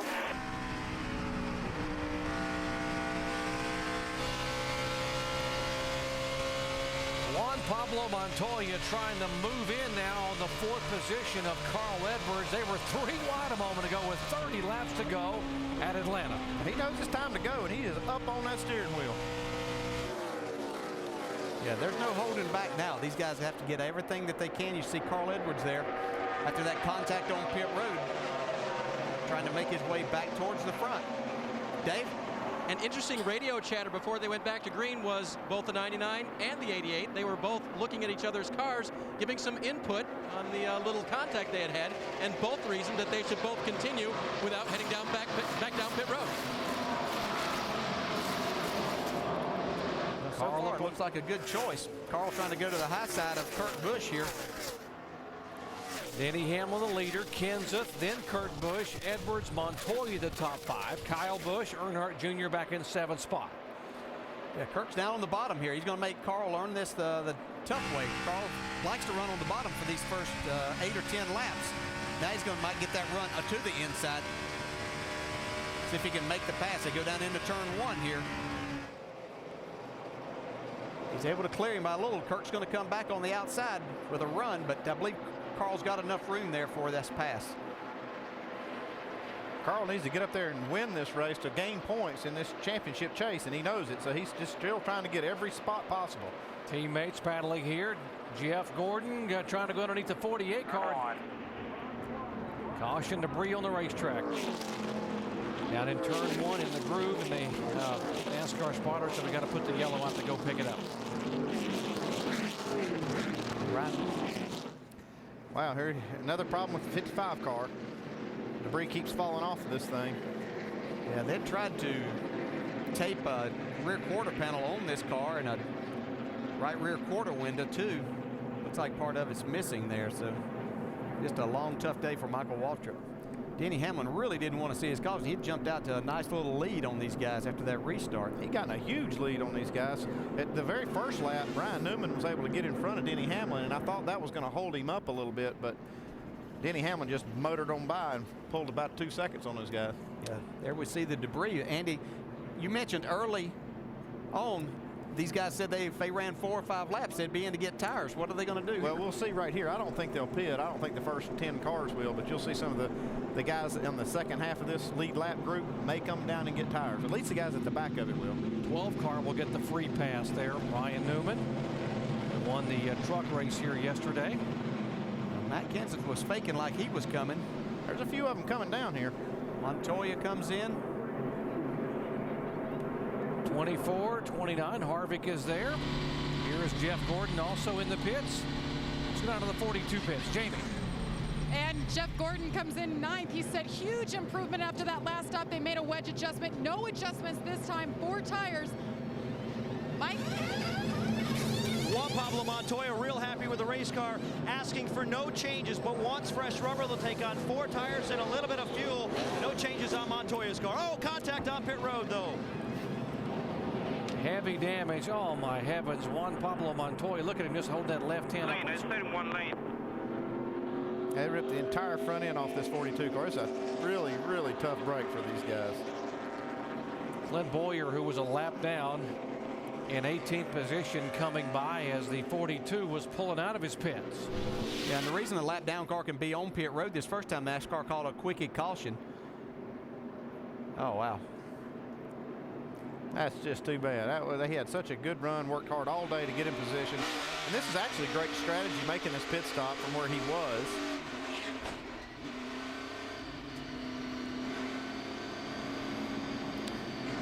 Let's talk to our in-race reporter, Carl Edwards, currently in 3rd spot.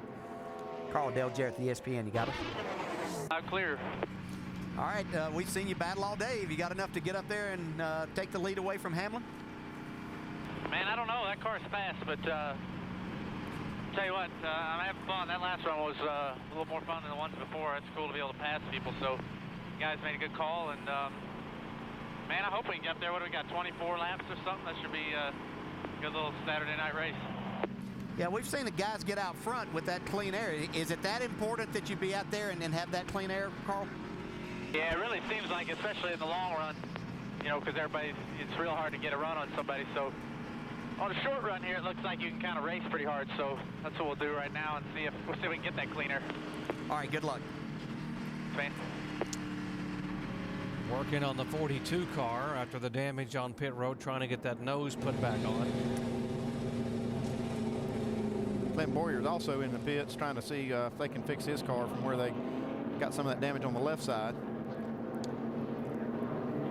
We told you Atlanta Motor Speedway has been known for great finishes over the years. 5 times in race history, we've had a last lap pass for the win.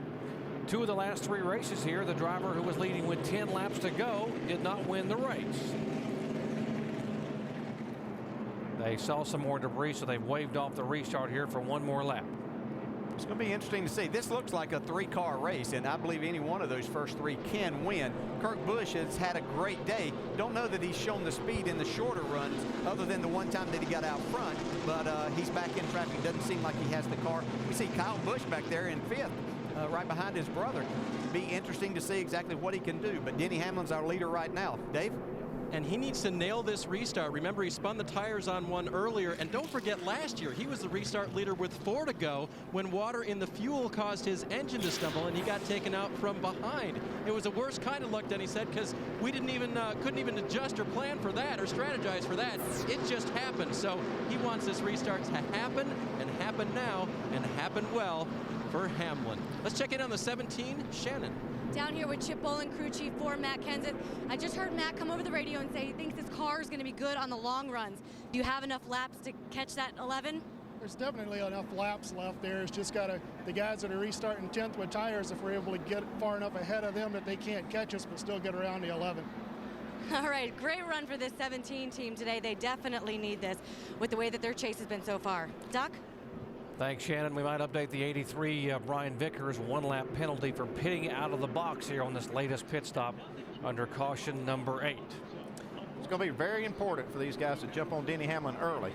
Or they don't let him get out there. They can't let him get out there and get a lead like he did on the last restart. Problem is, Carl wants to be the guy to jump on him. So does Matt. A couple of Roush Fenway guys behind him, and the 11 car thinking about cannot spin these tires on this restart again. You have to be careful not to think about that too much, because if you don't get up to speed, these guys will run over you or go past you, have more momentum as you get out of turn 1. So yeah, you want to be careful not to spin the tires, but you also have to get up and get going. Here we go, 23 to go. Hamlin under attack, and he will take the green flag.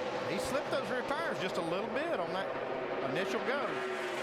That allowed Matt Kenseth to stay right with him. Man, Hamlin's car is really good through that first corner. Looks like he can almost hold it wide open once he gets into high gear and running through that corner. We see Carl trying to duck down and take the second spot away from Matt Kenseth. Oh, yeah, here we go. Carl says it's my turn. I'm going to go after him myself here. Okay. Oh, we got another crash. Big crash. The 42 involved. 41 Sorensen. Oh, and Jeff Burton. Jeff Burton. Joe Nemechek gets in it towards the end.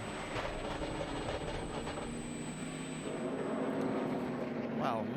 Montoya's day just went from bad like to a worse. top 5 to in the garage area here. See Jeff Burton getting his car fired back up, trying to pull away. Dave Blaney not able to pull away. Looks like he got the worst in along with the 42 of this. Joe Nemechek able to get his damaged car to pit road anyway. Oh, look at the whole front end of this car just pushed back in. Jeff Burton's got some pretty significant damage in the front of his car. You can see the splitter barely hanging on, but what part is there is on the ground. So watch the battle here. They enter turn 3 right here. Blaney sliding backwards. There's the contact with Burton. Yeah, it looked like Blaney tried to come down, thought he had that slot open, and Jeff Burton was trying to fill that spot on the bottom of the racetrack, and they got together. Close calls right there. Cars just missing this accident. Now let's look and see what Jeff Burton's view was. Yeah, you can see that he took the option. He was going to take that option to the inside. He thought that Blaney was hung in the middle and wasn't going to be able to get to the bottom, and he was trying to fill that hole as Blaney came down. Looked like Dave Blaney was just trying to get out of the way and didn't realize that Jeff Burton made the move to the bottom. Yeah, and this looks simple, maybe enough from this, but when you're inside the seat running at close to 200 miles an hour on the entrance of that corner, things happen in a hurry.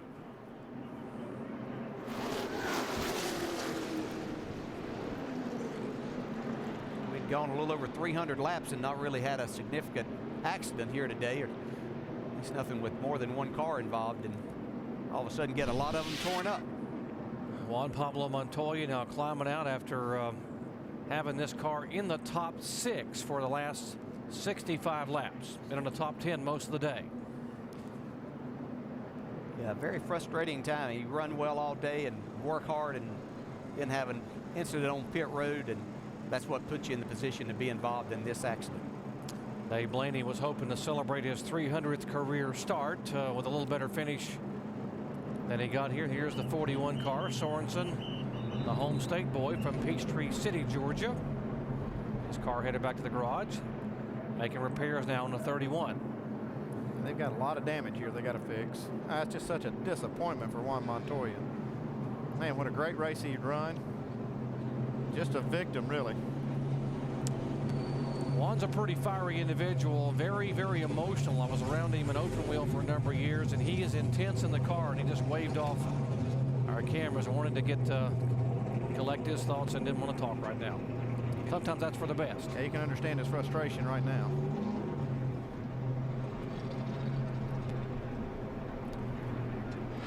Jeff Burton able to get back on the racetrack, damage and all, on his 31 car. If you remember, Burton had gotten back on the lead lap with the free pass a couple of cautions ago. He's still on the lead lap, but he's got a lot of damage to fix, and if they could just get it patched up, we only got 20 laps to go. He may not lose too many more spots. By being on the lead lap, he'll have a little bit of cushion on the cars that could actually pass him for position. Right now, Burton would lose a position in the point standings. He's being shown 188 points, back in 4th spot. Jimmie Johnson right now has a 157-point lead over the 16 car. Here are the cars involved in the crash again. Heavy damage on Blaney. Burton back on the racetrack. Sorensen in the garage area. Juan Pablo out of the car. And front end damage on the 78 of Joe Nemechek. And the shadows just get longer and longer on the racetrack, so it's going to change even more. Looks to me like, though, the change in this racetrack has favored the 11 car of Denny Hamlin. Well, he just rocketed off that corner after the restart a moment ago. Just pulled away. Carl had to deal with passing the 17 to get the second.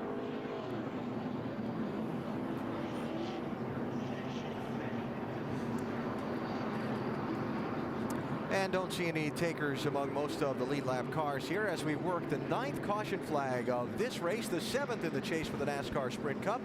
And we move on from here. Texas, Phoenix, and Homestead Miami Speedway to wrap up the season. All those races televised live on ABC, 3 Eastern time for each of the final trio. And 3 exciting racetracks, 3 very different locations in the United States. And we hope that you'll be with us for our NASCAR Sprint Cup Series season finales. Aerial coverage brought to you by Goodyear. Get there on silent armor technology with the strength of Kevlar for toughness and a comfortable ride. Tell you who's been tough today here at Atlanta. Jimmy Johnson, the NASCAR Sprint Cup Series championship leader. Dave, right now, he's gone from 30th after the penalty up to 7th. Yep, he's hanging in there in the top 10 right now, Alan. And Chad, it seemed like a day started out well, and then when he got back in traffic there after the penalty and everything, it just didn't seem to run quite as well. No, this, we've been talking about all year, track position is very important with this car, and, unfortunately we had a little penalty on pit road, so we had to go back, and we lost that lap, but, Jimmy did a great job fighting back, and the Cobalt car's been running pretty well. Honestly, I don't know how good it could be. If we could get out front, it'd be interesting to see how fast it was. But, I think we've got an opportunity to get a good top 10 finish here, and that's what we need to do after getting pushed back there that far. You talked to him about just grabbing a couple more positions before this is over to get some more of that clean air. Do you think he's got the car to do it? I think so. We've been real quick, and it just seems like when you get up behind somebody, you get caught up in lap traffic or any traffic for that matter, you lose a lot of speed. I mean, you can see that with the 2 when he was out front, the 11's out front now, and just whoever gets out front really seems to check out. So if we can just get a couple of spots, maybe we can get, a good top 5, but we're just going to have to see what we can do. All right, this Chase leading team managing what's been a rough day. All right, Dave, thanks. On our NASCAR countdown at the start of the day, we talked about the 48 team and being impressed with not just the fact that they're dominating this championship, but the way they're going about it. A little different story today, but again, got to be impressed. We are impressed. I mean, there's all kind of problems they went through early in the deal, and now they're just stayed tough. They worked through it. They haven't had a problem. They're back up to 7th right now. In fact, they've actually gained their point lead. They pulled away a little bit. But, man, the guy I feel bad for right now, Jeff Burton. Here's a guy that's been at a point hunt. Now he's got a big crash. Tough deal. Yeah, tough day for Jeff Burton. But, yeah, once again, Jimmy Johnson, kudos to that race team. Got him back from a lap down. Jeff's going to try to work on his race car, get back on the track. But what about Juan Pablo Montoya? He had a great race going today, and it's over. He really did, and that is a shame. There was a guy that had a shot maybe to win this thing. But 48 car, Jimmy Johnson, Chad. I think Chad said a key thing there. When he even said it on Jimmy before on the radio and said, well, I really can't fix that in traffic. He doesn't know how good his car could be out front. We saw him make a change before, didn't work, car went backwards a little bit, they undid it, and now he's moved back up into 7th spot. Another guy we haven't talked about all the way from the back, a lap down early, Biffle back up to 9th. Yeah, so a guy trying to save his championship hopes here and get out of Atlanta without losing too many points. We saw the big crash a few minutes ago while they finished cleaning up. Jamie is with one of the drivers involved. And Dave Blaney, the only driver that had to come back to the medical center. He was running 21st at the time of the incident. First of all, are you okay? Yeah, I'm fine. What did you see happen? I don't really know. I slipped off turn 2, and they kind of got on both sides of me, and I don't know if I drove down on Jeff on 31 or what happened. I really don't have to see it. I hate we tore up some race cars, though. All right, unfortunate day for Dave Blaney. Perhaps the biggest hit in points was Jeff Burton. Still working on his car, guys. Right now, he's lost 1 position in the points. Doc? Well, what a mess here in the final laps of Atlanta Motor Speedway, and what a championship performance by Jimmy Johnson. Poise, patience, and that's added points to his lead. But what about these final laps? Could we see Carl Edwards do what he did back in the spring of '05? He's going to have to do something. They got to make something happen. This was an opportunity day for some guys to make up points, and Jimmy Johnson has actually gained points on them. Yeah, terrific job. And, Dale Earnhardt told me one time during a championship season, said, you'll remember days like Jimmy Johnson's having here where you could have had a disastrous day and you made it into something. Those are the days you'll remember more than your victories, and that's the way this team could be after today. This should be fun to watch. Now, here's where our points guys are restarting here with should be about 16 laps to go. We get to the green. You see Jimmy back in 7th spot. Biffle has come back from a bad day to be in the top 10. Carl is 2nd. You see Hamlin is the leader. Be very interesting. Carl Edwards said early in the weekend, he said, I want to make this a championship chase, these final 4 races. Remember, Carl won in the Nationwide car in Memphis yesterday. This could be a weekend he will never forget, but he's got to get around Denny Hamlin. Yeah, he's got to go and getting ready for the restart. This sun's becoming a problem for these guys, too, going down into turn 1 and off of turn 4 as it starts setting even more. It'll be interesting to see if that comes into effect as the green flag waves. 16 to go. They're 3 wide. And here he goes. Hamlin down on the inside. Here comes Carl Edwards. Carl gets the run right here. Man, wasted no time. He took that lane that Denny Hamlin's been running. He got right up on the bumper of this 11 car, and I believe he kind of helped him slip those rear tires. And here goes Carl Edwards to the lead. Carl just goes right by Hamlin. Now can he hold on? Here comes the 18 car of Kyle Busch. Yeah, he's trying to take that third spot away from Matt Kenseth. He wants to be a part of this. Side by side, Busch and Kenseth for third position. Yeah, the only time we've really shown and talked about Kyle Busch today was whenever he was sideways a few times. And here he is battling for third spot late in the race. He saw the pay window open, and he decided to get going here. Yeah, he's kind of going to get blocked out right there. He's going to have to fall in behind Matt Kenseth and try to make another run at him as they go by the 77 car. Hamlin now is settled in and starting to reel back in on the 99 car. I think this is quite a shock to Denny Hamlin. He might have thought that Carl was going to be a problem, but I don't think that he thought it would come that quickly on the restart. That was a great restart for Carl Edwards. He was right up against the back bumper of the 11 car when they took off. And you can see Denny moving up a lane because Carl's on the bottom, and he knows that if he tries to run in those tracks, that he's going to lose the front end of his car. Carl pulled him by some 4 car lengths that lap by. We're seeing fast times like we saw at the beginning of this race now. They're back down. That's how much this racetrack's cooled off, that they're able to run that kind of speed. Jimmy Johnson back there, and that's in the 8th position. Jeff Gordon is 9th. McMurray is 10th.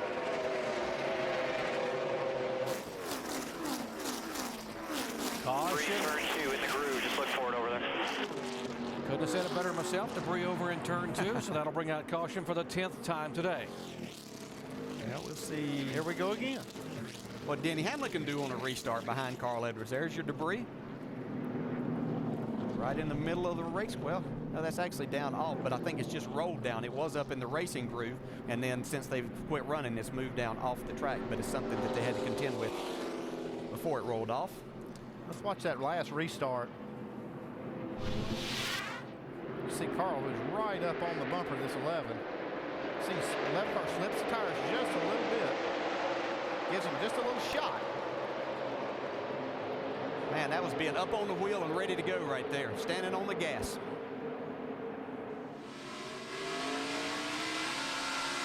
Riding along with Carl Edwards here. See him get through the gears. A little touch there. Just enough to rattle his cage. That's right, rattled that, and it also gave him the outside lane, which he was wanting. He knew that momentum, and to run wide open off of that corner, that was where he needed to be. You think Denny Hamlin will remember that touch on this next restart? I'm sure he's going to remember it, but can he get his traction enough to get up there to do something about it? Every restart we've seen this 11 car at least slip the rear tires, if not spin them. I mentioned before, but the history here recently is that the guy who led with 10 to go 2 out of the last 3 years hasn't won the race. So that doesn't look good for Carl now, right? Let's check in on the 11 pits, Dave. And Mike Ford was talking to his driver during this caution, and the driver replied back, I just haven't been able to get traction on these restarts all day. We saw it earlier, and that time he spun the tires as well. He says, I don't know what it is. And Mike reminded him, just get those tires cleaned off, load up the carburetor, but still, even though he's been doing those things, doesn't just appear to have the restart nailed down today. Hey, Carl, Dale Jarrett, the ESPN. You have us? I got you, Dale. Hey, man, that was a nice move on that restart. Can you hold him off now? I hope so. He spun the tires the first time, and I got in line with him and thought, I'll just push him here. And then he spun him again and got to the outside of him. But, yeah, now it's my turn to see if I can keep these things under me. Hey, Carl, is the track have that much more grip? We're seeing lap times really fast now, like back when the race started. Yeah, you know, we're going in the shade right here, and it gets a little more grip. Plus, I have a feeling everybody's standing on the, you know, the loud pedal there a lot more right now. All right, man, good luck. Thanks, Dave. 48 on pit road, getting tires. Jimmy Johnson is away. Chad Canals and bringing him in to get some fresh rubber on him for these final 10 laps. Let's check in the 18 pits. Mike. And Doc catching up with Steve Addington now. It seems like this is the best your car's been all day. How much better is it right now than it was at the beginning of the event? From listening to him, it's a ton better. You know, I think that everybody did a good job on making a comeback here because we started the race, we weren't very good, and we've made a lot of adjustments on this car, and Kyle's drove the wheels off of it, and we'll see what we got here at the end. Still, you got a few positions to make up. Can you contend for the win? I don't know. Them guys have been good all day long. I mean, give it a shot here. If he gets him a good restart, he'll get all he can. You can guarantee you that now. That's a pretty fair guarantee, Doc, based upon what we've seen from Kyle Busch this year. Indeed it is, and Kyle, of course, roaring back in this chase after all the frustrations in the early events. He won it here. First time for Toyota back in March. To be the 20 car going by, Tony Stewart getting the free pass. He was the first car a lap down, getting back on the lead lap. Well, it was back in 2005, a weekend that Carl Edwards said he would never, ever forget at Atlanta Motor Speedway. He had not won in NASCAR Sprint Cup competition, and he had to beat one of the best, Jimmie Johnson. Final lap, cousin Carl rubs and bumps and gets it done to take his first win. And for the first time, the signature somersault. And he got both the nationwide win and the Cup win that weekend. Could it be? And remember, this weekend he's already got the nationwide victory. He's got one, and he's got the lead right now. 10 laps to go. He's ready to go. Get up on this wheel. You could hear him get the car back into second gear, revving up, just keeping those rear tires cleaned off a little bit, working the steering wheel to keep the front. You know, in Denny Hamlin's case, it might sometimes it's a little bit better if you're that second guy. You tend to be able to get a little bit of an ease up and run there than when you're starting the race, because you're trying to get after it so much to stay in front of them.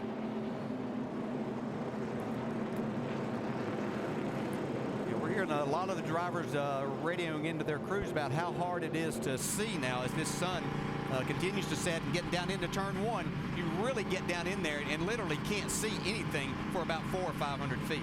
We saw that on that replay when we were looking out of Carl Edwards' car up to Denny Hamlin. You could just barely see the car in front of you. See, right here is where it starts to get bad. Yeah, it really starts to pick up right here. Your guy out front, it's not nearly as bad because you kind of can know where the racetrack is, and that's what you're looking at. But you do get blinded, and it makes it tough. But especially if you're back in traffic, it makes it extremely difficult to race right now. Wow, look at Jimmie Johnson, how hard it is to be able to see what's below him. And you can see with all these cars, just like Dale said, when you have these cars in front of you, you don't know how much room to leave these guys. Basically, it looks like Jimmy's feeling his way around there. Heavy shadows once you get into turns 1 and 2, and the sun as you're trying to come off the straightaway into the turn. Yeah, it's going to be difficult. You know, as I look down this list, we talked about a lot of people, and Andy, you just pointed it out to me. A.J. Allmendinger, we've been watching him throughout the day. He's just had another solid day in this 10 car. He's up in the 15th spot right now, so let's give a call to A.J. for doing a great job. Dave, how about the 99? DJ, that glare going into turn 1 forces Carl to concentrate as much as he can on the line going in and not on the driver behind him or drivers. Denny Hamlin and Kyle Busch will try to jump him. He has less vision around him now. He'll rely on his spotter, Jason Hedleski, to give him a heads up. Coming up next, ABC World News or your local news after what should be a fabulous, typical Atlanta Motor Speedway finish. And from 11th on back, they've got new tires here. They pitted and got tires. Jimmie Johnson's the first guy that has them. Chad Canals puts Jimmy back on offense. That's probably a good move on their part. Yeah, absolutely, because it's single file restart here, so that's a great move on their part. Can Carl hold them off? Here we go. It'll be 8 to go. Is he going to take the middle lane going into turn 1 and through that corner, or is he going to go to the bottom? Whichever lane he takes, I know he's going to be full throttle. Yeah, he goes to the bottom. We can see as Matt Kenseth tries to make a run on Denny Hamlin. And here come the Busch brothers, and Kurt, back behind Kenseth. Boy, great start by Carl Edwards there, though. He got himself out about 6 or 8 car lengths. That's a nice little cushion for him.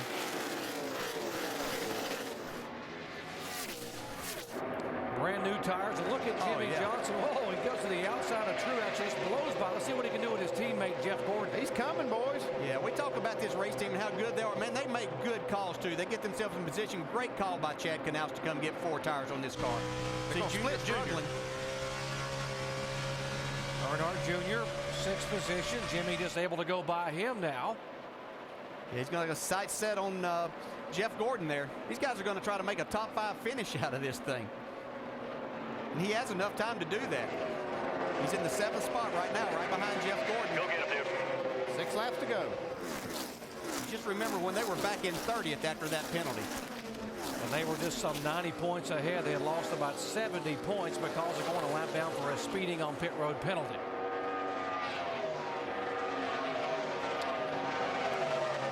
That's his actual car owner, Jeff Gordon, who's right in front of him. How hard is he going to race him? Well, there's no match for those new tires. Yeah, it doesn't matter how hard he races. He can't hold those new tires off. Yeah, here's the 5th place car that he's going to go by before he gets to turn 1. I don't think he's finished. What a call by Chad Knaus to bring him on pit road, put fresh Goodyears on, and everyone else is sitting duck out there. That was a great call by Chad. He's going to get another spot before the end of this race. He's got Kyle Busch up ahead of him, and he's catching him pretty quick. Might even get more. He might get more. Carl Edwards has jumped out to over a 1.5-second lead. That's why we're not showing you that. We're going to watch and see just how much Jimmy Johnson could get. This is just a remarkable comeback for these guys. From 30th to a possible top 5 or better finish at Atlanta. That is a championship performance. Well, David Reagan, another nice run. As you see him splitting Jeff Gordon there, battling Jamie McMurray and also the 2-car, Kurt Busch. Again, these are new tires on these cars. That's why you see Jeff Gordon slipping back. He doesn't have as fresh as the guys in front. This is 6th, 7th, 8th, and 9th. Kurt Busch is 6th. Here comes McMurray on the high side. Here comes David Reagan on the inside of him. Here we go, into the 4th spot here. 48 car, Jimmy Johnson. Just shows how good. These guys said that these tires were good for up to 10 laps, and that's all that they had. And what made this such a great call was it was a single file restart. Didn't have to deal with the lap cars. We got a caution flag and a green, white, and checker. They may be in trouble with Jimmy Johnson. Yeah, he's still coming. He's maybe going to get another spot. He's got 3 laps to get it done. 2.5 laps. Carl Edwards just hanging on for dear life out there with 3 laps to go. 2. You know, nice and smooth, buddy. Nice and smooth. Here comes Jimmy Johnson for that 3rd spot with Matt Kenseth. You know, we heard Dave Burns ask Carl Edwards before the race about going out there and doing all you can do, and it might not be enough. And this is exactly what he's talking about, because this 48 team just makes something out of what could have been a disaster today, and he's going to gain very few points. He's going to get another spot here. Denny Hamlin ahead of him. He's still got another lap. How about that? He could end up finishing 2nd. White flag. One more time. Bring him back here. See Hamlin really fighting the steering wheel right there. This is the final lap, so no chance of a green, white checker, but here comes Jimmy Johnson on Denny Hamlin. Yeah, he gave him that outside. I was a little surprised there. See if he makes that run. If we talk about this turn 4 pass, it's not going to be for the win this year, but it might be for 2nd spot. There's Carl Edwards. Here's the battle for 2nd as they are in turn 3. Carl Edwards, whoa, coming out of turn 4 cut. As the 48 makes the pass, and Carl Edwards will come down and win for the 7th time in 2008, and Jimmy Johnson finishes 2nd. Unbelievable. What a great day for those guys. Man. What a remarkable performance. All week long, we talked about Jimmy. Awesome job, driver. Carl Edwards did all he could do to try to gain points, but it's just so hard to make points on Jimmy Johnson. Yeah, all week long we talked about Jimmy Johnson chasing history. When they had the checkered flag, it was Jimmy Johnson chasing Carl. Watch this as Jimmy Johnson gets down into turn 3. He gets right on the side of Denny Hamlin. I guess this car, you see it start getting loose right there. Almost overcorrected and got into the 48. Great job by Denny Hamlin. Yeah, it was. Not to cause a crash. Look at this crew right here. Wow. Boy, Chad, you should be very proud. I bet you are proud of these guys, Rick Hendrick, because what a call by Chad Knaus. And here is Carl Edwards, and the fans here know what's coming next. And looked like they were going to take a day and could be disastrous for this 48 team, and they actually gained 34 more points. Carl Edwards with this, just a really, really good, solid day in winning this race. He did a doubleheader win in 2005. He wins yesterday and today. Carl, a winner in the NASCAR Sprint Cup race at Atlanta Motor Speedway. Nice to see our in-race reporter do well. What a great job Carl did with us in talking all day long, answering all the questions. Let's go down where Mike is caught up with the crew chief. And quite a day for the 99 team. What can you say about your driver's ability? Just saw on that wheel and handle a loose race car at a place like this. I can't say enough about him, that's for sure, you know. We struggled a little bit on pit road today. For a while, my plans worked out with the 48 struggling, but you know, that's a great program right there. They battled back and were able to kind of box us in a little bit on pit road, so we lost some spots there last quarter of the race, but you know, made a good adjustment there at the end with the driver's guidance, and that car came alive, and the driver got up on the wheel, and he went after it past 3 cars from the last time we stopped. And a good display of sportsmanship too, Jamie. Chad Knaus came over to congratulate Bob Osborne at the conclusion of this race. And Chad Knaus called his driver brilliant, and it was all celebration at the end. Jimmy, was that the best your car had been this entire race? We had segments where it was better, but having new tires versus those other guys, that was just a great call. I mean, a risky call, and you know, it just shows that Chad's out there racing. He's not trying to ride around and you know, just get points. He's out there trying to earn them. And he called me for tires and told me to put my cape on, and off we went. So I'm very happy that we got a second place today. The Scobalt Tools Chevrolet was good. I guess he made a mistake getting onto pit road and got nailed for a speeding violation, and then we just fought to get back. So I'm leaving here very happy. It's almost like a win today. People are going to say you guys just have this magic about you. You said it wasn't necessarily the best the car had been, but on the restart with 8 to go, you guys were 11th, and you went all the way to 2nd, Jimmy.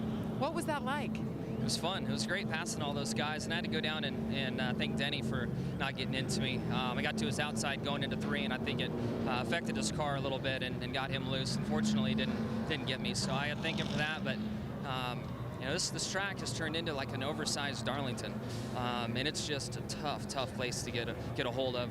They came with a new tire, and I'm not sure the tire gave us much help or relief, but we were sideways. Everybody was all day long. It was a tough day. It's days like this that win championships. Shannon, he secures his points lead. It's 180 plus. Shannon? A wild last lap for Denny Hamlin. 3rd place finish, but you're very disappointed. Why? We had a race-winning car there, and just you know, our car didn't like those cycles on those cautions. We had the field licked, and we had that debris caution. It just changed the whole complexity of the race, and when that happens, you gotta take it for what it's worth. You know, we tried to do the best we could. Our car did not like cycles at all. Throughout the day, our car wasn't good on cycles. So, but my car gave me my team gave me the best car they've ever given me here. They gave me an opportunity to win. My pit crew did awesome. We just weren't able to capitalize. All right, Denny Hamlin finishes 3rd. Doc? 3 races to go now in the chase for the NASCAR Sprint Cup. And the point standings, Jimmy Johnson gains 34 points today. There's the margin, 183 over Carl Edwards, who gains 2 positions. Kevin Harvick and Jeff Gordon both up a spot. Clint Bowyer back 2 positions in the standings. What a final effort for Jimmy Johnson to come from 11th to 2nd in the final 8 laps. And how about this guy? Cousin Carl Edwards led 6 times for 98 laps. Let's go down to Dave Burns. We've already had the celebration on the track, taking the checker, doing the backflip, and now in victory lane with your crew. To talk about retaking the lead on lap 309 and driving away. Man, first of all, just got to thank Office Depot, Aflac, Ford, Sprint. These Samsung Instinct phones are great. And mostly the fans for coming out here. But, man, that last restart, or the second to last restart, Denny spun his tires, and I spun mine a little bit, and then he spun them again, and I pushed his bumper, and then he spun them again, and he went to the inside, and I thought, man, here's my chance to get to the outside, and I really didn't think he was going to spin him that second time. Thought I was going to bump him, and he was going to keep on going, and figured I'd follow him for a while, but it just worked out great. I can't thank my guys enough, and man, we went to the Aflac Cancer Hospital and met this kid, Dalton. He gave me this necklace. This is his Courage necklace. Really cool kid, and it's really awesome. He said this would bring me luck, so an awesome weekend for us, and I just can't believe how great this weekend is. Now, you're going to need some more courage, because we talked at the beginning of the day about doing all that you could do. You saw who finished 2nd behind you. Who finished 2nd? The 48. Are you kidding me? He came all the way back. They took tires, and he drove back to 2nd place now, so you've still got some work to do. Man, you've rained on my parade all day. I'm sorry. I'm telling the truth. Could have done without that one. Jimmy's an awesome competitor. I mean, Chad and Rick and all those guys came down and thanked me, but congratulated me. But that's unbelievable. He does a great job. Got to thank the engine department, the guys who build these race cars, Jack Roush, for giving me this opportunity. This whole weekend, just unbelievable I get to do this. It's very awesome. And you've got 3 more good tracks coming up for you. Yeah, 3 more good tracks for us. And man, Jimmy's magic. We gotta go win those next 3 and hope for the best. Carl was magic today. He's in victory lane, Alan. And so next week, it is on to Texas. Carl will have another chance to do a double. Saturday, the Nationwide Series race, ESPN 2, 3 Eastern time. And Sunday, race 8 in the chase for the Sprint Cup, the Dickies 500, ABC 3 Eastern. That is next weekend. World News or your local news is next, except on the West Coast. So Carl Edwards wins today in Atlanta, but Jimmy Johnson comes back from 30th place to finish second, and Johnson takes a big point lead to Texas next weekend. Thanks for watching ESPN on ABC.